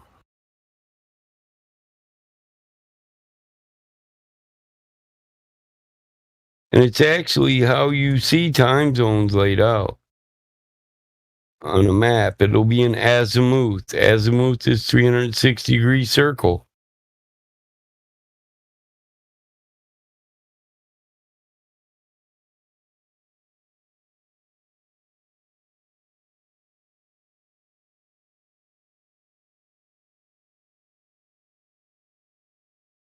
So have you ever seen the time zones laid out? Are you in live stream voice text too? Yeah, I've seen them. And even that there isn't a perfect circle. It looks kind of oblate, doesn't it? Yeah, it does. So that would be an oblate one sphere. A one sphere is just a circle. A three sphere is a ball, if you know geometry. A four sphere is a three-dimensional sphere or a ball in fourth-dimensional Euclidean space. Could you guys recommend like a starting off point? Like where do I do my research? This is your starting off. Yeah, I got one for you. I'll post it now. I'm sorry, your voice cracked a little bit.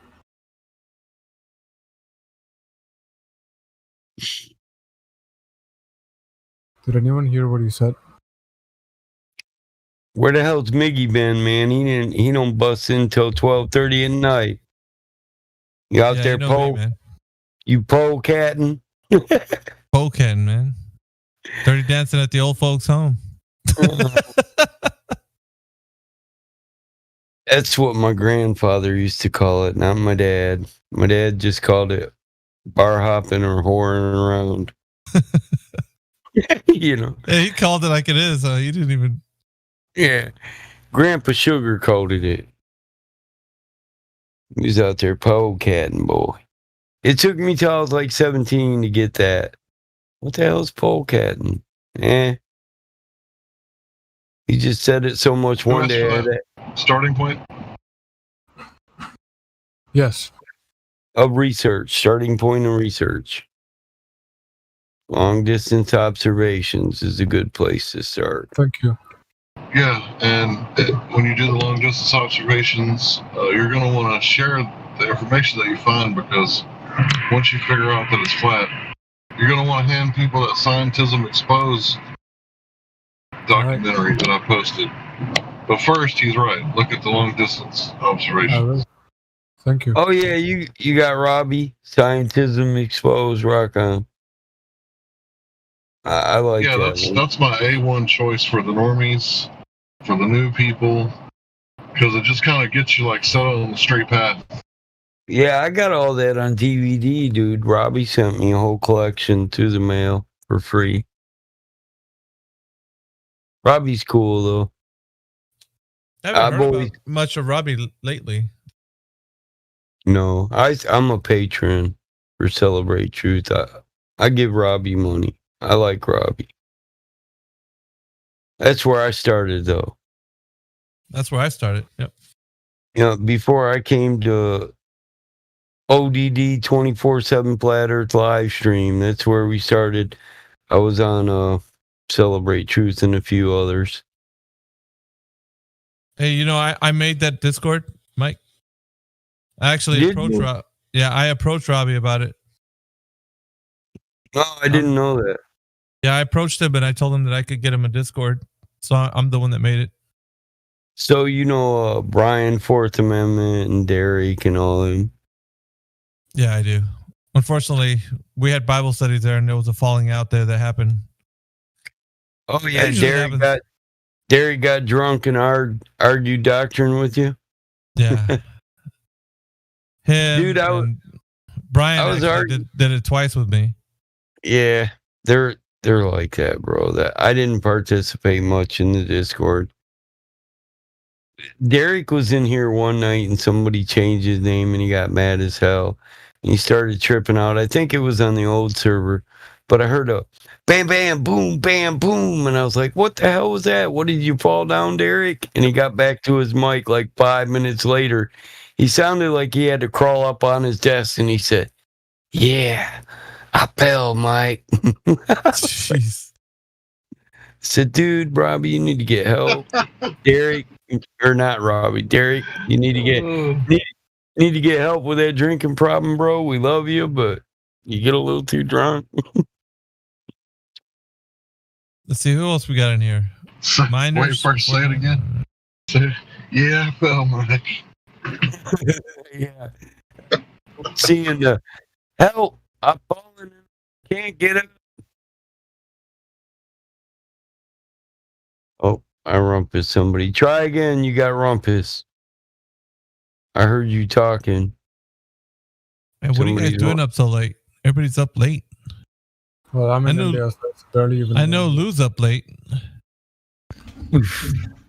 Yeah, well, the first Saturday it's not too bad. It's a Saturday where I don't have my daughter too, so I'm playing some games and having some beers. What kind of games do you guys play? Did you finish your pyramid? It still needs a capstone. His pyramid. That 99 bottles in my pyramid wall. 99 bottles of beer.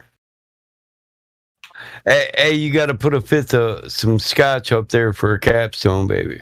Damn. See, Mike don't play around, dude.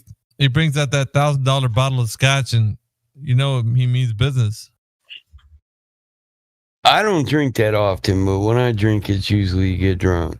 He's like, "Are we drinking or are we drinking?" Yeah, we don't sip on the Mess farm. around, man. I can't even break out a gallon of hard cider without getting drunk.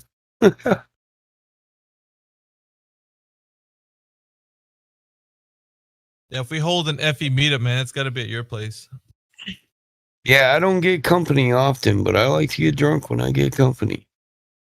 And so usually my brother will come out once a month or so, tip some back with him. He lets me beat him on the pool table if I let him beat me on the dartboard. My brother's like a champion dart player.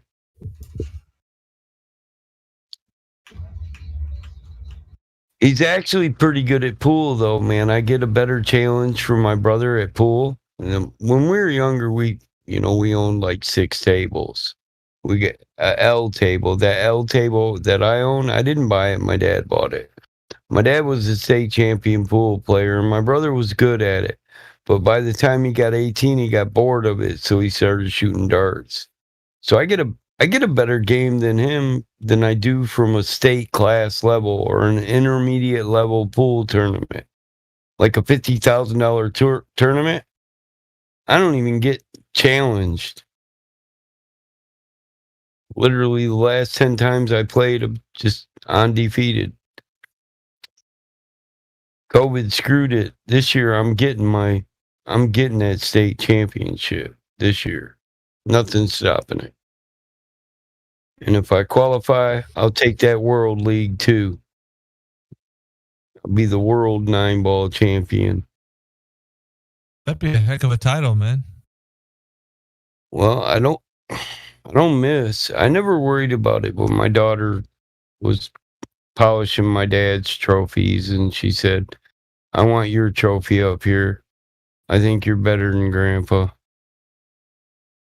I never worry really about competition. I go play some tournaments here and there with my friends. But I play to win, I'm not really competitive.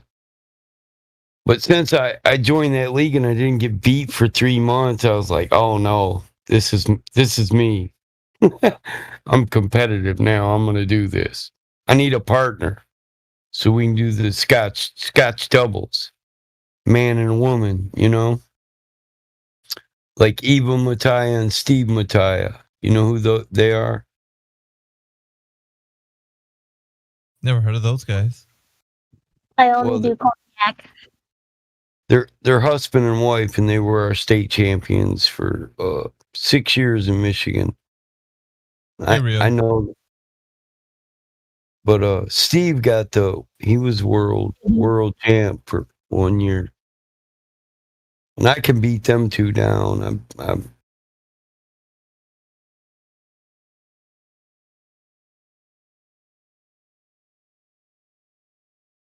Steve's a veteran too, so I know him from the VFW and a few other places in Lansing.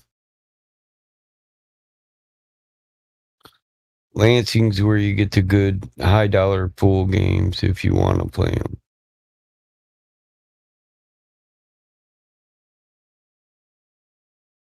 I spend more money on a pool cue than some people spend on a car.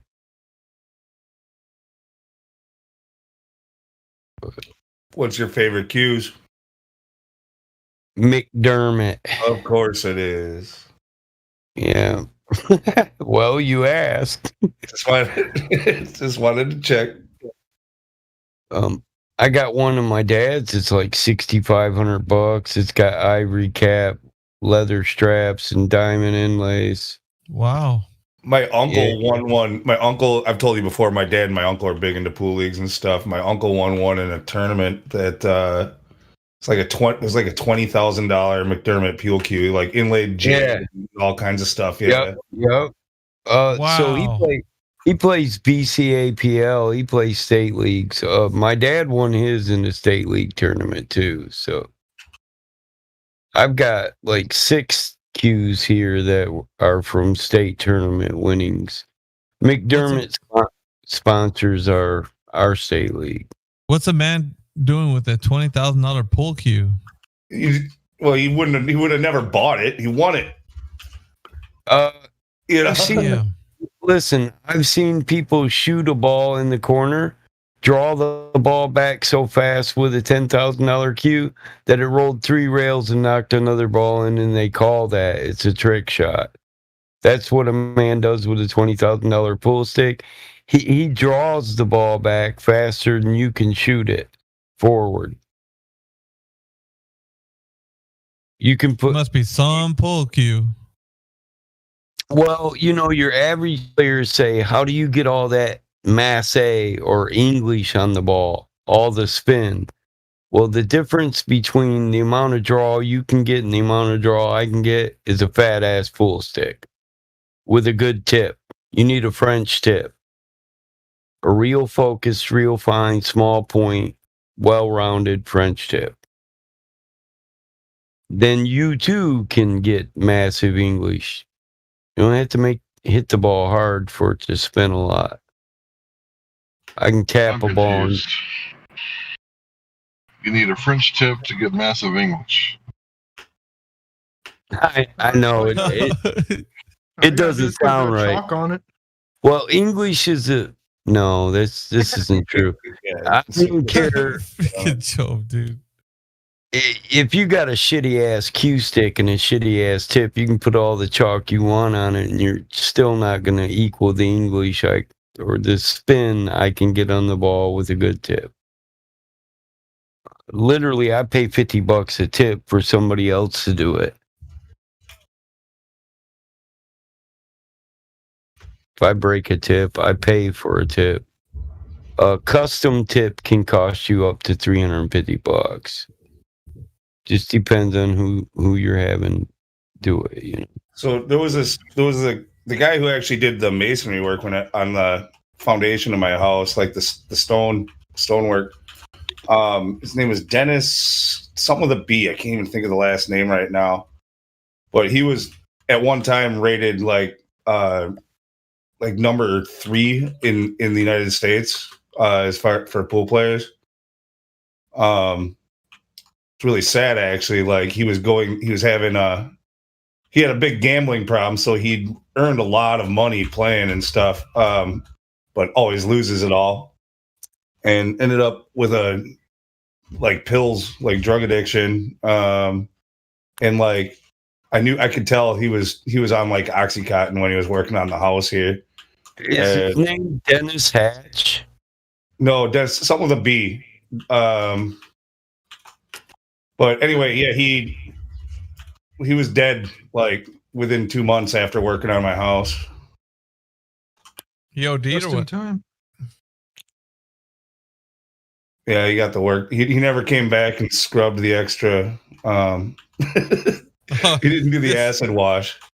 Fucker. Like, man kicked the bucket before he did the acid wash. What the hell? Yeah. That's wild, though. Yeah, the acid wash sucks.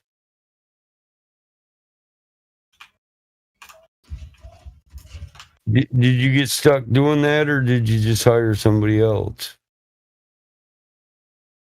Well, he actually was pretty neat doing the work. It wasn't even that bad. It's just left it actually. Old farmhouse, it kind of looks more natural that way almost. It's not real stone, it's cauldron stone. But yeah, he did a pretty neat job not getting it all over everything. Could have cleaned it up a little bit, but it looks fine. I could do it myself if I wanted to. It's not like it's hard.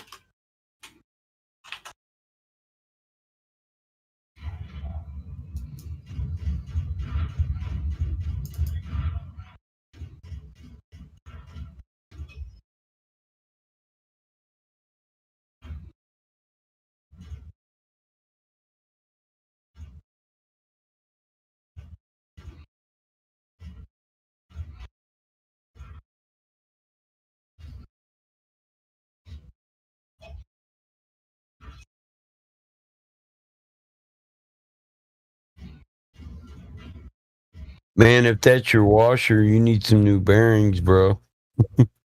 Oh no, that's my score streak right there.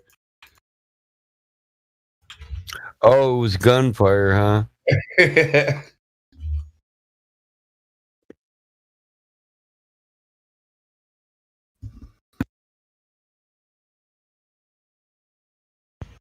I'm pretty sure I just made it through this whole thing without dying here. Let's see how many kills I got.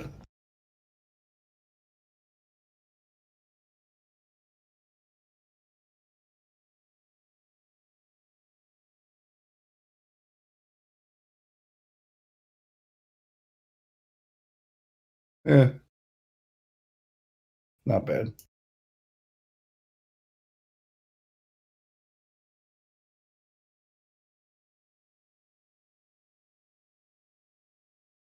Thirty 33 kills, 1 death. Meh. You love Call of Duty.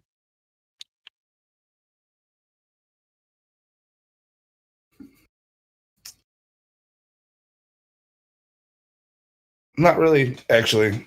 I've never been a huge fan of Call of Duty, but this one just trying to. I guess I'm just good at it. Like, but just trying to rank up some weapons here. Team that they put me against sucked.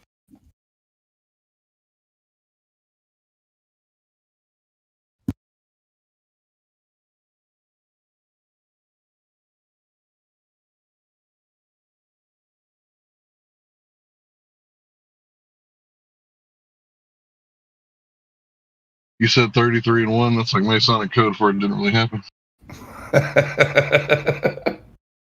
Good catch.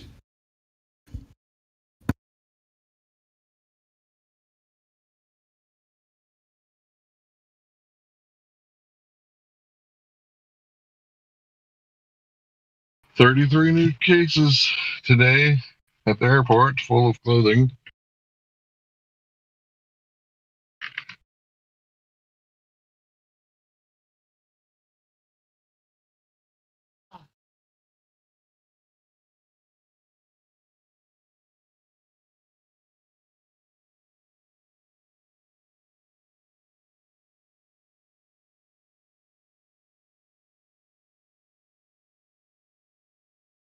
We got anybody muted in here? Anybody we can put on the chopping block? Don't want to waste such good connectivity. What's up, Rio?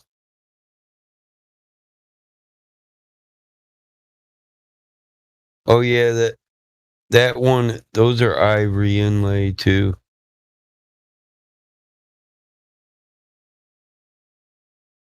Rio de Janeiro, where the R is pronounced with an H sound, just to make you fucking think about it.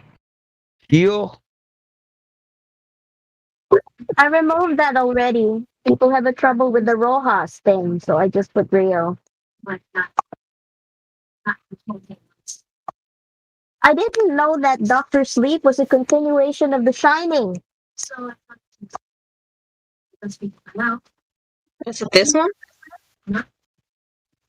What?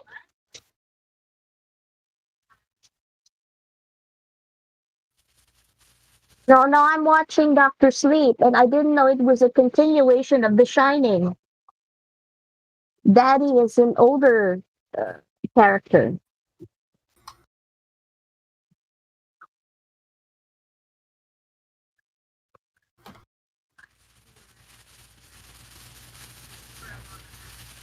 It's one for you, Michael? It's like, yeah, it's 2 in the afternoon for me of Sunday. Yo, I got a question for all y'all mathematicals peoples. I was looking at the curvature calculator there, and why do they use? I'm pretty sure it's 1.225. It's the distance you can see is the height of the observer above sea level times 1.225. Why do they use I'm pretty that? sure. Why do they use that number? Yeah, I don't understand. It's geometry. It's the distance to the horizon at one near surface.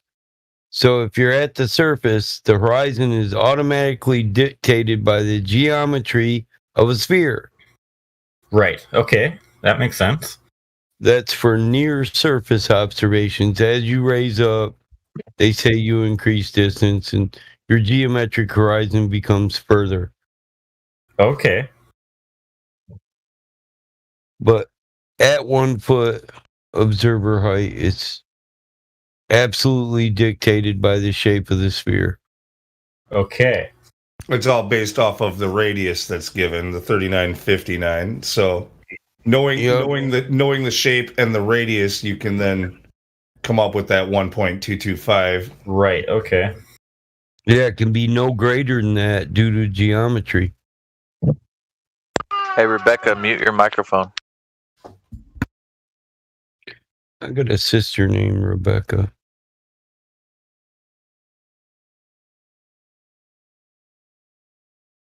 I don't see any Rebecca. You had a sister named Rebecca. I bought her. She's mine now. That's because you're not looking hard enough, Battle Mod. She's new to Discord. She just got on Discord today. She's trying to figure it out. Alvaro and Rebecca. Yeah, no, Rebecca's not my fat sister. She's like my twin, bro. She's been married for a long time. Rebecca's not my fat sister. I like that. Well, I got half and half. Some of us got the same mother, and some of us got the same father. You know what I mean? So we got different moms. So me and Becky both got the same mom. My dad had kids from a previous marriage. His wife died in a car accident. So, and his first wife was I love her, but she was a big girl, you know. So my sisters from her are they're bigger girls, but my sisters from my mom they're slim like me. My mom was slim.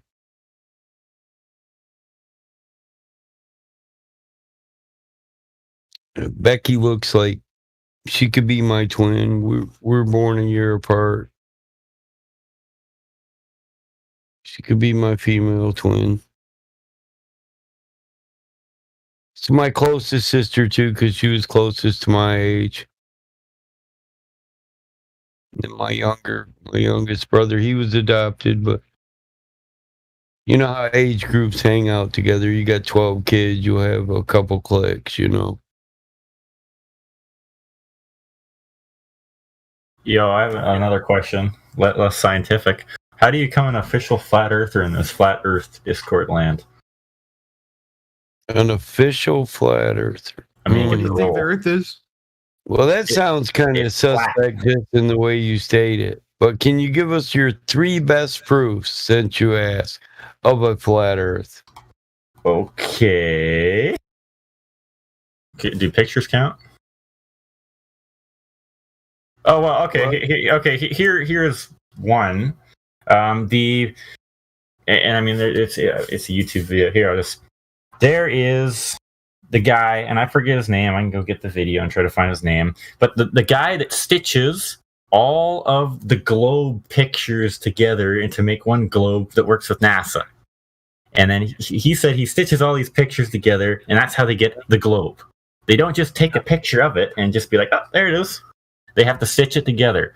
Why would you have to do that if fucking Voyager 1 is way fucking the hell out there and you should have been able to take a picture on the way by or whatever? Yeah. Or that's Don Pettit. Yeah. Yeah. Okay, so that guy. go to your next one. I'm with you on that. I have a... Hang on a second. I got like a whole fucking thing of... Okay, well, there's the Black Swan. Wait a minute. So you're telling me Don Pettit works for NASA and he created the blue marble? New guy? No. No, not that he created the blue marble. Oh, my bad. Robert Simmons. New guy. No, BattleMod's not asking trick questions. BattleMod messed up. I knew that BattleMod messed up, but I was asking the trick question because I'm the one that's really good at sussing out lies. Deceit. It was a trick question, but Hank jumped on it and everybody else answered. Sorry, I'm high. Yeah, can I get my other 2 ideas so I can get a blue roll? Yeah, go ahead. Okay. Hit us up with those Google answers. Listen, you should satisfy Hank because I need them to agree with me. I'm not one that just makes a decision on my own. What do you want me to say? What? I don't know what the question was. No, it's not. I don't want to know. No, I don't know what the question was. Rephrase. Guys, let Hank do this. So, new guy and Hank. What's the 3 best reasons you have that you believe that you live on a flat? The Black Swan. That's my first, and I can't put the picture in there, but I can read the stuff off if you want me to do that. Anyway, based, you don't got to read it. But what is the Black Swan essentially? The Black Swan is using a curvature calculator. You can mathematically figure out how far you should be able to see something. But the Black Swan fucks all that up because you can see things that are further than you should be able to see. That's my really simple English putting on that. Okay, so it has nothing to do with the horizon. With the horizon. Right. So okay, number 2. You got a third one? And my third one was Let me have a look here. A look at what? Oh, I got a whole folder full of pictures and fucking stuff. Me trying to make it better so I can explain things better to people. Okay, tides. That's a great one. I watched this really good video of this guy here. I can put the video in it too. But basically, there's things called tidal nodes. And if the moon goes... Well, okay, first question. Why is there a high tide on opposite ends of the world when the moon theoretically can only pull one side to be high tide? That doesn't make any fucking sense to me. Tidal nodes... Really tidal nodes are places where there is no tide fluctuation at all. But like not even that far away in, let's say, Hudson's Bay, how can there be super high tides in places, but then a tidal node still like on the beach and there's just no tide influx at all? So how long you been looking into this, my friend? For like fucking a year. Okay. I mean, it's not. Yeah. Yeah, a year. You're still a rookie, right? Yeah. Yeah. So, I would say that you haven't earned the flat Earth role yet. I would say that you got some research to do, because in order to be a flat earther, right, you have to be able to answer some questions, and they're not just going to lob you some softball questions. They're going to throw curveballs. They're going to throw screwballs. They're going to throw all kinds of stuff. Can I have a at you. question, man?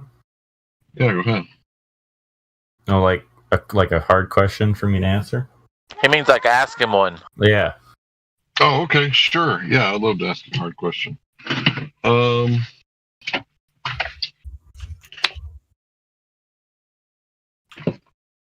Does the Earth fly through space?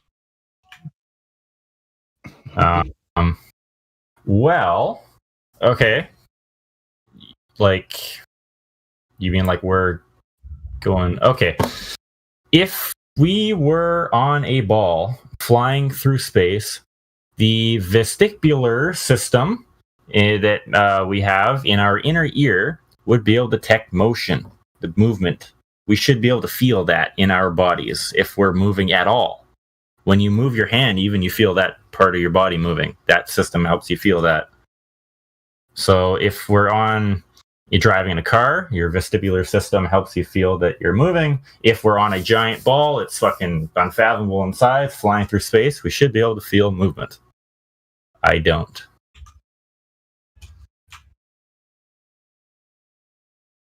So I don't know. feel any movement, I'm pretty convinced he is a flat earther. He might not be the most knowledgeable, but he's definitely a flat earther from the sounds of things. You can ask me more questions. I'll try my best.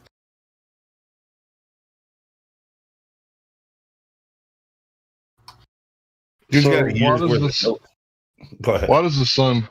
You got a year's worth of notes. Why does the sun set on a flat Earth?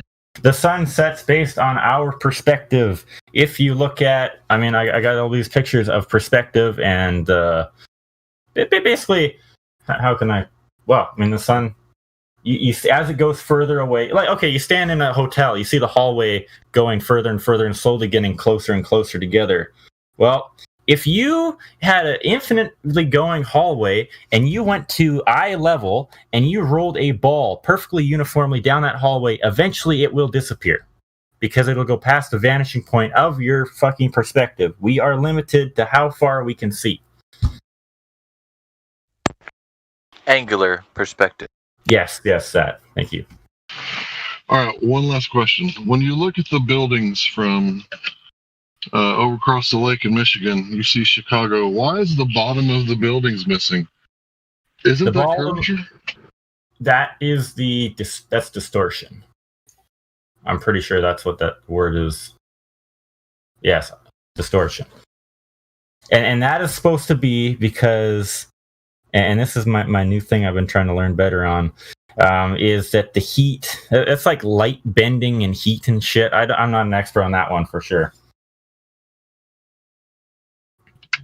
I'm pretty sure that's what it is.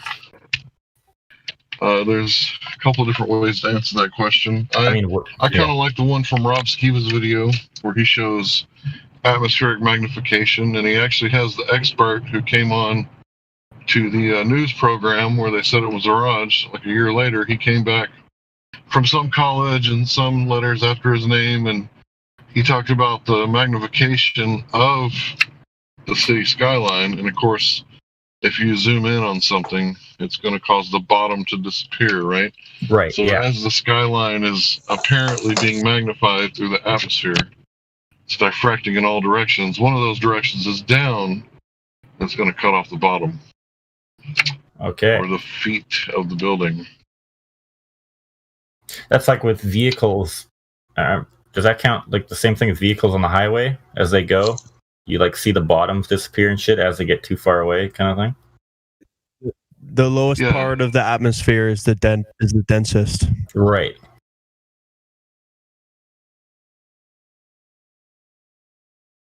Right, so that Well, the light is going to bend simplest down. answer, well, Go the ahead. most obvious one, it's beyond the curve. That's why you can't see it. Come on, man. You know, it's hidden from because there's Earth in the way, right?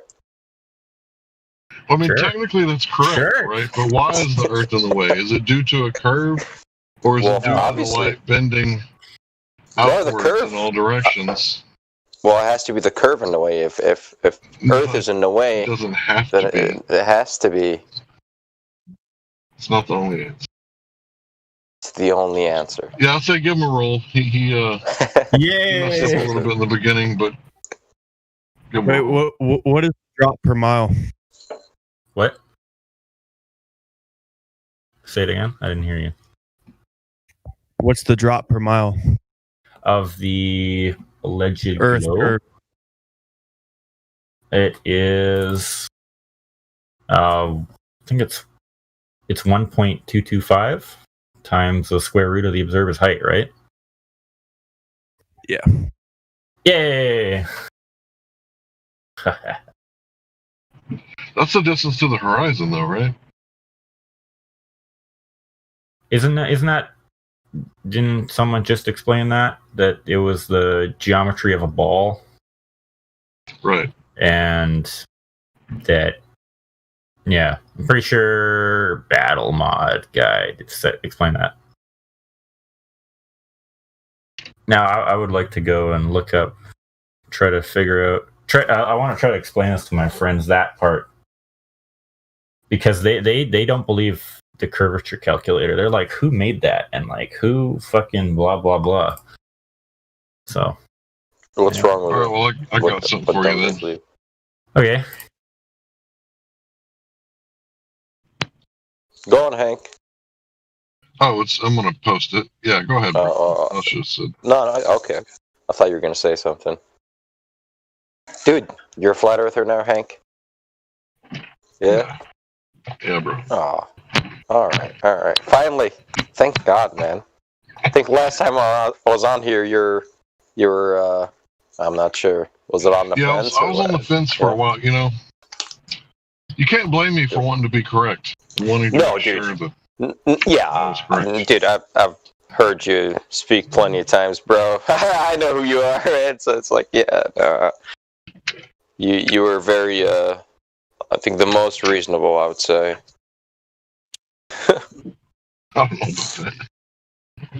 No, for sure, man. You're extremely calculated. So I'm wondering, like, okay, what did it for you, bro? So it was actually a memory that I had on. I was on here. It was live. A memory that reoccurred, and I was 14. I went to visit my dad in Ohio. We went up to see the Rock and Roll Museum, the Hall of Fame Museum, and it was amazing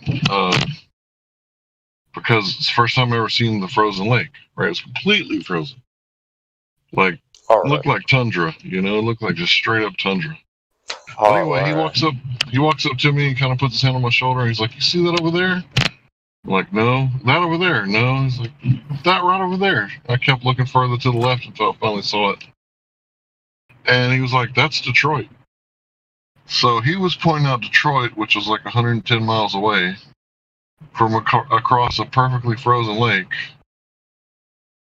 And I think it was like getting dark, so we could see the lights.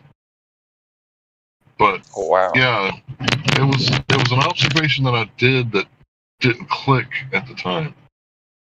So I think it clicked a little over a year ago in here. I kind of had to think about that observation a lot. But yeah, right before the Black Swan argument came out, that's when I'd realized that I actually have made an observation. Dude, nice, man. Yeah, I've been gone for about maybe a bit more than a year now. So yeah, I've missed a lot of shit. What's your name? Cyrus? Yeah, Cyrus. Oh yeah, I remember you.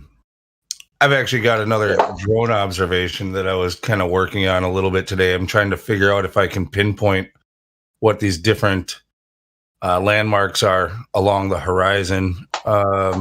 It's a 48 megapixel picture that I took of the Milwaukee skyline from 17 miles away. But because it's 48 megapixels, there's a lot of information in there, and I can like zoom in a lot and see just some amazing things. I'm pretty sure I'm seeing from 17 miles northwest of Milwaukee, I'm seeing like all the Milwaukee skyline, and then a gap, and then I'm pretty sure I'm seeing Racine, and then Kenosha, and I think I might be able to see Chicago, which is like 90 something miles away. But I need to be able to like verify that is what I'm seeing. Trying to find the picture. Yeah, I would definitely like to go back and see the museum again. I think they've added to it. I think they've kind of like built out towards the water because I went and checked it out on Google Earth. I'm sorry for cutting you off. Go ahead, bro. No, I'm just looking for the picture. You go ahead. Yeah, I would definitely like to go back during the winter and see if I can see that city again because. Was it with the naked eye, or did you look through like those optics you activate with the quarter? No, it was with the naked eye. Okay. Because it was like a perfectly frozen lake. Just flat, yeah. Which I've never seen that before. Yeah, I grew up a little bit in Chicago, so I would like to go back and actually do some observations, over there too. It's pretty cool. Let's see, this would have been around spring break. So, whatever time kids were going on spring break in the 90s. This would have been 94. I was born in 82. I was 14 years old. So maybe it was like 95.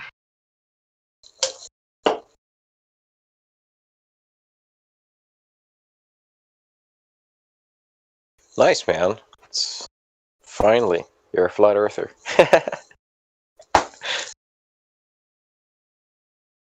What will you do now? Oh man, yeah. Earth is Snatch flat now, wigs. man. Time to wake up. Wait, was he not a flat earther before? Hank? No. He's been on the fence for as long as I spent a couple of years on the fence. Yeah. Yeah. I think I needed to. To look at it like unbiasedly as possible because, yeah.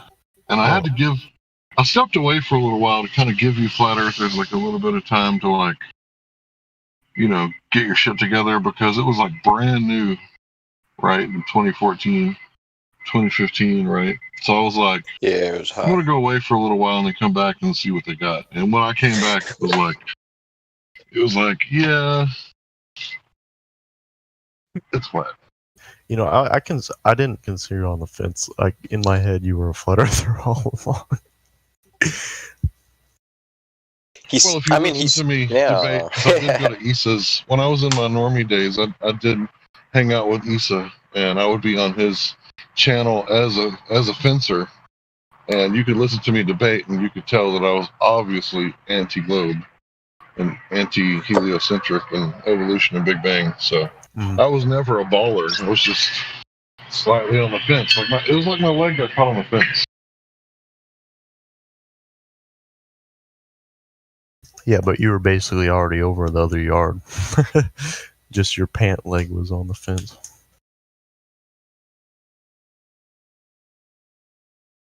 Yeah, I was hung up on the Southern Star Trails for a long time. That is one of the more contentious points, I will admit.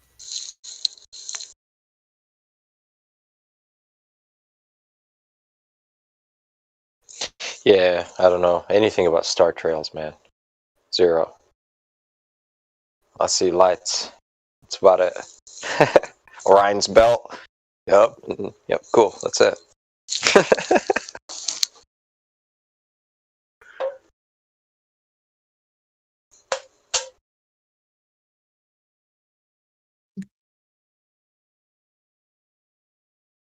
So am I an official flat earther now, even though I might not be the smartest one quoted or something? No, look, Dude, it's nothing about. Don't take that the wrong way. Like, you just. When'd you get here? You might not be the most knowledgeable one, which there's some people who I beat the shit out of me. Like, I left the server a long time ago, but I've probably been here like 2.5 years. That's about right. Yeah, I thought it was probably the same Nico. I recognize that name, but somebody else might have been Nico. Like, I honestly thought you already had the flat earther role.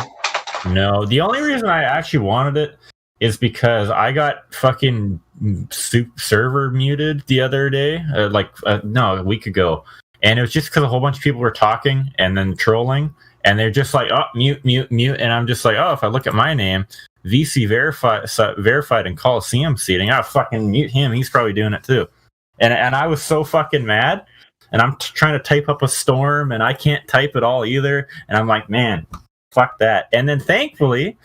I think it was like Globe Terminator or something. He was like, oh, was it really Nico? Was it really him? Unmute him. They're just like, we got our fucking eye on you. Maybe you were an accident to mute. Anyway, I figured if I had the role, I wouldn't get muted when there's a whole bunch of people talking and I'm trying to ask stupid questions about refraction. You know what I mean? Mm-hmm. I was speaking to Yeet, or whatever his name was before his name changed.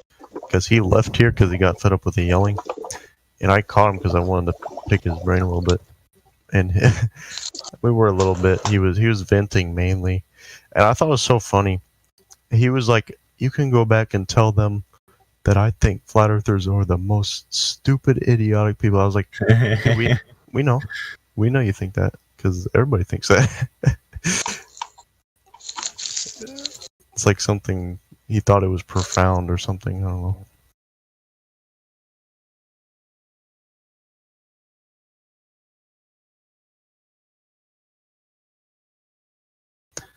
But I did what he asked, so.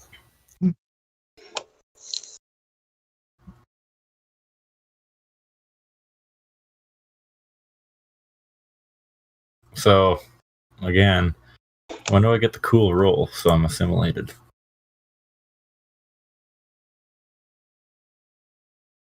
Oh, we didn't actually apply that?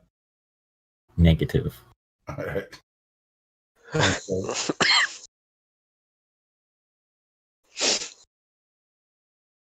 Congratulations! Holy shit, look at that. Boy. Flat Earther and 24/7 Flat Earth Disco. Holy fucking whiz.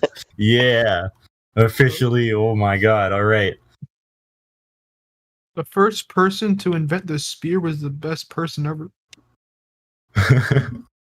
This is the best weapon ever made. It's a big long stick with a pointy bit on the end of it.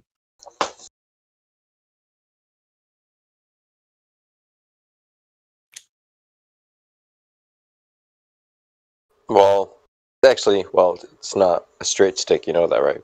It has to be curved to follow the curvature of the Earth. That way, you perceive it as straight. Yeah. It's too big to see the curve, so it looks straight. Yeah, exactly. Right. So the stick appears to be straight. Your spear looks dead straight, but it's actually curved, man. Sorry to, break that down to you.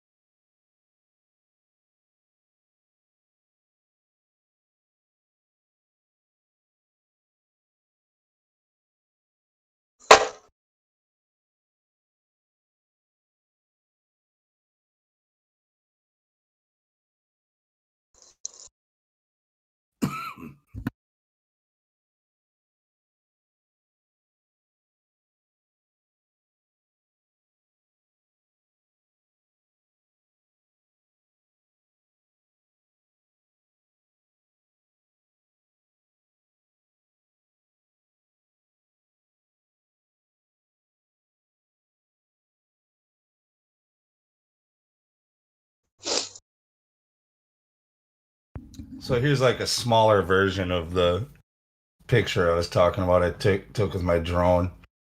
If you open up the original or save it, like actually zoom in really far, you can see dead center of the Milwaukee skyline. That's, like I said, like 17 miles away.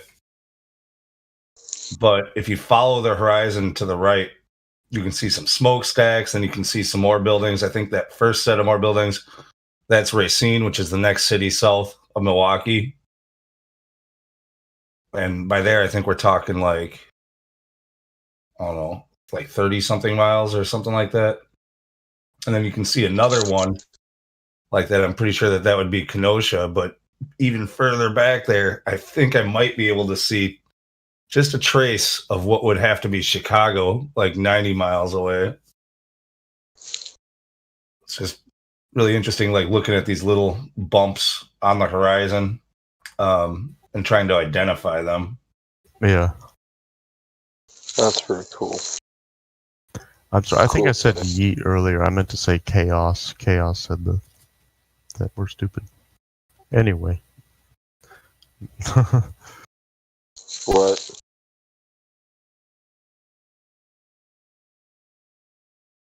I could definitely find a clearer day to do this on too.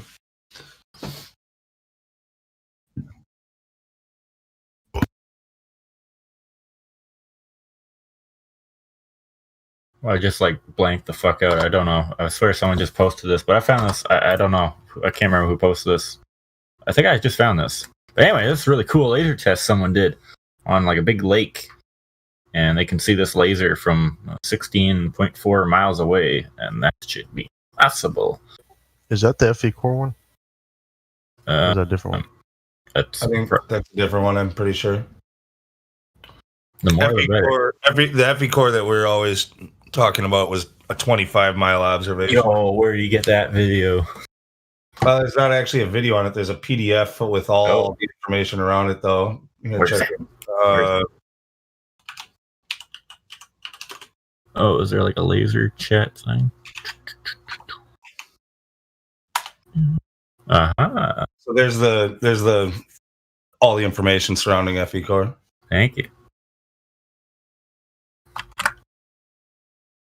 Yep.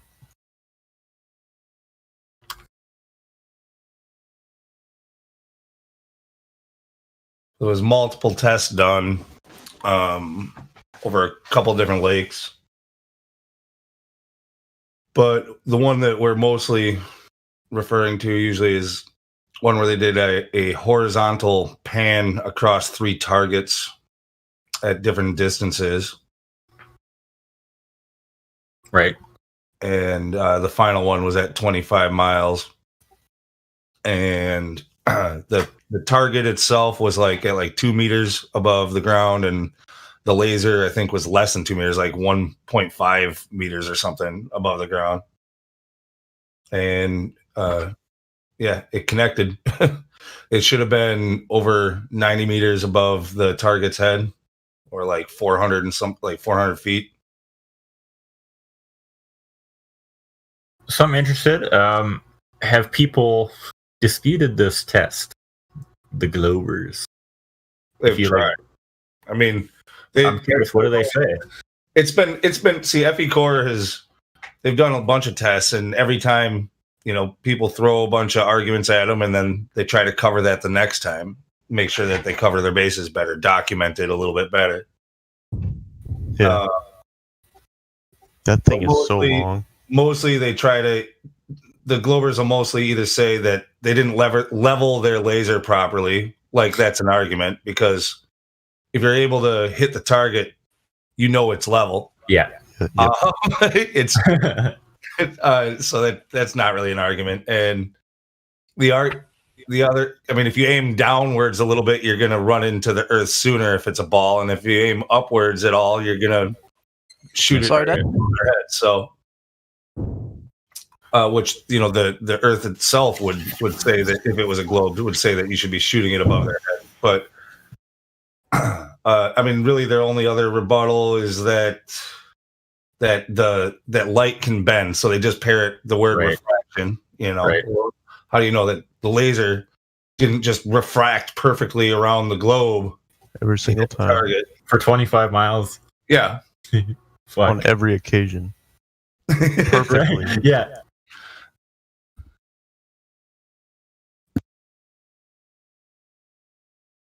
That's the only real thing they can say, other than it's disingenuous or something.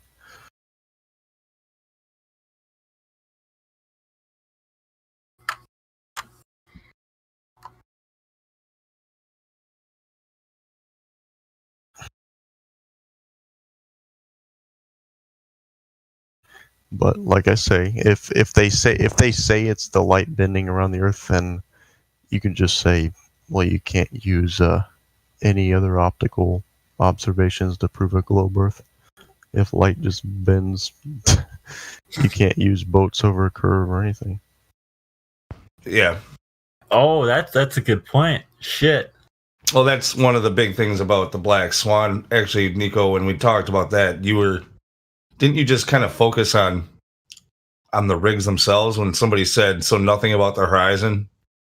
Yeah, right. Yeah. You need to get a little bit more versed on the black swan argument.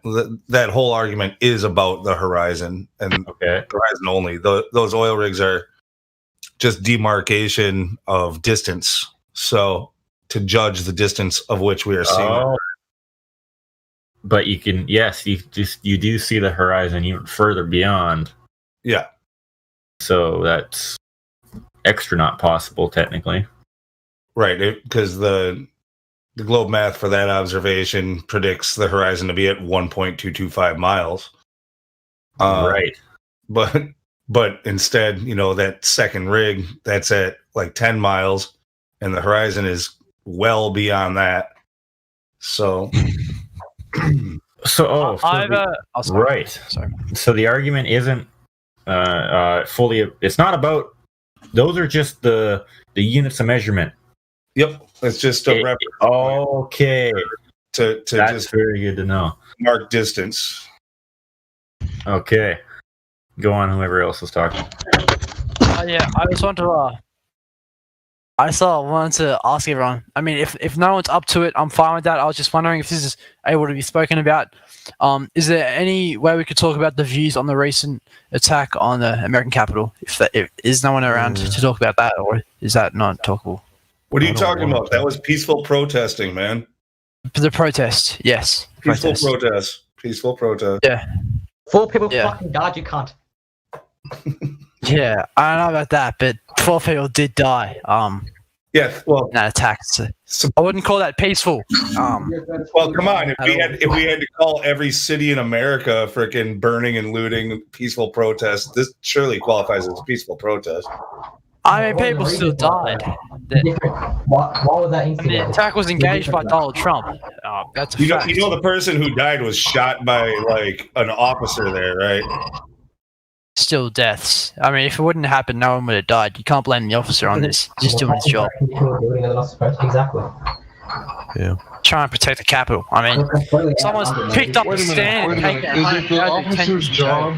Is it the officer's job to make sure that they stand like due process and get to have a trial before a jury, or is it to just kill up on site like Judge Dredd?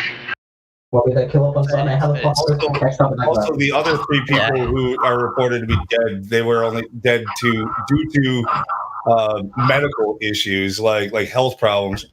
Okay, no, you can't pull that out of your ass, mate. They died because they went to the... That's literally Oh, okay, yep, no, you're right. They literally just went to the thing and had a heart attack and died. Yeah, okay. No, what I'm thinking is they didn't wear their masks, they contracted COVID, and they died of COVID. What the fuck is wrong with you? Incubation period after you get COVID. You don't instantly show symptoms. That was a joke. Yeah. Well, I honestly don't know what's the joke and what's really fucking different. It was a joke. It set off a flak battery. It's funny that you... Okay. Anyway, I don't want to talk about that. No, I'm trying to learn more about it because obviously I'm an Australian. I just want to see you guys' views on the attack. Is that why you came here to do it? Like, why not just go I mean, for like... no, it's just... I mean, there's other stuff obviously I'm curious about, like flat earthers and stuff like that, and like their views and like all that. But I just thought of that because it was a recent event and happened, stuff like that. Okay. I mean, if you guys don't talk about COVID and stuff, like that's fine. Wait, why don't you guys talk about COVID? Because Discord It's bans certain discussion on it. Oh. Ask some flat Earth questions. Okay.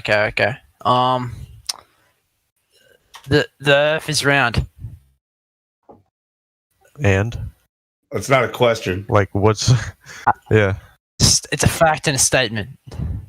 So what are you talking about? Like a penny or like a pizza round, like a table? I mean, a globe, you could say.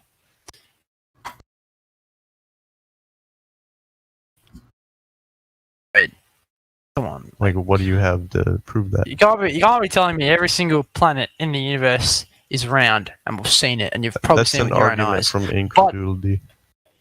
Bro, there's no way you can tell me that every single planet, right, that you've seen, everyone's personally seen. Do you understand the And argument? then you just look at Earth and it's Hold flat. on. So what's the shape of a football? Like, soccer ball? Well, it was like an oval, sort of. No. In a way. Well, I mean, I don't know the exact shape. A soccer ball? Soccer right? balls. A ping pong ball? A tennis ball? They're all. A baseball? I mean, yeah. Softball? I mean, a football's a different shape, but yeah. Right, so there's no way that all these balls could all be spheres, and the American football is not a sphere. There's no way. So the What do you American mean? Oh my god. I'm using your own logic against you. No, like you see Yeah, that's your logic that you just brought. That was your logic. I just turned it into baseballs instead of planets. See how dumb your argument sounds? Oh, so every single planet in the whole entire universe, like every single planet is circle, like globe, but one. Every single ball except for one, the American football is a sphere, so that's not possible. That's your argument, The bro. amount, You don't like it when- obviously that, yes. But how many balls are there? Think about it like that. How many balls are there like that's been created over time, right? Like those types of balls, and then how many? There's only one Earth, right? Oh, not obviously in the whole universe, but there's one Earth, and then there's so many other planets. Like it's just mass creation because there's so many of them, and there's just one, typically just one out of the whole entire universe. The whole entire universe. I mean, there's 6 different types of balls. Right? We're using 6 different types of balls, and one is different. And out of 6, that's pretty fun. types of planets, right? The universe, There's like the whole moons, there's universe, has so comets. many planets. The sun is a circle. Like what the fuck? The sun is a circle. So many. I mean, Like a two-dimensional object on a piece Sorry, of I'm paper? talking about front on. I'm just talking about front on. That's how I see it. Front on. I should say globe. Like globe. Look, here's the deal, bro. This is not like what you see in the sky, right? I know that you've been told that this is like the little lights you see in the sky, like Jupiter and Mars and all that. This is totally different than that. You know why? I mean, people are planning to go to Mars. We're not in the People sky, planning are we? I mean, we're in space. Oh, can you prove that? And we sit next to a vacuum with a high-pressure system. Yeah, Can what's you up? prove What's that? going on? Can you demonstrate that you can have a high-pressure system like the Earth's atmosphere next to a low-pressure system? Hang on, one sec. Hold up. I'm calling my dad, but because I'm getting free right now, so I'll be right back. One sec. This is a good conversation. I'll be back. One sec. Yeah.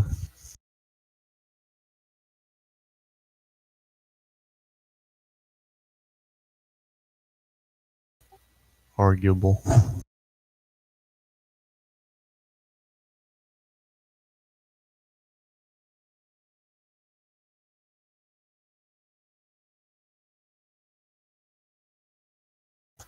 Let's assume that it was like the globe cosmology and that it was a flat disk in a globe cosmology.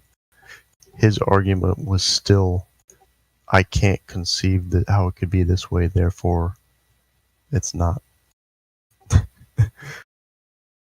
Checkmate.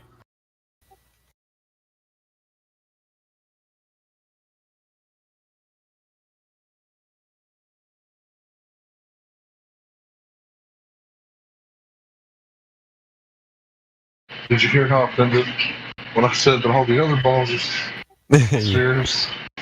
He was like, "What? That's crazy." No.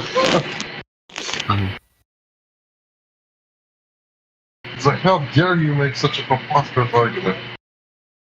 I like the Hey, ceiling do you guys lamp. mind if I have a crack? Yeah. Yeah, go ahead, bro. I'll shut up. What's up? How you doing? Good. Who's talking?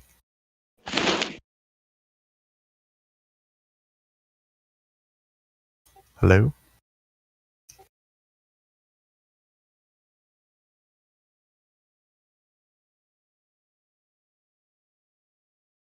Who was that? That was talking? Hello, hello. That was me. What's up? Hey, Hank. What's up? It's Dave. How you doing, Hank? Old school. What's up, Dave? Better for here. What's up, brother? I was Dave gonna from say where? this guy's Hawaii? using logic, right? Can I just try a little, like, just one thing? I want to check something Okay. first, though. Oh, I he's wanna got to check call his something dad. first, Never though. mind. What Tetragraviton? It was you that was trying to ask him who that was, right? Yeah, I found it's new perspective. Can you Yeah, hear give me what's up, guys? Tetragraviton right now? Can you guys hear me? I think that guy's gonna go call his dad now or something. He just said. Yeah, he said Yeah, that, that but was- Yeah, can Dad, you, I'm just can gonna fucking mod him. Huh? you can hear me, Nah, right? nah. But I don't You think still you there? can. The Australian guy. Can you hear me? yeah, I'm here. I'm back. Sorry. Can I ask you something? Wait, go for it. Wait. New perspective. Yo. Can you hear Tetragraviton? Tetra talk. Yo, 1, 2, 3. Kind of. 1, 2, 3. So yeah, I can hear Tetragraviton. Yeah. All right. He's talking really Perspective, low. you're It's having a very problem. low. Check his audio level when you click his name. Let me rejoin here. Actually, let me He try. needs His a audio right- level's 100 for me. He needs to right click my name. And just,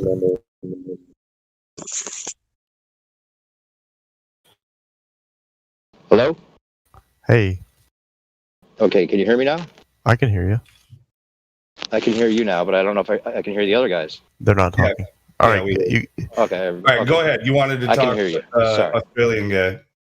Yeah. Oh, I was just going to say, you're using the logic of the fact that it seems like there's balls in the sky, so we must be a ball, right? I mean, Like, sure. it's a logical deduction on your part, like thinking, okay, well, we're a planet and they're a planet, then they're all the, but that's an assumption we're a planet to begin with. But have you ever heard of the term Occam's razor? You ever heard of that? Oh yeah, definitely. I've definitely heard of that. Occam's razor, like the most simple, most easy, like answer is usually the right answer, right? So there's like either let's just take like the spinning ball Earth that they say we're on. Like you don't feel the spin, right? No, you don't. So there's only two answers to why you don't feel the spin. Answer A is you're not spinning. Answer B is you're totally spinning in all these different directions at what adds up to millions of miles per hour. But because it's so consistent and there's angular velocity versus angular acceleration and all the mathematics tells you wouldn't really feel it, but it's happening, even though it's the opposite of what it seems. No, So you wouldn't. which one of It's- those answers is Occam's razor? No, it would obviously, mate, because listen, okay, if we're like moving at that fast and there's no like acceleration You or know that I deceleration, understand you're the not theory, gonna notice it. You're not gonna notice it. You're not gonna notice it. I understand that. But I'm saying Yeah, there's only two answers to the reason that you don't feel it. Answer A is you're not spinning. Answer B is all the things that you're about to tell me that says, oh, you're not going to feel it because it's angular, just like in a plane, one linear direction at a certain, you don't feel it when you're on a plane. So therefore you could be going millions of miles per hour in several different directions, going around a sun that's 93 million miles away. And all that is just crazy, but you just can't feel it because the Earth's so big, or it's such a smooth path that you wouldn't feel it. It's just like an airplane. But do you know the speeds? Literally, could you recite for us? Yeah, are you familiar with the facts? We're going. Are you familiar with the term 1,000 miles per hour on the axis. Are you familiar with the 67,000 miles per hour? term Foucault's pendulum? Yes, we know all Yes. about that. You're talking to people that like look at every single detail. None of us wanted to be flat earthers. We looked at all the details, desperately hoping to find something that made sense about the ball Earth. And none of us could find it. We hoped to. We were desperately hoping to. None of us wanted to realize that we're not on a spinning ball. But that's what it is. It's a realization. It's not a belief that it's flat. It's a realization that we're not spinning. And that's where Occam's razor comes in. Because the answer to that question is A, not B.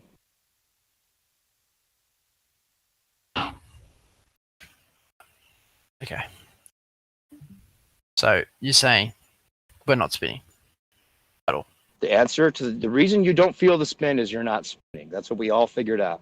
We didn't want to realize that, but that's the only answer we can come up with that makes any sense. And if the Earth was to stop spinning, we'd go flying out the window. Well, it's not about being flying. You just wouldn't be alive. You wouldn't even be able to exist. I mean, do you know what the speed?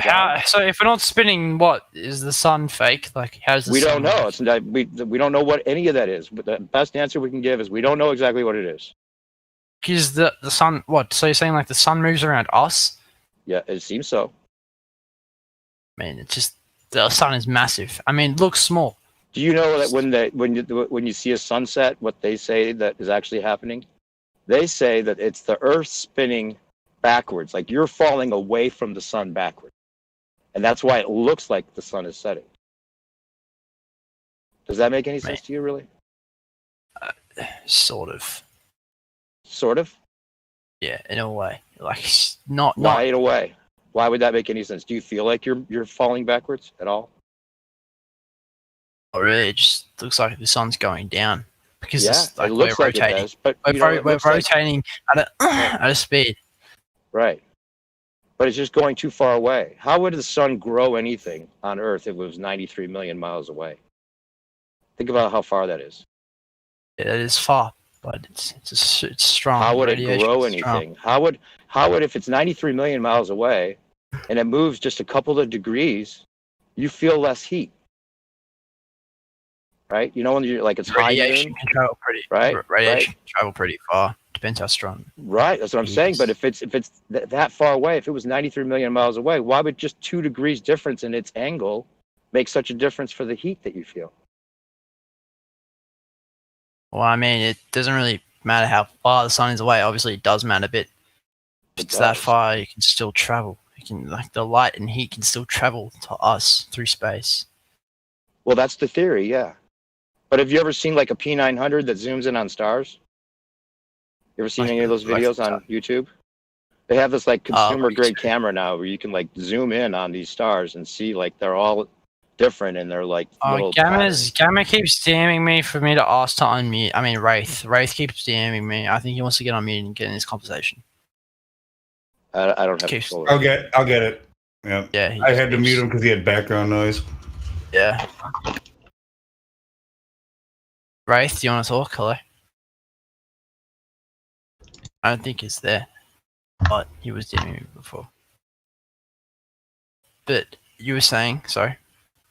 Well, do you know what the speeds are that they say we're going? Do you have any idea what they say? Like the theory? Roughly around 850 miles per hour. Well, at different points on the globe, you'd be moving at a different speed, like a racetrack.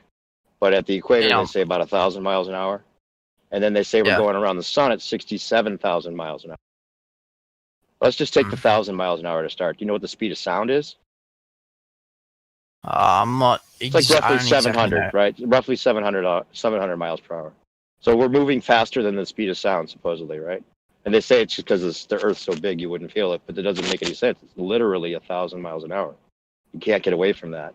They'll try to trick you and say, oh, well, if it was as small as a watch, then we'd be moving slower than the hour hand, which you can't really see move. But if that clock was as big as the circumference of the Earth, that hour hand would have to move at 1,000 miles an hour to make one rotation. It's all a relativity trick, and they use it all the time, and it convinces you. But it doesn't make any sense. Because if you were going 67,000 miles around the sun, it's 93 million miles away, and also moving in another direction at 1,000 miles an hour, and then the sun itself is going at, they say, 500,000 miles per hour. Do you know how fast that is? That's 500,000 miles per hour. So that means every day you'd be displacing yourself in space and time by 12 million miles. And then we still see all the same stars in the same positions in the sky every night. So if we're moving out of our place 12 million miles and you add that up times 360 days, by the end of a year, you'd be so far away from your original position. How would you still see the same patterns in the sky in the same position every year? This is a Those stars rotation. have to be moving around Still, us. you can no. Because we're moving away. Our relation to them is a parallax shift. That's what they call it. If you move in relation to something to another spot, you're going to see a different angle of those stars, and they're all supposed to be stars of other solar systems, right? Yeah. So how is it that those stars are staying the same distance away from each other and in the same position relative to where we are on Earth year after year with no change? And you know how they get away with it? They say, well, the stars are so far away, like trillions of light years away. So the change is so minuscule. They're just so far away. It doesn't even matter how much we move, because in relation to them, it's very minimal. But you can zoom in on these stars with this consumer grade camera, and if there were trillions of light years away, that camera should cost millions of dollars, but it's only $600. And you can see the stars with some definition of some sort. So it's not just like a light traveling that gets to you eventually. That's Well, bullshit. how far would you say Earth travels like around a year, like around the sun? How I far don't would think you it's say? zero at all. Zero. We're not moving. That's Okay. the Well, point. what would they say? What do they say? They say we're moving 12 million miles a day. 12 million miles a day. Okay. Think about that. And How times far? that, 12 million times 360. How far is Earth So in a traveling? year, how many miles from our original position? Well, would it says we be? here about 584 million miles. 484 million miles from our original position in relation to the stars. 584. Yeah. Exactly. So then how would it be that we're still seeing the same stars over and over again in the same exact position? I mean, as Avi said before, what they say. What they say is trillions of miles of light years away. That's the only way they get away with it. That's why they have to make them so far away, because otherwise it would For you to have, if you were to be sure, you'd have to calculate how far those stars actually are. Well, if you can zoom in on them with a consumer grade camera, do you think that you'd be seeing something that's light years away, trillions of light years away? Think about it. You know how far a light year is? Just look up how far 1 light year is. And then if they say billions of light years, how far that would be. And then think about it and use Occam's razor. Sorry for butting in, guys. I just had a little trigger.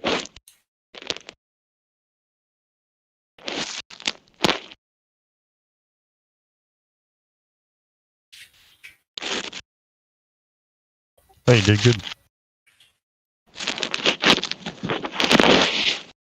I'm old school. I was hearing some of you guys talk, some of your talk from earlier. Hank was just getting over to the flat Earth finally. I've been talking to him forever, man. I've been like, Hank, are you kidding me? I thought he was a flat earther too forever when he was talking with us. I'm like, what? Wait, Hank's not a.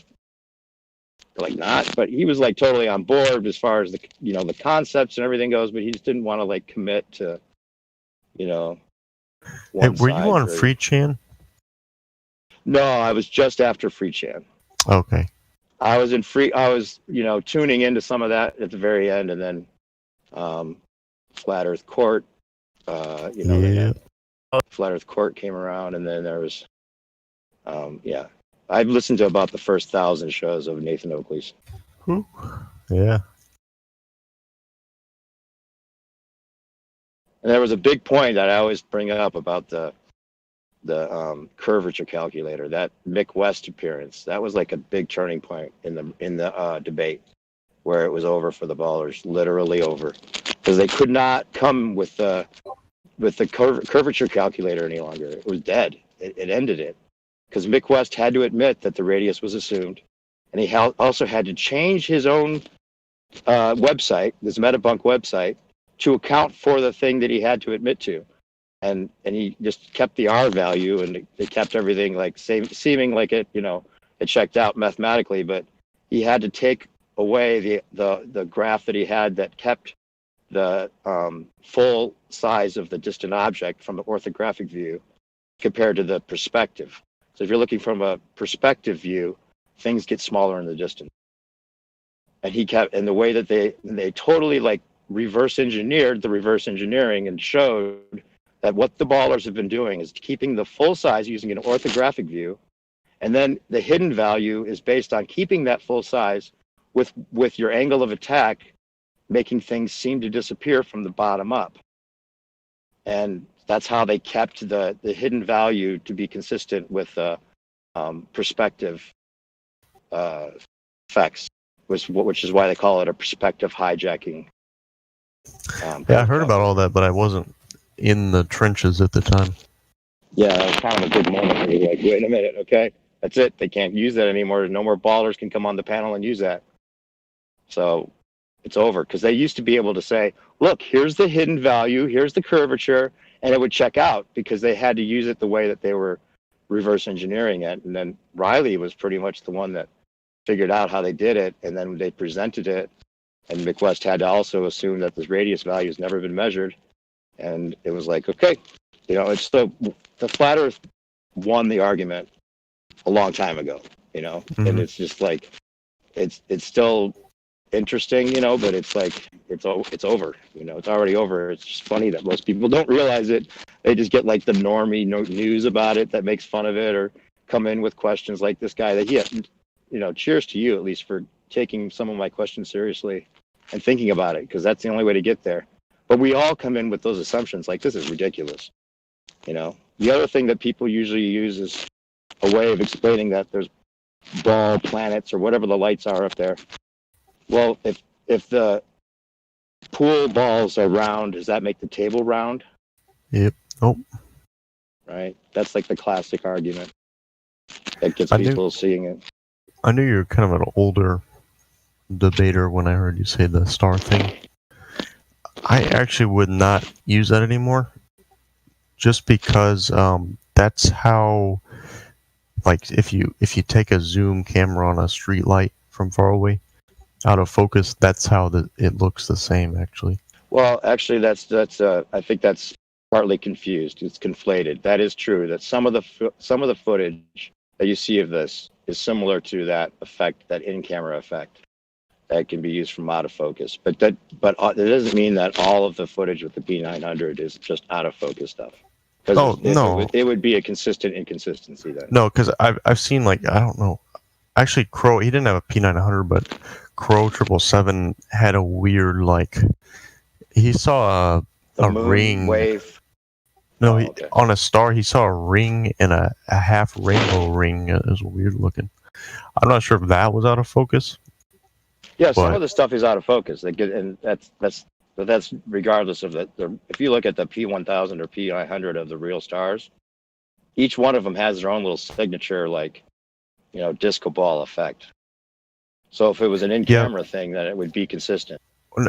Well, that just could mean that there's different light coming through, or like a different intensity or something. Could, but it does. But no matter how you look at it, to think that those lights are coming from trillions of miles away. Yeah, that's the thing. Detail. We can say, like, you can't assume that they're that far away. Like, that's the whole thing. We don't know how You would just get like a distant. They would all look very the same. If it was coming from that far away, there'd be like, the inverse square law applies. There's like so many things that there's no way we'd be getting that kind of brightness, something that distant. Or I think you're right. Yeah. No matter how intense they claim the stars are. Yeah. Definitely. Unrealistically. But the parallax is the thing that ruins it no matter what. There's no way we wouldn't have a parallax shift from like 1 hour, let alone years and years. Galaxy rotation. Like the arm of a freaking Milky Way galaxy rotates unfathomably fast. There would be parallax. Oh yeah, from just a minute you would have parallax. Yeah. But the other thing I heard was you guys were mentioning was Southern Star Trails, and that seems something. If there's anything that's been kind of gate kept, if I had to guess, there's a couple things that seem to be gate kept. I don't know if intentionally or just that people don't know about it, but there are Southern Star Trails. Right? There's Southern in quotes. There's like two discs of lights. Right? They're spinning next to each other, adjacent to each other in the sky, not up and down from a ball, but adjacent. And then there's a celestial equator where they meet.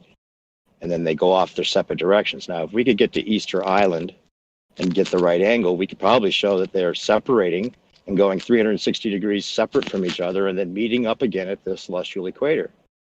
And there's only 3 stars that don't do this separation, and that's the Orion's Belt. And they seem to like reappear at the beginning of the celestial equator, and they go through and then they disappear. But they don't go left or right. They just seem to disappear, which is an anomaly. Wait. But those stars also seem to line up with all the monuments, not only the pyramids, the 3 pyramids, but there's all these other monuments all over the Earth that seem like they line up with the Orion's Belt. They're all spaced exactly the same. So what makes sense would be that that's part of the reason that those monuments were built like that in those positions. And it's funny because flat earthers usually say, "Oh, the sky tells us nothing about the Earth."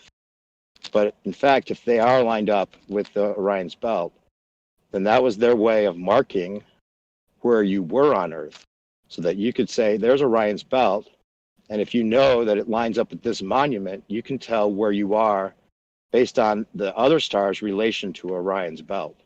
And you could say, "I'm here because I know where the monument is and I see where the Orion's Belt is." And so that puts me here. You're right. No, that argument more has to do with like we can still measure the Earth to be flat. I know. Therefore, the sky doesn't take I that know. away from us.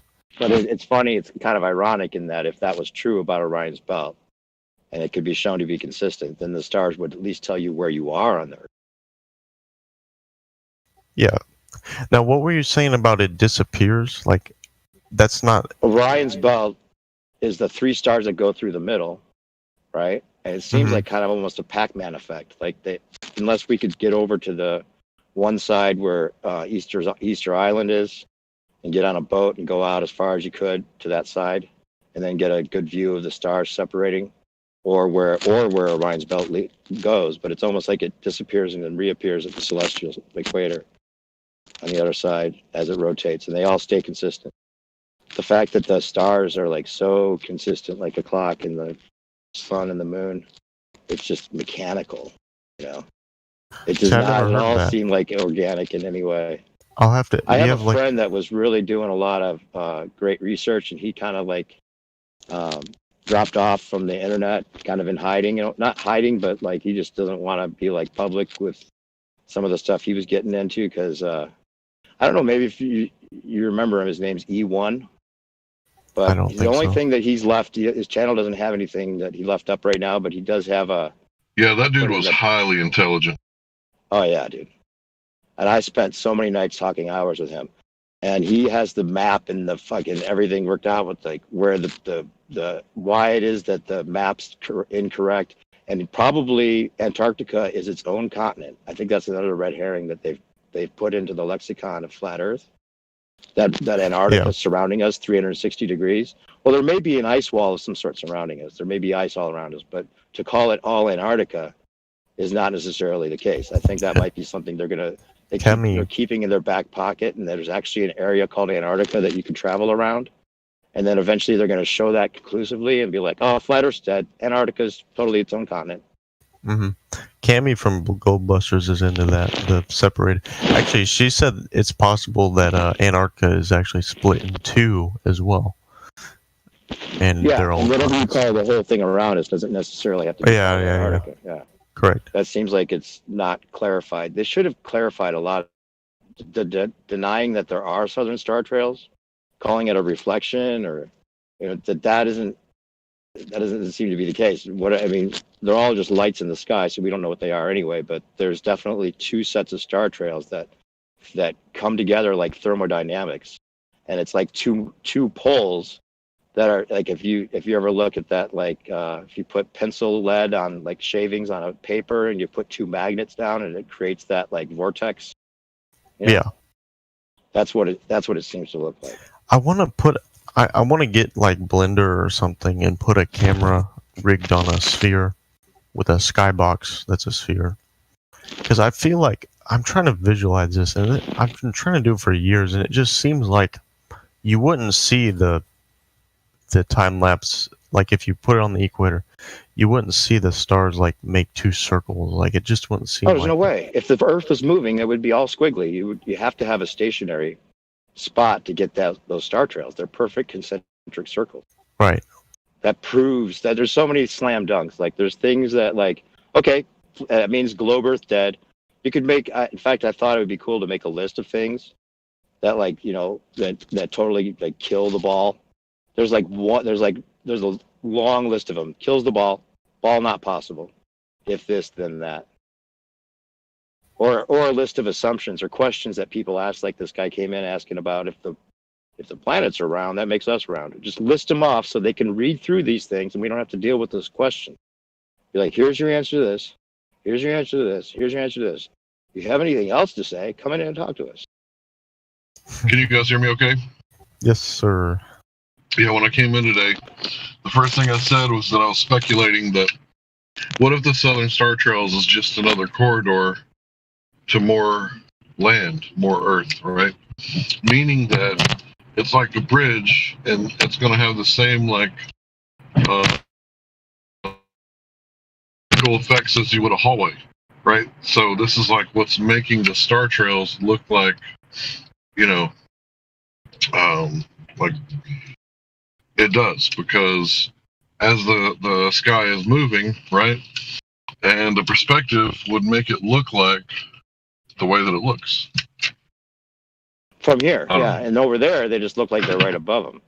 Like right. In Australia, I mean, she like Trouble, our friend in Australia, she takes a lot of star trail shots from there, and there's definitely a celestial equator, and they definitely come together and go apart and come together, just like thermodynamics shows. Well, is there something you can link so I can like look into that for homework? Oh yeah, I'll link the one thing. E1 was on the sun and moon, and he did his whole presentation there. You can listen to that.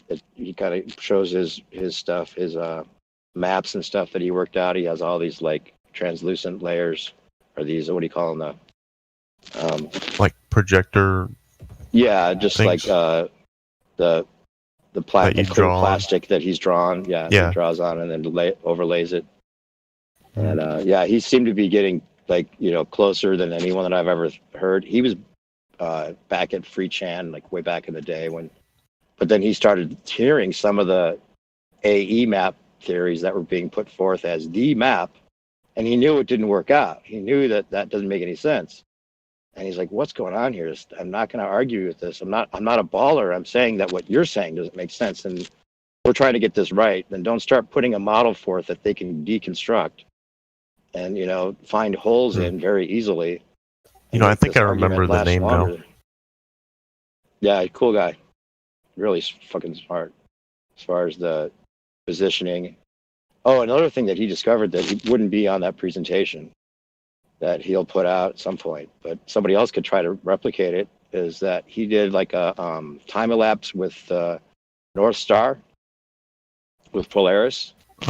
And he did it on at 6-month intervals. He did one on like the 12th of December, and then did it the next year, 12th of December. And this is like huge. Like it should be like something that everyone talks about, but he never showed anybody. He just showed me and a couple other people. It's like a star trail, and the Polaris actually moves in a little circle. So it's not completely stationary. It has its own little movement, and when you put them both together, it looks just like the Eye of Ra. Oh, really? It has a little digit. It has a little. The one in winter and one in summer? Yeah. What? Yeah. And like the little swirl on the bottom? Yeah, like one side is just a curve, just like a little football one shape of the side of the football. And then the other one has like a little divot where you would like they do with the Eye of Ra, That's weird. And it seems like that could be where they got that symbology from, if they knew that, Is there anything you could show of that?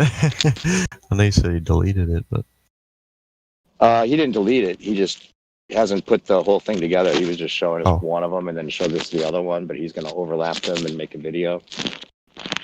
I think he's waiting out process we're being put through right now that might go one way or the other.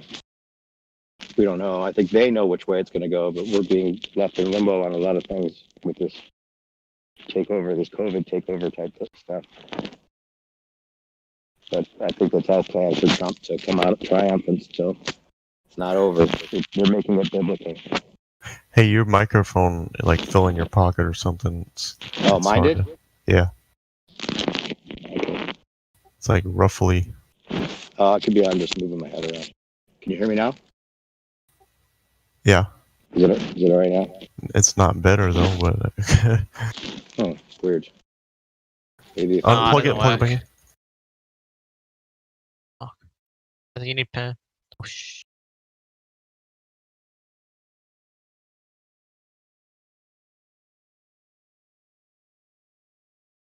Hello, is that better?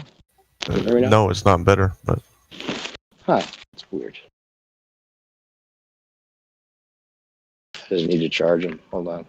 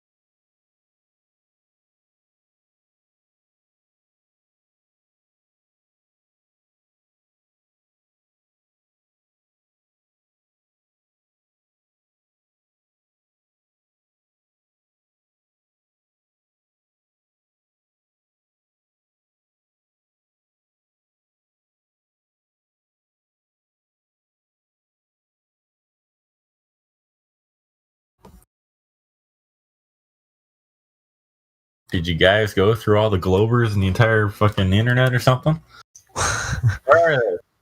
It's starting to feel like it, man. We're getting close. We're waiting for him to be born now.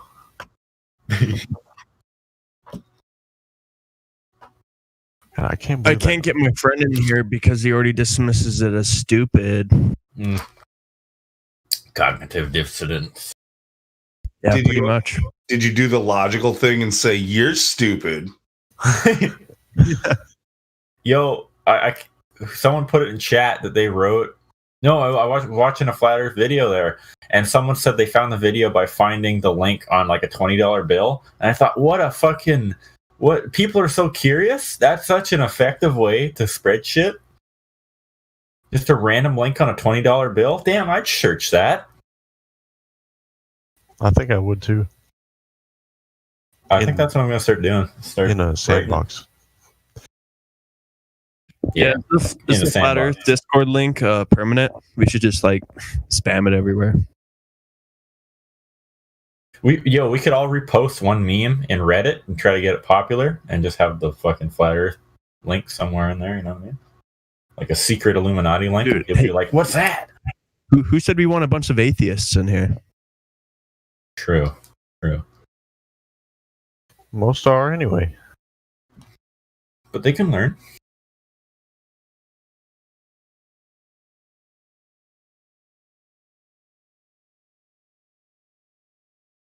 Like that's literally like no. You just different. you just got to spam boomer Facebook posts. There's always a good old crusading other discords. Everybody show up at once and be like, all right, this place is fucking under attack by the Flat Earth Discord.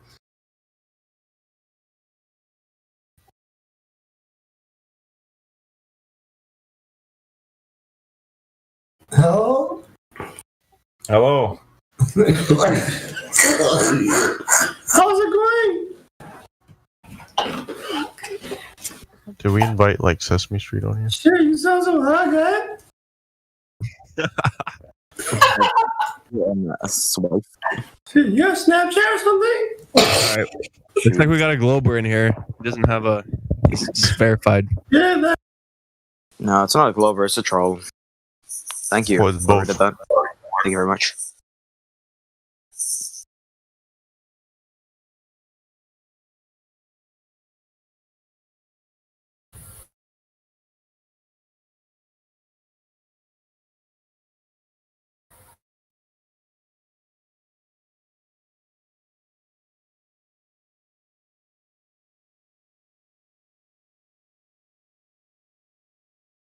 Remember, Earth. Yep. Earth. Yep. Yeah, the German dude. No, the Sesame Street thing. Yeah, but there was this really funny video. Ooh, yep. Yep. Yep. Yep. Those are the guys. Do those things exist other than that skit? Like, were those creatures made for that skit? I don't know. I don't remember ever seeing them on anything else. I want to say I've seen them on other episodes, just like randomly, like really rare, but they're definitely not common characters. Yo, that would be the perfect mascot. Never mind the black swan. Have one of those dudes. Hey guys, I have a really important topic to bring up upon you guys. So, like, are you guys aware about the Indian protests in India right now? How the Indian government is being they're being terrorists, basically. That's all I have to say, guys. If you guys read upon it, you guys realize that the fucking... Dude, you're really loud. I'm very sorry, guys. I don't mean to be loud. Let me just adjust my mic. Man. This fucking guy. Not gonna be rude. That's my cousin right there, man. He's projecting his emotions too, you know. Sorry, but guys. yeah. We apologize for but we just want you guys to realize what's happening in the world, man. These fucking third world countries, these motherfucking governments, they're taking over, man. They're fucking us up. Fucking internally, externally. What the fuck is left of us? Can someone tell us? Absolutely nothing. That's what I'm saying, man. God damn it. To fucking Christ, man. Don't bring the name of Christ in this. Don't use the Lord's name in vain. Yeah, we can't get the Lord's name in vain, man. Come on, we can't be doing that shit. Come on. But him can't do anything. Yeah, man. But can I hear another opinion on this, guys? If anybody has searched up on the protests that have been happening in these third world countries.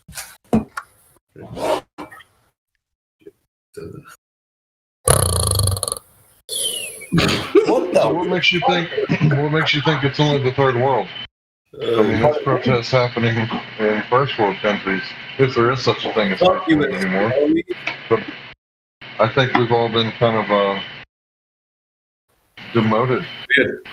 The world's biggest protest is happening right now as we speak. And you don't see anything right on the news, do you? Yeah, did you hear about the world's biggest protest? You know what that is? Are you in India? No, My family is there right now. Yeah, we have family there right now, but we are currently based in Couple of my Toronto. homies there too. Toronto, Canada. Oh no. We showing support Yeah, out here boys. too. We have people all around I'm the sure world. where you go there from, there's support out there too. Yeah, but like like I said, farmers feed the world, right? What can I say, guys? From the farmers, if corporations take over the farming institution, what can we say? It's all gonna be fucking taxed. Everything's gonna be fucked up. There's already more GMO than we can say, right? Come on. Facts, man. Tell them. Is it not already happening? Yeah, man. Sure. Monsanto. Come on, guys. Like understand. There's already so much GMO. How much more can we take, right? Like, people are getting cancer every fucking other day. Why don't you move to Russia where GMOs are fucking classified as terrorism? So why haven't you? Is a real question. Because I'm not complaining about it. No Well, one's it's hard to grow in Russia. I'm bringing a topic which has a discussion that is needed. You understand me? No. No, okay, so brother. If you don't relate to the topic, please don't say nothing. Yeah, if you have nothing to say about the topic, please don't leave a comment. I understand. This is a free world, all right? So I'm allowed to bring my please. Yes, please. If you're undereducated, so just leave your comment out of it, please. Thank you. You've probably got GMO. Just leave it. Yeah, leave it. you sound very silly. At this point, you might as well just mute your mic, brother. I'm very sorry to say, man. Jesus Christ. Yeah, man. Okay. So, who was the other fellow being that I was talking about this topic with? I made a couple. Czechoslovakia. What? Talking about Czechoslovakia. Czechoslovakia invented GMOs. Yeah, I understand, bro. They started selling them. Wait, we're not talking about GMOs in general. They started selling them to Yugoslavia, and that was the first problem. Yeah, I understand. That is for sure. That is the problem of it all. But right now we're talking. So why about didn't you start with that? That is the real problem. Don't waste. I know. but like the first conversation started by the topic was the biggest protest in the world that's going on right now as we speak. Yeah. You have any knowledge of what's going on right now? Yeah, it's the Czechoslovakians that started those biggest That's protests. not the biggest protest going on in the world. You're clearly very uneducated about what's going on around the world. That's just a theory. End of conversation. Yo, guys, it's me. The world's biggest protest is happening in the world in India right now. Basically, every fucking farmer that has ever to exist is in fucking the main capital of fucking India right now, and they're fucking like, you guys better fucking change the laws, or I'm not there. you know, like the last main protest in Czechoslovakia. If I'm thinking of the back of my head, was it back in 1968? Was it? Oh yeah. Okay, yeah. My fellow colleagues researching it right here, but like right now this is happening right now as we speak, right? Because this fucking government thinks that they can like back in 68. This is happening right now. Every fucking farmer in India is doing this shit right now, and you know how many farmers have died? It's over fucking 100 people have died over to this protest. They have saying that they're like, yo, fuck it. They're like, yo, either we mean something to this fucking world or we don't, because this fucking government thinks that they can like take everything, you know? I'm sure you guys fucking understand that. It's cringe. Ranching is based. What? The fuck did this kid just say? Talking about a ranch. Where's that white dude? Fucking. What the fuck did this kid just say? This fucking. Oh my god, man. What was the other kid that I was talking to, man? All these fucking kids are just like fucking high on like DMT and shit. They're like, fuck, man. I'm like completely sober. Fucking nice to Hey, dude, chill out. Fucking asshole, man. Hey, You're in the shut up, wrong dude. forum. Yeah, you came in here and asked me what I thought. And as soon as I started talking, you interrupted me, bro. So don't accuse me of being on DMT. You're the one that can't hold your tongue and ask somebody a question. Can't hold your tongue. Boy, listen to me. We take more psychedelics than you ever think about, alright? We don't need no fucking talk about you telling me about no experience, alright? You understand me? This is not a pissing contest. It's exactly, it's not. So I don't understand why people are talking about what the Move fuck on. they're talking about. Fucking Angat, bro. Some nice fucking Hindustani, my you, bro. Angat, what you know about psychedelics, young boy? Move on, please. What you know about? I didn't even know psychedelics before your history, bro. Angat. History runs deep. Yes, I'm listening. Angat, yeah, where you from, brother? I'm listening. Yes, I'm from India and I can hear you properly, Mr. Simp. You're from Mr. India? SYPH, I can't hear you properly. What? Brother, speak some fucking proper English and talk to me, brother. Dude, you can't even speak English. What are you saying? God, this guy shut the fuck up, bro. This guy's on some Donald Trump shit right now. He's on some Donald Trump shit right now, bro. You know what I'm saying? Listen to me, bro. Do you know where it's making your chocolate? This boy tweaking right now. This is the Czech Republic guy he's talking about? Yeah, I don't know who's called Diane. No, he's like, talking about history back in 68 and shit, bro. Like, we have 2021. Yo, Angat. Yep. What's up? Where you from? I'm from India and just listen Just to me. India, teri maa di bhੈਣ ਦੀ ਮੈਂ ਸਾਲਿਆ ਮੈਂ ਤੇਰੀ ਭੈਣ ਦੀ ਫੁੱਦੀ ਪਾਣੀ ਸਾਲਿਆ ਭੈਣ ਚੋਦਿਆ Bobby by turning beside him. Yeah. Oh, Bobby, can that? Yo, yeah. Do you want to rap? Angat, do you want to rap? Can I hear your Indian rap? Stop it for a minute, please. Brother, I'm crazy or something? We're getting horny, bro. Yeah, brother. We are just trying to fucking rap, man. He was over there. Yo, hit that. The vape. Yo, I need to put the temperature up. Hold up. No, it's fine. Go. Put the temperature up to like 185 and we're talking. Alright. I'm good. Where'd he go? He cut the fuck. Hey, this is a flat earth conversation. If you don't know anything about flat earth, then you gotta move along. Yo, what's this guy saying? His fucking microphone sounds like he's in the fucking mall right now. Are you a fucking janitor? He's in the Indian protest. Yes, I'm a janitor. Oh, I'm saying you're being really annoying right now, bro. You're obviously not a janitor because a janitor would never call himself a janitor. He would call himself a custodian. You're a fucking dumbass. No janitor will call himself a janitor. That is very true. It's custodian. Okay, what are janitors? It's it's a custodian. The basic be politically correct in Canada. Yeah, you're in a position. Yeah, you'd be a custodian, not a fucking janitor, right? Stupid.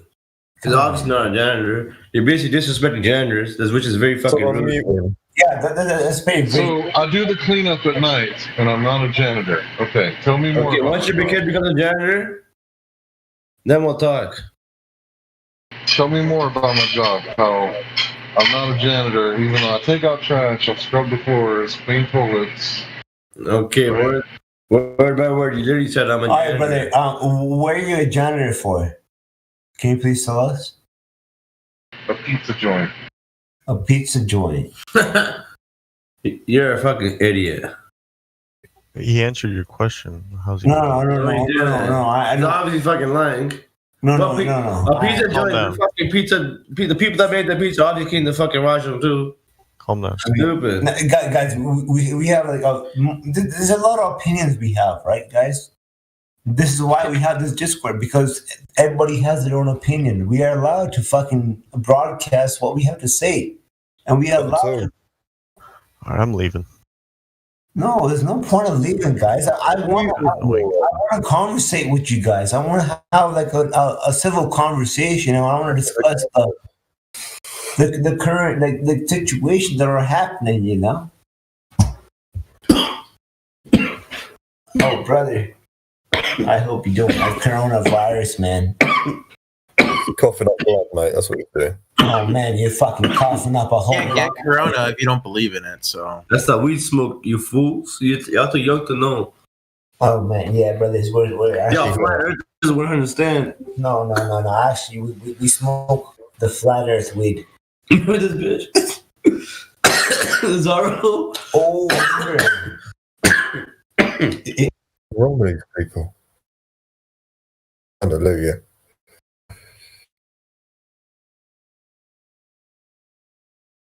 Yeah, how did Swift even get voice verified? Oh no, you guys muted those guys? Oh no. Who even What will we do? I can't talk anymore, can you? I don't even miss him. Who? Hey, Rock, did you muted him, bro?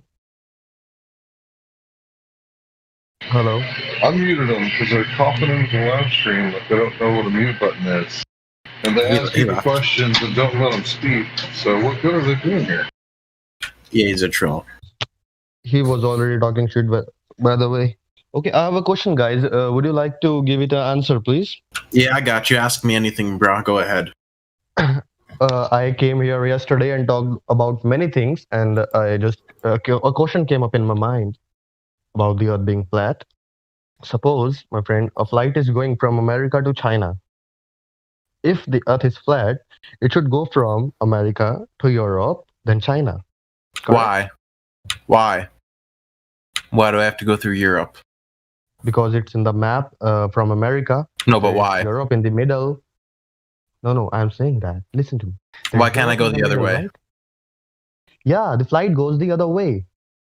That's what I'm saying. If the Earth is flat, why doesn't it go from Europe? Wait, what's why the did question? it go to the other way to China? Did you understand me? No. You didn't. Okay, let me explain again. Suppose a flight is going from America to China. Usually, it goes to the Hold other on. side. Not Are you from saying Europe, a but- flag? No, I'm Flight. saying a flag. Flight. A Plane, flight. plane. Okay. Plane. That's what I thought you Airways. said in the first place. Okay. Okay, so the flight is going from America to China, but from the other side, not from Europe. If the Earth is flat, it should go from Europe. What? Why? Can you explain why?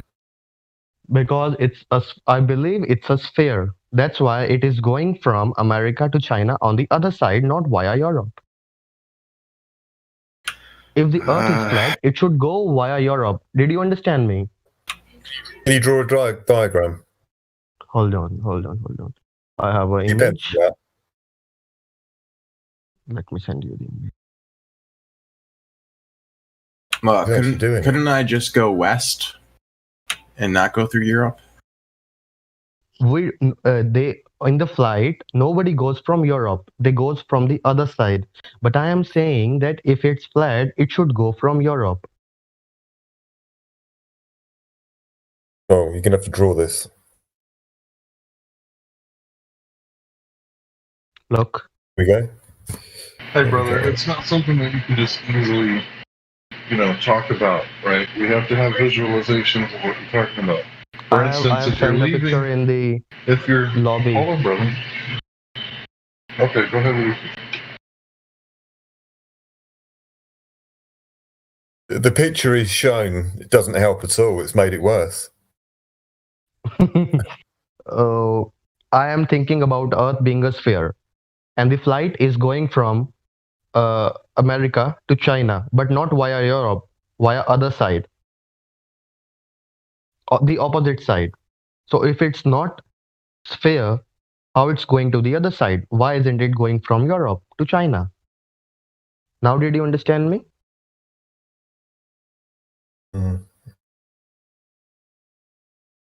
No. Not really.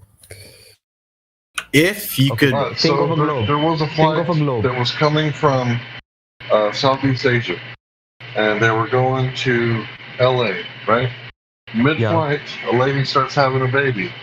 They land in Anchorage, Alaska, right? Have you heard of this? Yeah, I have. So if they were going from South Pacific, right? Why would they go to Alaska? And if you draw the line, right, on the AE map, it makes sense, but it doesn't make sense on a globe. So there's a lot of these flights that don't really make sense, right?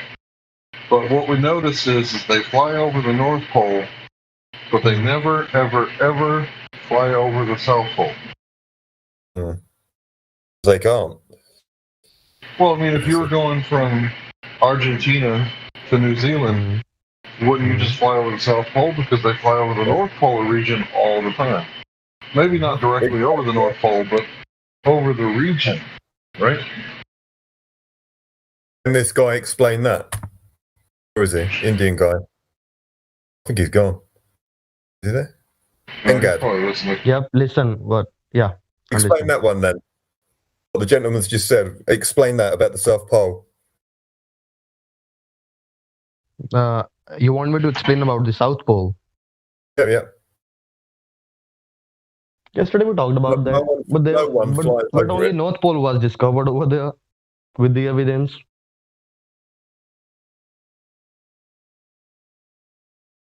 Guys, hello. Can you hear me? Hello.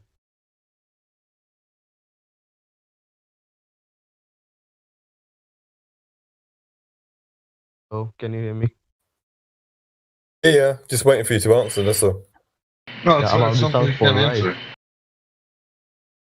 So there's websites where you could track the flights live, and you'll notice that there's many, many flights in the Northern Hemisphere that you can track over the water. But the last time I looked at it, I don't know, things may have changed, but you cannot track the flights in the Southern Hemisphere over the water. So think about this. There was I think it was a flight that was lost in the East Indian Ocean. You guys remember that flight that we lost a few years back? Maybe like 6 years ago? They never found it, did they? Yeah, the flight that they never found, right? Huh? Remember that? Yeah. I don't know if he does. Okay, so if we got satellites and GPS, right, constantly giving feedback, right, how do you lose a flight if there's satellites over there? It would be impossible. Because that little black box would always be like recording, and it would always be sending location back. Right? But if you look at the maps where they track the flights over the over the South Pacific and the Indian Ocean, they lose signal. How's that possible with the satellites? So you are saying that the flights doesn't go to the Southern Hemisphere, they travel towards the north. Is it right?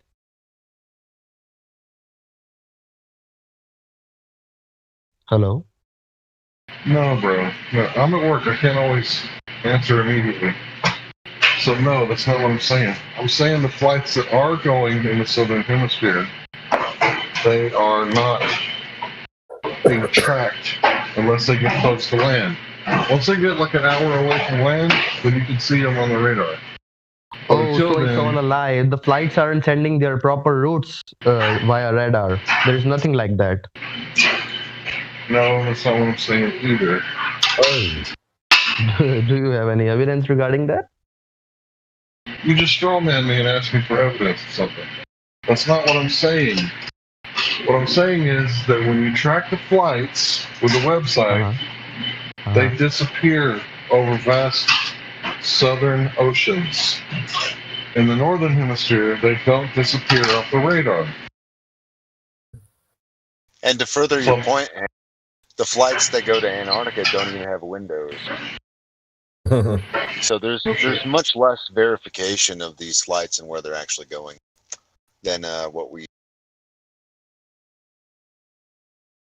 But that wasn't my question, my friend. I actually asked something else, and you are explaining me about the losing the flights. I think nobody understands it over here. Did you understand my question? Just tell me. You're talking about a flight path from China to where was it again? No, from the United America, States. See, from United he said States America. to China. Right, Okay. but that could be like Southern California, right? Or it could be Maine. So for you gotta be more example, you are a flat earther. You believe that the flight should go from How do you If know what I if a believe, flat bro? earther thinks from a point of view of flat earther, the flight should go from America via Europe to China. But I know the Earth is fair, and the flight always goes from America directly China over the other side, the opposite side. Think of a globe here. Now, did you get it?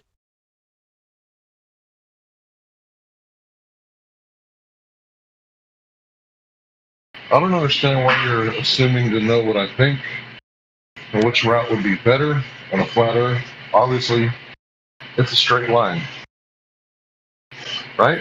Isn't that the best way? Yeah, okay, what's Straight the best line? way? A straight line. If you're in the air, straight Okay, line, I right? believe you for a sec that it's a straight line. Then what about the flight routes? That's what I'm saying. Why isn't it traveling to the straight line? It is traveling to the opposite side. Why? Where is the flight leaving from? You said America. Yes. Talking about Southern California? Okay, let me tell you something. Whenever the flight goes from America to China, it never goes from the Europe side. It never. It always goes directly to China. Never on the route above the Europe. It never goes over there. It goes from the opposite side, via the Indian Why Ocean. would it? If it's from Maine to Beijing, it would make sense that it would fly over the northern hemisphere, over the northern pole region. Why would it want to go to Europe? That's not the destination. That's not the destination. That's what I'm saying. Then why the Earth is flat if it's not going from Europe? Bro, your argument might make sense in your head, but it doesn't make sense in mine. Oh, no, actually, you didn't understand me again. You didn't understand me. You're saying that the flight is going towards the northern hemisphere, parallel to the horizon, right? Okay. First of all, you never said what part of the United States. Any part. Take it any part. Southern part or the northern part doesn't matter. So you think that I should go from Texas to London and then go to China? Yeah. If the Earth is How does flat, that it make- should go from there. And because How it does that is make any not flat, sense? it goes from the opposite side. How does that not make any sense? Why would I go to London when the destination is China? I'm not saying it is going to London. It is going above the London area, above Europe. It is traveling, but it travels from the opposite side. It never goes over there. And if the Earth is flat, it should go from there. The route should be there. Okay, so your claim is that if the Earth's flat, if you leave from Dallas, Texas, you should go to Over the Europe east to and China. not go west. Yeah. Okay, so you do understand that there is no model for the flat Earth, right? No, there is no model. Right. So all you're looking at is the globe, or you're looking at the AE as a I'm looking at the globe. projection, right? So if there's no flat Earth map, then how do you know that it's going the wrong way? Look, that's the thing. I want to believe it's flat Earth, but because of the false evidences or something not proper verification, I can't tell you just the Earth is flat. I want the answer of it. That why the route is like this. If the Earth is flat, it should be like this. If it's not flat, it should be like this. Did you get it now? I mean, there's many flights that supposedly on the globe, they go from the southern hemisphere to the north. To the northern, yes. And then they go back down again. You know, and and in some cases it increases the supposed flight time. Like you can imagine maybe more than double, maybe 2.5 times the distance if they had just gone across. But they don't. And if you know anything about flying, they try very hard to cut time and save fuel. Those are the excuses. So if those are their efficiencies or their metrics, why would they spend twice or more in fuel to go a very unnecessary route? Many of these flights don't make sense.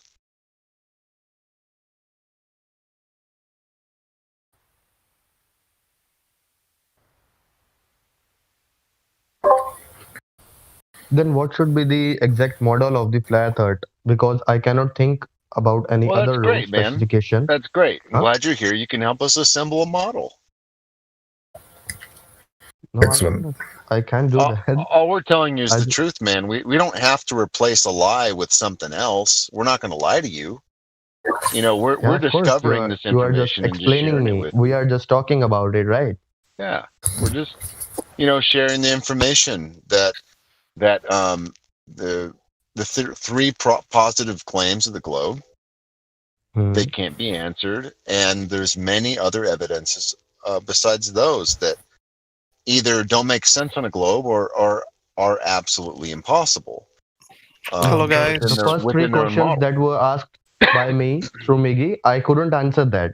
That's why I am here right now, because I believe in the specification of the Earth being flat. But some questions also contradict the statement of those three questions. That's what I ask right now. Sometimes there are many things and many evidences that proves that Earth is square. It's not flat. I apologize. What's going on? It's a flat Earth Discord, dude. No, of course, but what's been discussed is what I'm trying to say. Well, That's what is being discussed over here.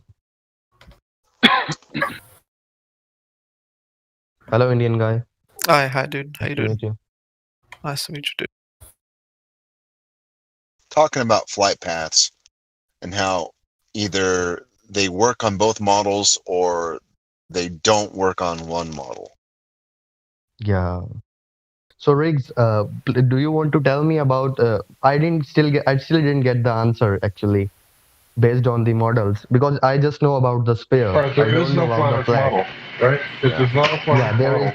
Yes. then how Yes. can you say that the electromagnetic. flight doesn't make sense on a model that doesn't exist?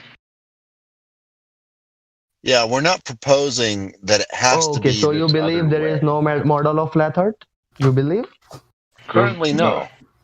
There's So how no do you model. believe then that the Earth is flat? Then how do you believe? Because it measures flat, it's observably flat, Yeah, man, and it's not practically it's used not a as flat. belief. Okay, so just through the observation, it is flat. No, not just observation. It's practically used as flat. When people land direct planes, do evidence- they land planes on an Earth that's moving? Right? So think about this. A flight goes from LAX, which is on the west side of the United States, in California, to, let's say, South Carolina, which is on the east side. Okay. Right?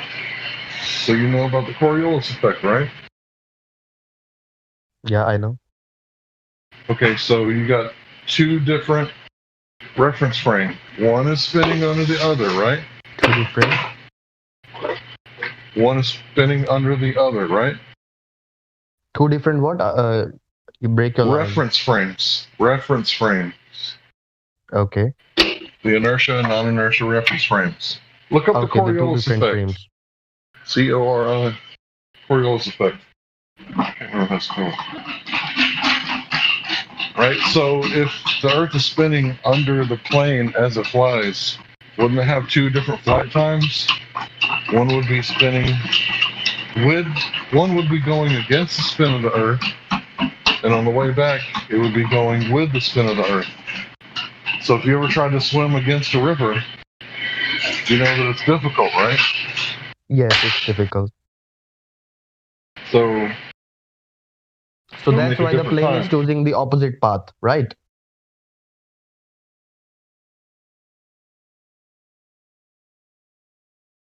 No, bro. No. That's not what I'm saying at all. I'm saying flight times will be different. Drastically different. In fact, going with the spin of the Earth, it would be like impossible to keep up with the spin. Because in Texas, 33rd I parallel, understand you. I understand. in northeast Texas, right? It's like 33 degrees, right? It's going like 700 miles an hour. The flight only goes 550 miles an hour. I got you. According to this diagram, it is flat and round, right? It is round and flat. According to this diagram you sent me over here. Hello. Dude, I don't know what you're looking at. Diagram, I have no idea. Roger tagged me. Oh, you can ask Roger then. Hey, Roger. So I was just wondering, like, if you guys believe that the Earth is round. Oh, sorry. Why am I typing? Oh, sorry. I don't know. So does that mean like other planets are also flat? Like, how does that work out? Like, So you know this isn't a planet, right? sorry? This is not a planet. We don't live on a planet. We live on a plane. Yeah. So like, does that go like same for the like the other planet planets? In my case, because I'm obviously I don't really So- believe in. Okay, let's take you back to like 5 years old. Okay, you live here on the dirt, and what you see is lights in the sky. Is that correct? There's more lights now than there was previously, but yeah. Hey, Mr. Magnetic, I'm sorry I No, interrupted no, wait you. a minute. What do you mean there's more lights? Hold on. What do you mean there's more lights? Like when I was like small, I barely saw any lights in the skies because of all this new technology and etc. I see just a lot more lights. I don't know if you guys realize that or not, but I see So a with lot. technological lights. advancement, you see more. Yeah, that's what I'm trying. I barely used to And see that lights in the means- skies. So apart it from didn't exist stars. before the technology. is what I you're guess. Yeah, yeah. saying. Okay, you know, you realize the fault in your statement, right? What? So What do you mean by it's not faults? really it's not really a point then, right? No, actually. I mean, he's your asking claim is that that. there's more lights in the sky due to technological advancement.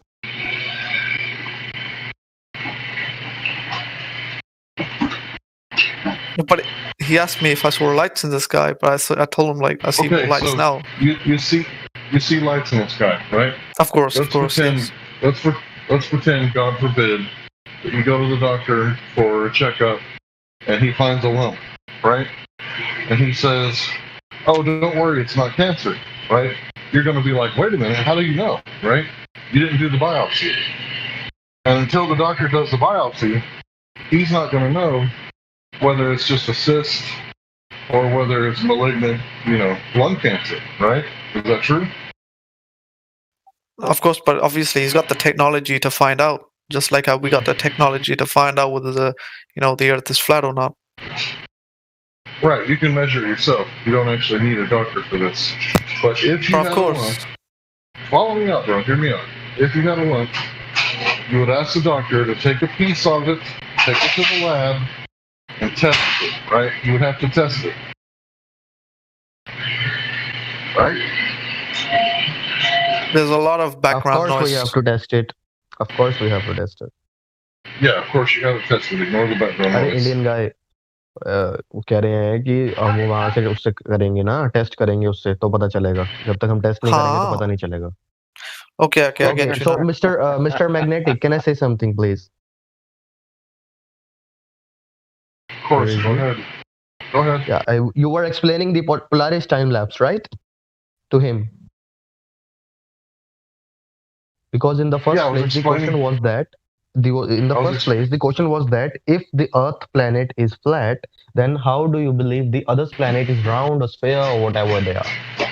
Okay, here's the thing. You're mixing the two cosmologies. You can't mix the two cosmologies, okay? Cosmology Each is one false. is just the flat Earth cosmology and the globe Earth cosmology. You can't mix the two, right? So what you're doing is you're saying if the globe Earth planets are spheres, then how come the flat Earth cosmology is different? It's because it's different, that's why. It's different altogether. So in the flat Earth cosmology, the flat Earth is the basement of all of existence, except for maybe underground caverns, right? Except for maybe deep underground military bases or hollow spots in the earth. But we've only dug 8 miles down. So we don't know what's down there. But the earth is the first floor, right? There is no space flying around because you cannot have a high pressure system sitting immediately next to a low pressure system. Do you know why you can't have a high pressure system? in the background. I can't hear I'm anything, sorry. bro. Do you know why you can't have a high pressure system next to a low pressure system? Meaning the Earth's atmosphere next to empty space. Because it will spew out into the open, low pressure. It does it every time. Every time you have hot, it goes to cold. Every time you have 2 batteries, one's dead and one is fully charged, and you hook them up together, the high charge is going to go to the low charge. And every time you have a cigarette lighter and you open the nozzle, the high charge inside, the high pressure inside, is going to be pushed out to the low pressure on the outside, like a propane tank. Do you know about propane tanks? A gas No, tank? I just got to know about the low pressure and the high pressure. Yeah, it's like a tire on your motorcycle. Yeah. Right? If you push it up and then there's a hole, it's going to spew out every single time, no matter what, right? So how does the Earth, without a barrier like a tank or a tire, keep from spewing the gas out in all directions in the globe Earth model? How does the Then what sun, about which is the helium and hydrogen? hemispheres? Yeah. Then what about the hemispheres? Like Roger sent me a picture telling about the flight routes, flight paths. But according to this picture, where are the hemispheres? What's the northern hemisphere? What's the southern? It's The difficult north to tell is the that. center. The north is the center. Then what's the southern, Roger? That's beyond the alleged Upside equator, down. right? Upside down, No, you're saying, it's right? not upside down. It's flat. It's a flat plane. So try to stay focused on what I said. Yeah. About the gas pressure. Southern ring would be the perimeter, kind of the perimeter, the outside. Most of the models We don't know that. circular, with the circular southern perimeter, flat. There is no flat Earth model, Lemon. There are We several don't know that. variations, you can call it pictures, little variations, No, whatever check. you want to call them. But then where's the southern hemisphere over here? If the center is northern, then where's the southern? The inner part of the sun's circuit would be the northern quote unquote hemisphere, more like a lane, the inner lane of a track on a flat surface with the north at the center.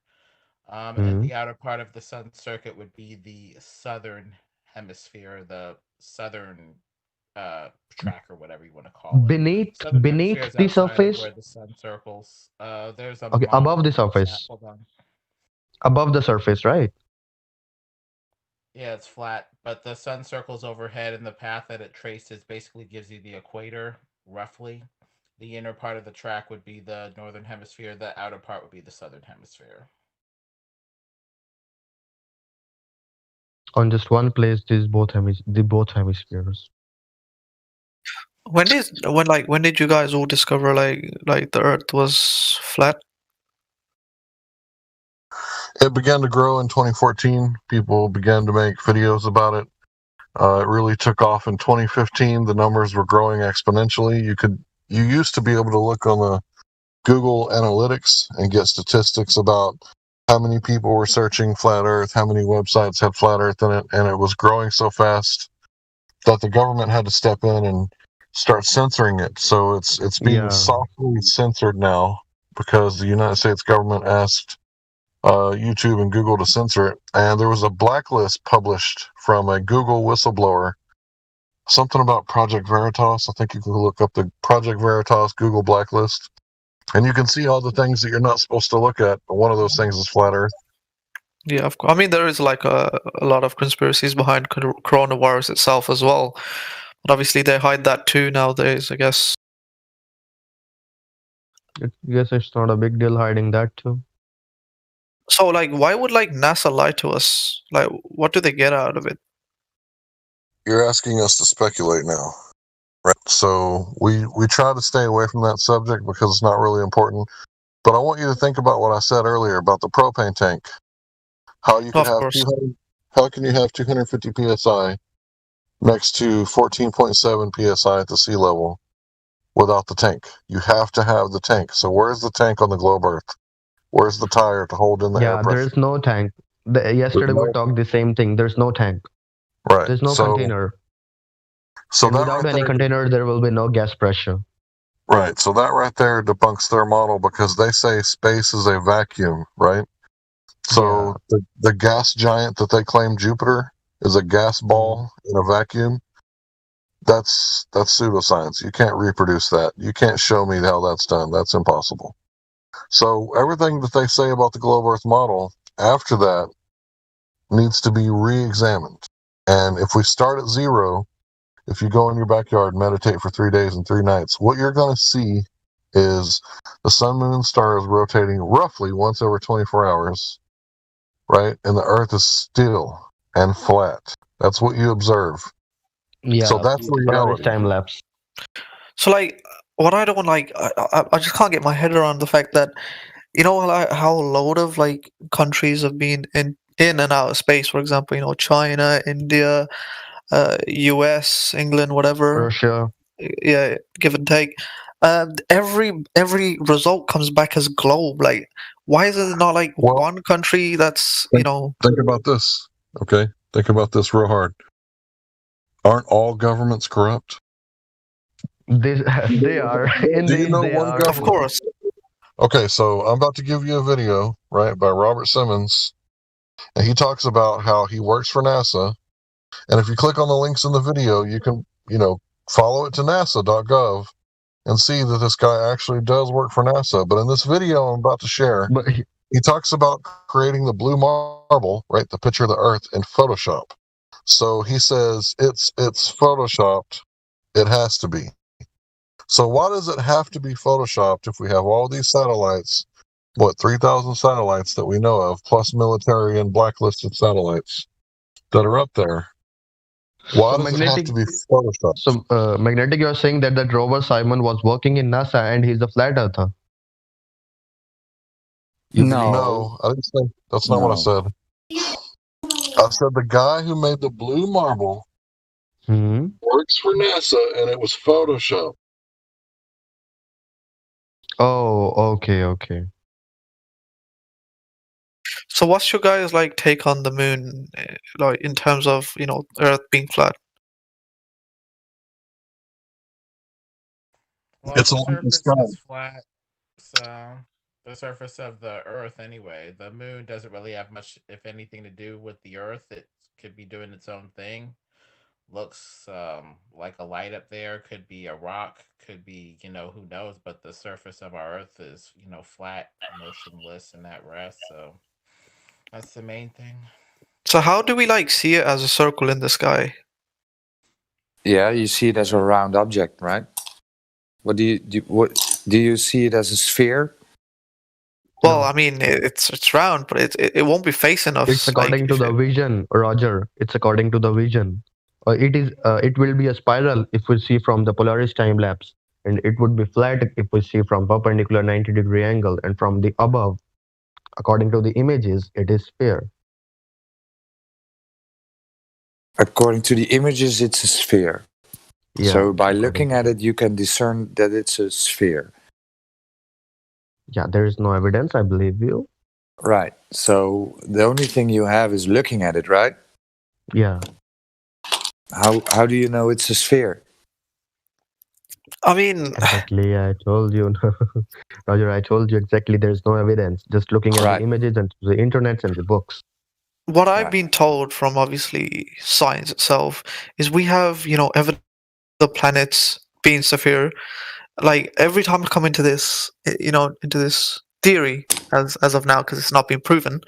Like if, for example, the flat Earth, like they don't seem to, have their own views on other planets. They don't discover outside of the, flat Earth itself. So like, there's no flat Mars. They don't like look into that, and they don't like see space itself.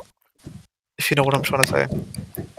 Okay, let me stop you right there. This isn't a scientific question, right? Because science is like a thermometer, right?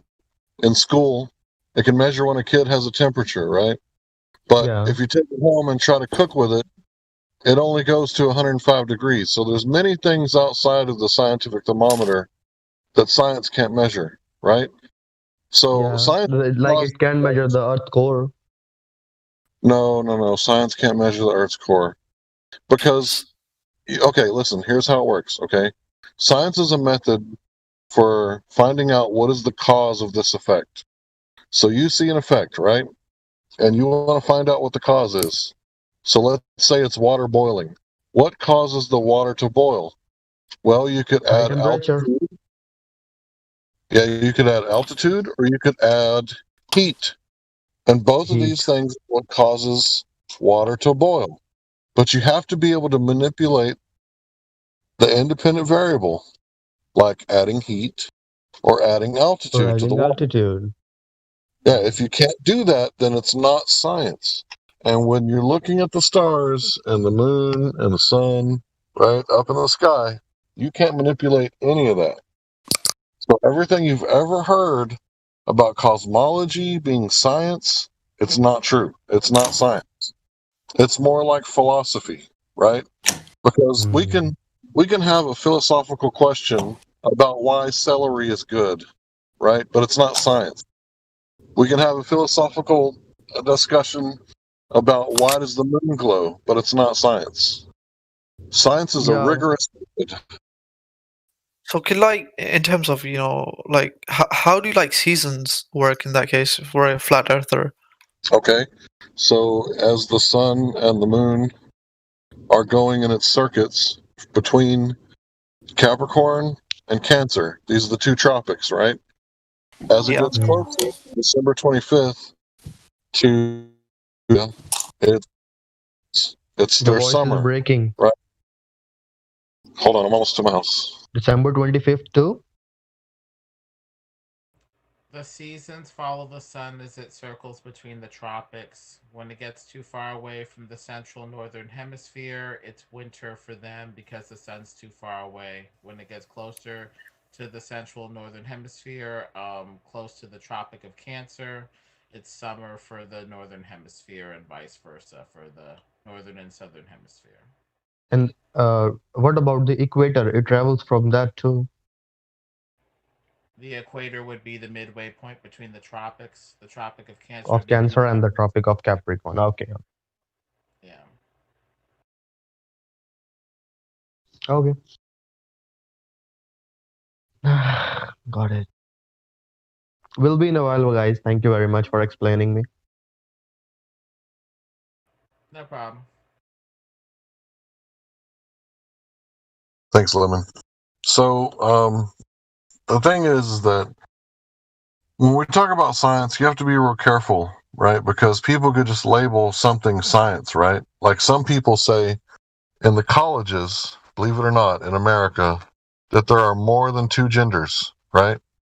And they say that it's science, right? That gender is man-made, right? But that's not true, right? In science, right, specifically biology, there are only two genders, male and female. Not in 2021, bro. There's loads. No, there's only two. I know what you mean though. Like, Male or female. I mean, there are anomalies, right? There's asexual reproduction, right? There's single cell organisms, right? There's different kinds, but especially in humans, it's only male and female. but it's amazing how they can change, the sex of someone. That's down to technology, I'm guessing. You can't, because you're still going to have the same genetics. So you can, modify your meat suit, but you can never modify it to the point to where you change the sex. It's in your genetics. Okay. but like they're like technology and science in terms like they can do a lot with like life on Earth. Like I'm just it's hard for me to believe that like they would lie about the like the Earth being sphere or flat. I'm just confused. Okay, so did you watch that video I sent you, Robert Simmons? It's in the live stream voice text too. What did you send it to? Live stream voice text 2. It's right above the channel you're in right now. You're in live stream voice text. I mean, you're in the live stream 2. Right above that is live stream 2 voice text. Oh yeah, I see it. I see it.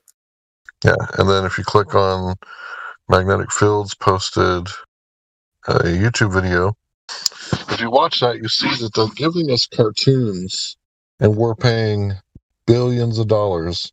It's actually $60 million a day. And the other countries like Israel, India, I watched India's blunder last year where they didn't land. Yeah, the Chandrian. That was a disaster actually. And Yeah. it was it was so it looked so fake, man. Yeah, all they had was like graphs and diagrams and like what they did was they got a bunch of people to like get really excited and then get let down. And then India's paying, I don't know, the United States, we give money to India for their space program. I don't know how that works, but apparently, All right, I'm gonna quickly watch this. And I'll be back in a bit. Then, guys. Okay, but first, before you go, just think if the United States can corrupt farmers and agriculture with their money, with their GMOs, wouldn't the United States government also be able to corrupt your cosmology? 100%, 100%. Okay, Totally yeah, agree. go watch the video. Yeah. Thank you very much, guys. You're very welcome.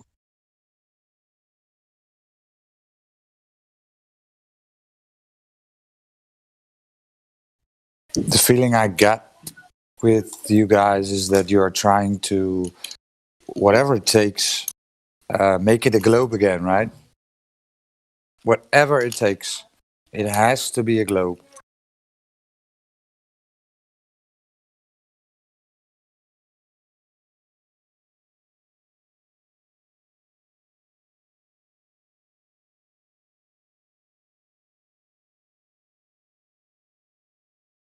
Well, gravity is the god of some, but I think these guys are curious and open-minded. I don't think gravity is their god.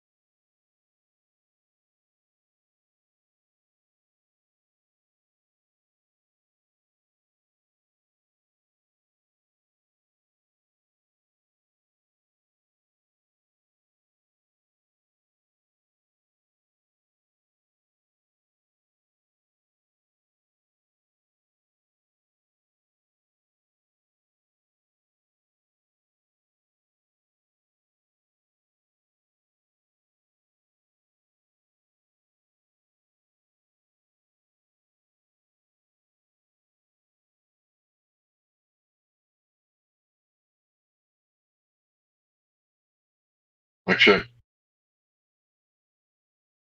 Yeah, I hear you.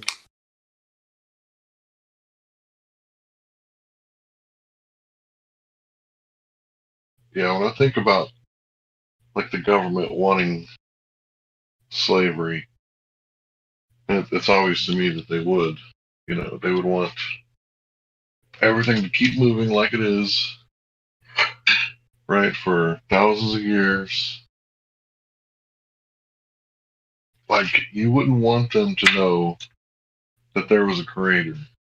Because if there's a creator, the Most High God, then people have rights from the Most High God. But if there's no creator, then the rights are not rights at all.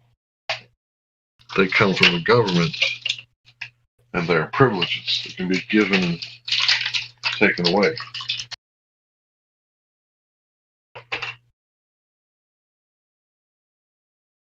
That's what I think it boils down to. Like someone like me, I know that I have rights from the Creator, not from the Constitution, not from any government official, but I have God given rights. I don't make a very good slave knowing that, right? Because I don't have any debt. I have zero debt, believe it or not.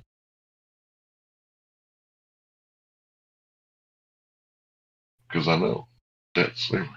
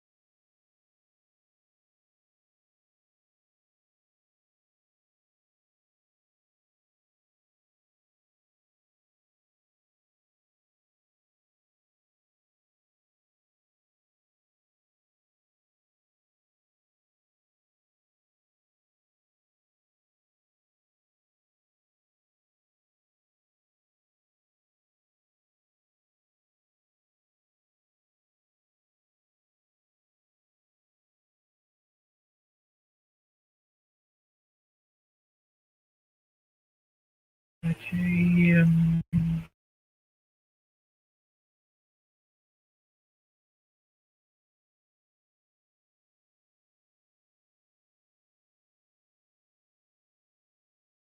Hello. Anyone here? Because I can't hear anyone. Let me rejoin. I cannot hear anyone. Yeah, I think they're all quiet right now. Hey B.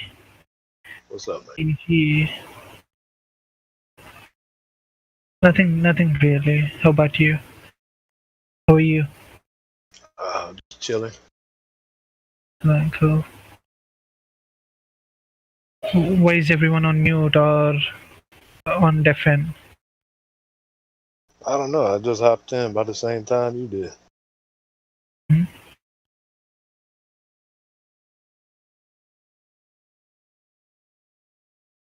Are they like away from the keyboard or something? Because nobody's really talking and you're the only person talking here. I thought it is actually going to be fun in here. Thought I can talk to you people a lot. There are around Yeah, 20, it usually 30 gets people. quiet about this time. Okay, yeah. Where do you guys stay though? Hey, I'm in America. Down Nice. south, way down. Okay. So, You? Where are you from? I'm actually from South Africa. Cool. Nice to meet you. Yeah, nice to meet you too.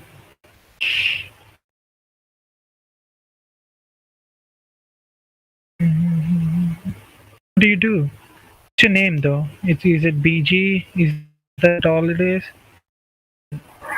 Say Trying to again? get to know. Yeah, BG. Is it BG? Yeah, it's BG. Okay. Yeah. So is that your real name or do you go by that name online? Yeah, just online.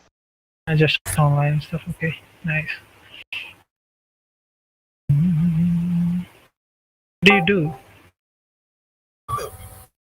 So you guys are flat Earth believers. Nice.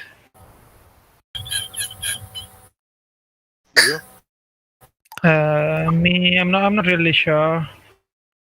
I mean, sometimes I think I'm a flat Earth believer, and sometimes I think the Earth is spherical. So I'm kind of confused. I would say I'm not really sure.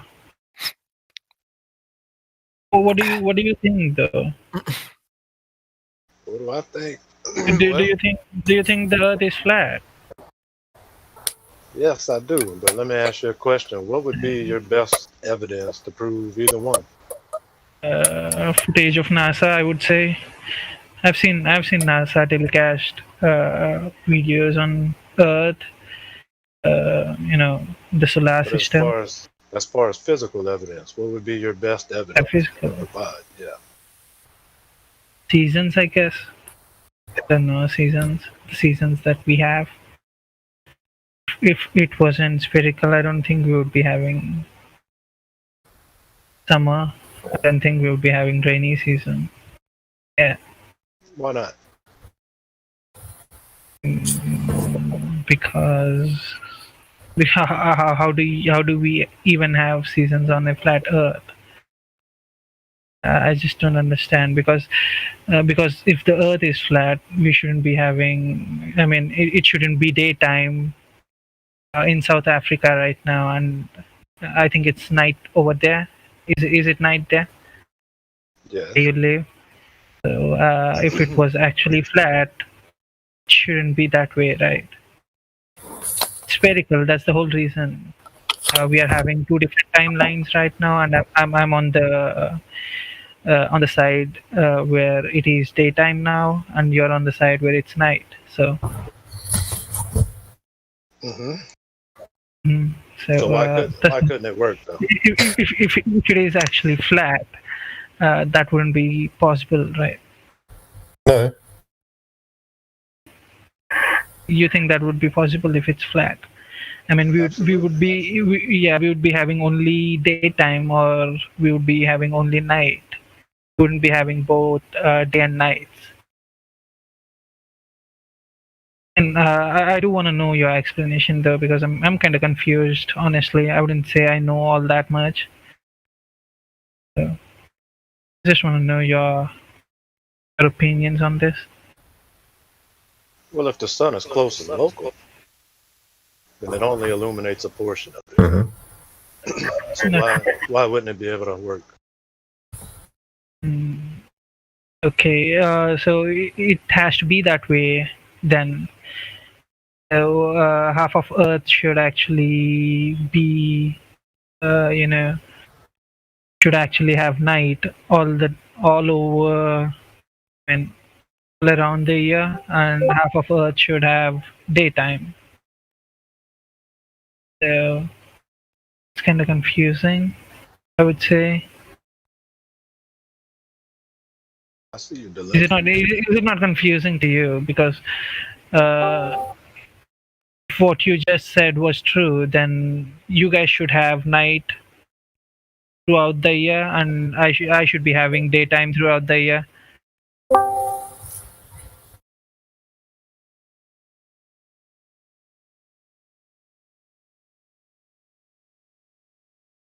Hello everyone. Hey, Adi. Like one of I mean, you know, Earth is flat. Is that true? Is So I'm actually confused too, man. I'm trying to talk to BG here, and try to figure out if the Earth is flat or round. He's trying to explain me things. Can you wait, Adi? Can you wait for a bit? Yeah, I'll try to talk to him and see, try to get a proper explanation from him whether the Earth is flat or round. Yeah, is Mr. BG, what Aiden is it? speaking over here? Mr. Aiden, are you speaking here? Yeah, Angad, yes. Okay, so to whom you are speaking to? Can I ask? I'm talking to BG. Mr. BG, hello. Yeah. Yeah, BG, Mr. BG. I want you to ask him those 3 questions the guys asked me yesterday. Can you do that, please? Sure. Three questions. Yeah, please. Okay. All right. Let me see if I remember them. Angad, are you a flat Earth believer? Do you believe that the Earth is actually flat? Aiden, you'll get to know soon. Just listen to BG and answer him questions. Then I'm going to tell you my opinion. Nice. Okay. So basically, there are 3 questions that we ask new people that come in. One's going to be curvature of Earth. The second is going to be about axial rotation. And the third is going to be about the vacuum of space, whether we can travel there or whether it exists at all. Okay? So first question. Do you know of any time in history, up until now, anyone that has measured the curvature of Earth? Curvature of Earth, I don't really know, but yeah. Aiden, did you understand the question? Did you understand I think the he question? meant. I think he meant to ask the curvature of the Earth. Yes. The measurement of What do curvature. you? Aiden, he's talking about the curvature, bro. Like, how would you measure it? How would I measure the curvature? Or can you measure it? How we can actually prove. measure it? Don't How you can you think measure that it? we can? Have you not studied about it? No, Curvature of. I think it's around. We're just asking you if you know Yeah, of anyone we're just that's asking you. measured it. I don't think anyone has ever measured it, but it Okay, no, no problem. measure it physically. Is that what you mean? Yes. Nobody can ever measure it physically. I mean, people would die if if they try to do that. I mean, they would have to do it. Okay. Well, I mean, it's I got okay. a, You don't know, or you don't have End an of the answer. It's philosophy. fine. Second question, Come on. please. I just want to let you guys know that I have a diagram which shows how to measure the curvature or how it can be measured. If you guys want to have a look at that. It is done through mathematics, I guess, but then I don't really know if you can actually travel and measure it physically. You can never measure it physically. You would die trying to do that. Don't Yeah, think so you believe you can never measure it. You believe that, right? No, I believe we can And measure it mathematically, but not. But nobody has measured it yet. Physically. True. Yeah. Physically, we Okay, cannot. BG. Second question, please. All right, same thing. Axial rotation. Do you know anybody who has measured the movement, Physically again. rotation? Are you saying physically? I mean, yeah. I think people have actually measured that, but mathematically, but not physically. Physically, no one would ever try to do that because I think it's actually easier to calculate axial rotation of by calculations. Yeah. But no It's measurement, actually just easier. calculation. No measurements. Yeah. Physical measurements, just calculations. Yes. Wasn't the first person to ever measure the curvature like a Greek philosopher Mm. from the 250 before Christ? I'm not really You sure, know who but that would yeah. be? Sorry, Do you know who that is? I can't pronounce his name, but I think it's like Eratosthenes or something like that. Yeah, Aristostle. Yeah. It's Aristotle, I think so. No, it's Aristophanes. Yeah, that's it, Eratosthenes. He Okay, Roger. allegedly. Roger, I want you to ask the three questions to him also. I think Aristotle We're currently on the second question. BG was doing this, right? Yeah, but we have to explain them properly in the end also. Right. Go ahead, BG. All right. So, as far as the vacuum of space, has anyone measured that as well? Vacuum How of do we know that? space. Yeah, the vacuum. Can we is travel the there? is the medium? I mean, vacuum is basically no medium. Then it's not. Right. Yeah. So how can you even measure vacuum? I don't think you'll be able to measure vacuum. Can you do that? The question is the medium of space something that you and I can go to, or does it really exist? It does really exist. So how do you know? How do you know that the vacuum of space is a real medium you and I can travel to, or does it? Or I think NASA has already traveled there. Don't you Other think than NASA? Yeah. Other than NASA, is there any evidence other than NASA? Did you check it by yourself over there? Oh, I mean, of course, I didn't go there. I wouldn't be here if I was there. right? So it's a belief, right? You believe that they went there. No, I have actually seen the footage. It's just not belief.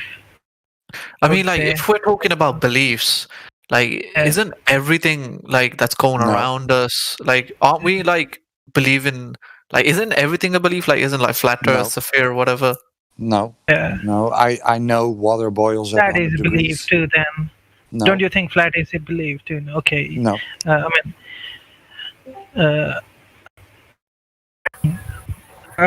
what do you? What are your evidences then? Roger, can I ask you something, please? What is your observation regarding flat Earth? Because yesterday I asked Miggy about this question and he explained me perfectly, but I want to ask your observation too. Can you please do that, please? What observation? How do I know the Earth is About flat? the Earth being flat? Yeah. Well, I live in the Netherlands. yeah.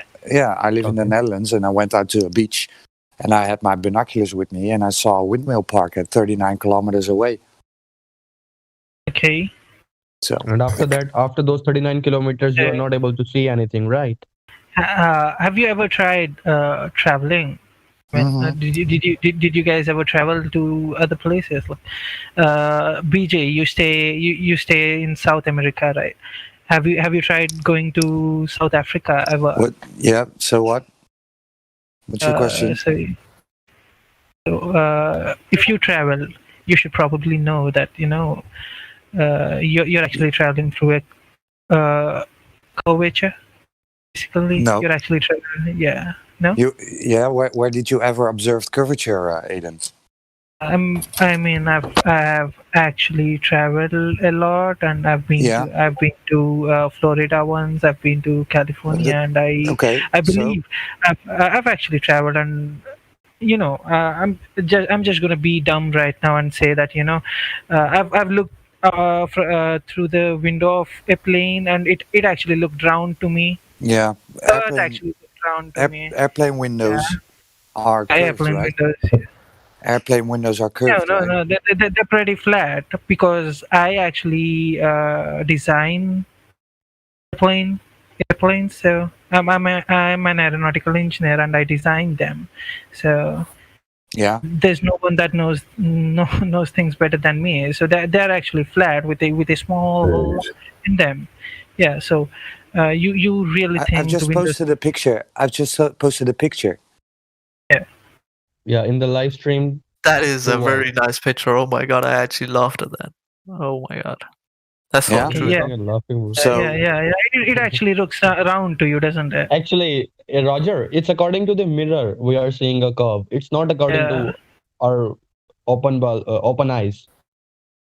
The mirror is in between. That's why we're seeing this curve. you want to tell me again that an airplane window is flat? You saw the curve when you want to tell me this again? You saw the curve. Like you're saying that you saw a curve. I don't see a curve. What would there. the It's actually what would the flat, furthest point? like flat thing. So what would Don't the you think furthest it's point on Earth would be if it was to be flat? What would the furthest point be? I don't know. Do you? Yeah.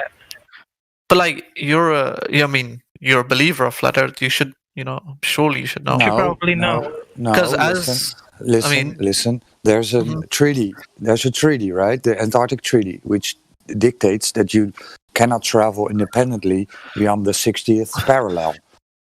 So, if you know what's beyond there, then please tell me. I mean, don't know. That's the most honest position, right? It's the most honest position to say I don't know. Right? Of course, no, 100%. I've been watching YouTube videos about this for a long time. Have you ever heard about like Point Nemo? Point Nemo, which is the most distant point from land in the Pacific Pole as well.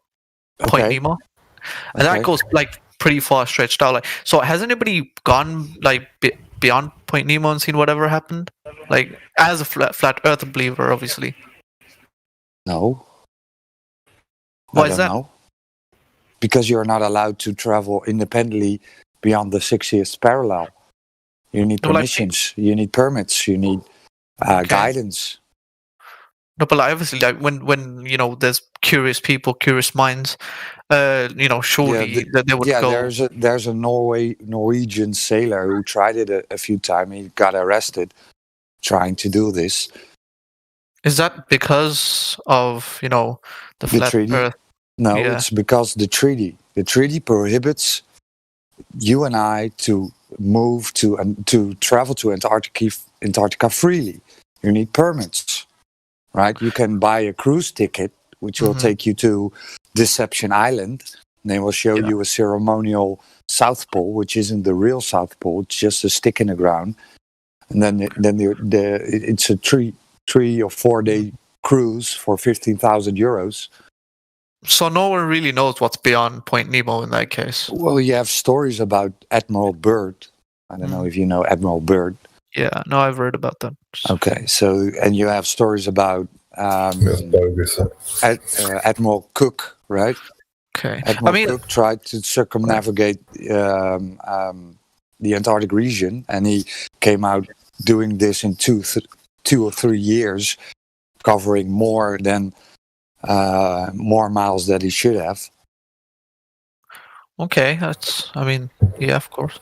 So, like, what happened? Was it documented? Like, yeah, the trip from Admiral Cook is documented. The trip from Admiral Byrd, he even went on television telling about it. What was it called? Let me just search it on YouTube. Admiral Byrd. Admiral Byrd and Admiral Cook. Roger, is there any evidence to calculate the curvature of Earth, or nobody has done it before? No, nobody has done it. And when we go out and measure curvature, there's none, right? When you shoot a laser over a flat a lake. Yeah, I know the Polaris time lapse you're talking about. So no, a flat lake, a lake with lake. water, right? Or Okay. water, or the ocean, or when you shoot a laser over a lake, which is done many times, it hits the other side. So what would happen if someone like was to dig, all the way down to the Earth's core? Like, would they Well, just like? that's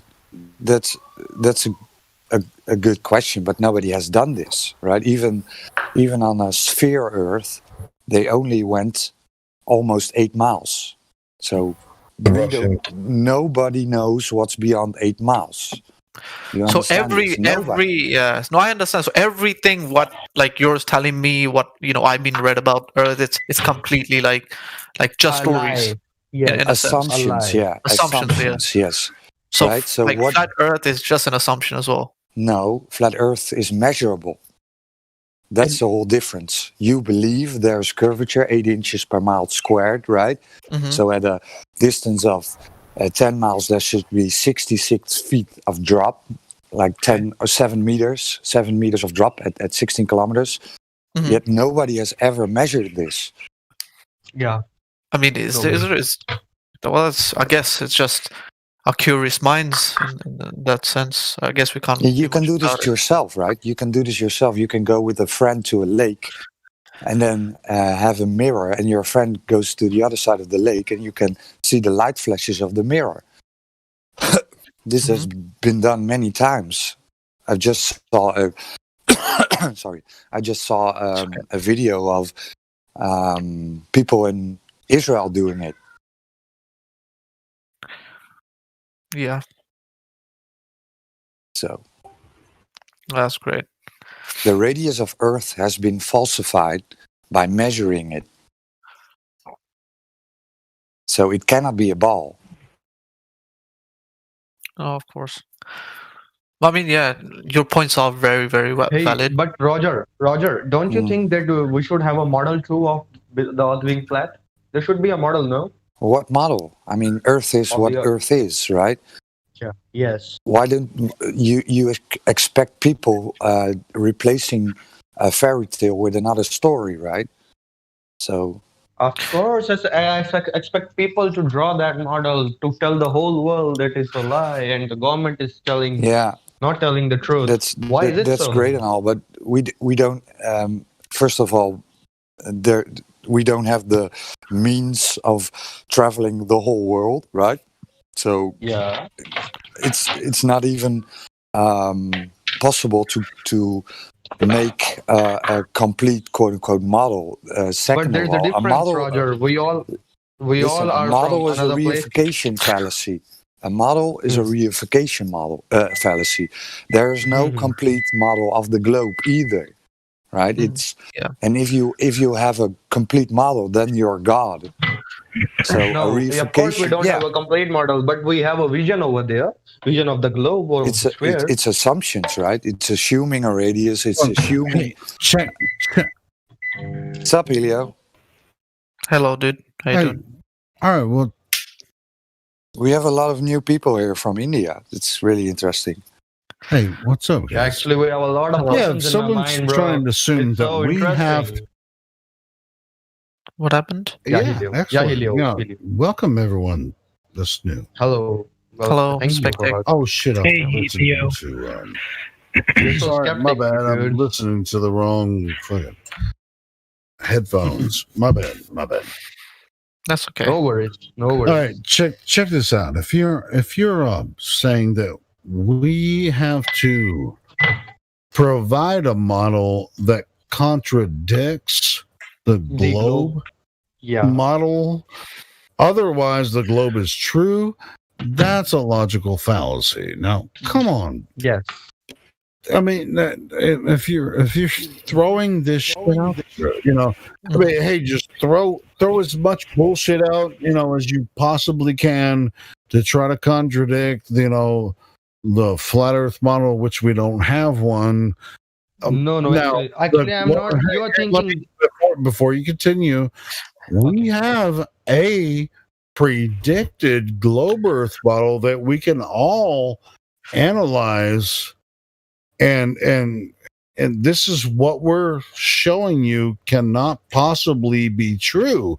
This globe model is the effect, and the rest of it is. And if you're coming in here saying, well, how does the flat Earth model compare against the globe Earth model? It's like, guess what, guys? Flat Earthers don't have a model. We're going to show you how the globe Earth model cannot be true. Go ahead. Exactly, you are gonna show me the observation, the evidence, and the proper measurement of the Earth being flat. Yes, I understand you, totally understand you. But I am saying that if we have a vision of the Earth being sphere, we don't have a vision of the Earth being flat. Every evidence should be visual in terms, because obviously, mathematically, it's Because just on paper. you also, on the other side, you also believe that there is no gravity on there, and the Earth is no planet, and still it is not revolving around the sun. The sun is revolving around the Earth. You believe that, so right? Skeptic, you believe we that? can't prove. We cannot prove gravity. That is why we don't have that belief. We can't prove it. Exactly. We can just measure the Earth being flat, but we can't prove its vision.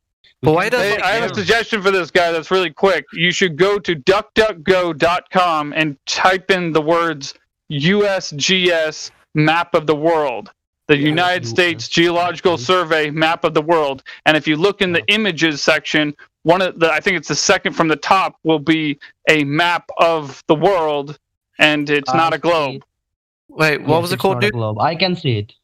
The USGS map of the world. I have typed that in. I can't. For world map. Right now, it's not a globe, right? Yeah. It's like, is it the stretch one? Yeah, the stretch one on the third side. Okay. Yep, I see it. Yep, it's not a globe. First global topographic map of Mercury released, right? That is the map that people use to navigate properly. What the shit? I mean, listen, general understanding of the globe. I mean, how is this? I mean, how is this disputed? Don't take me wrong. Please don't take me wrong. I am just asking the things.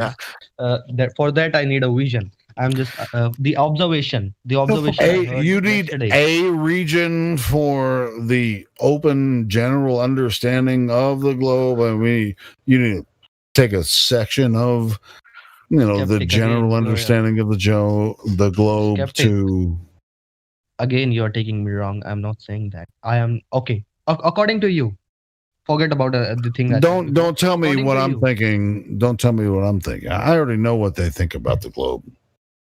Okay, listen to me, please. I just want to know your observation. Can you tell me your observation about the Earth being flat, please? Well, look. Yeah, when I look toward the horizon, it looks flat. That's my observation. So what happens at the end of the edge? What happens? The end of the edge? Who the fuck said the end of the edge? End of the edge. So obviously everything that's flat has the end. No, it's just as far as you can see. At the moment, I'm standing somewhere on Earth, and I can see as far as I can see. That's infinite. Yeah, but I think the answer to your question is Earth is not infinite. That's just as far as I can see. We don't know exactly how far it goes because we're not allowed to travel freely in Antarctica. But so there if you want to know what my guess would be, I'm guessing it's a dome above our heads that touches the ground at some point, and it's probably a few thousand miles in diameter. So Did the Globers say the end of the edge? Did someone say that? Yeah. I don't know. Holy shit.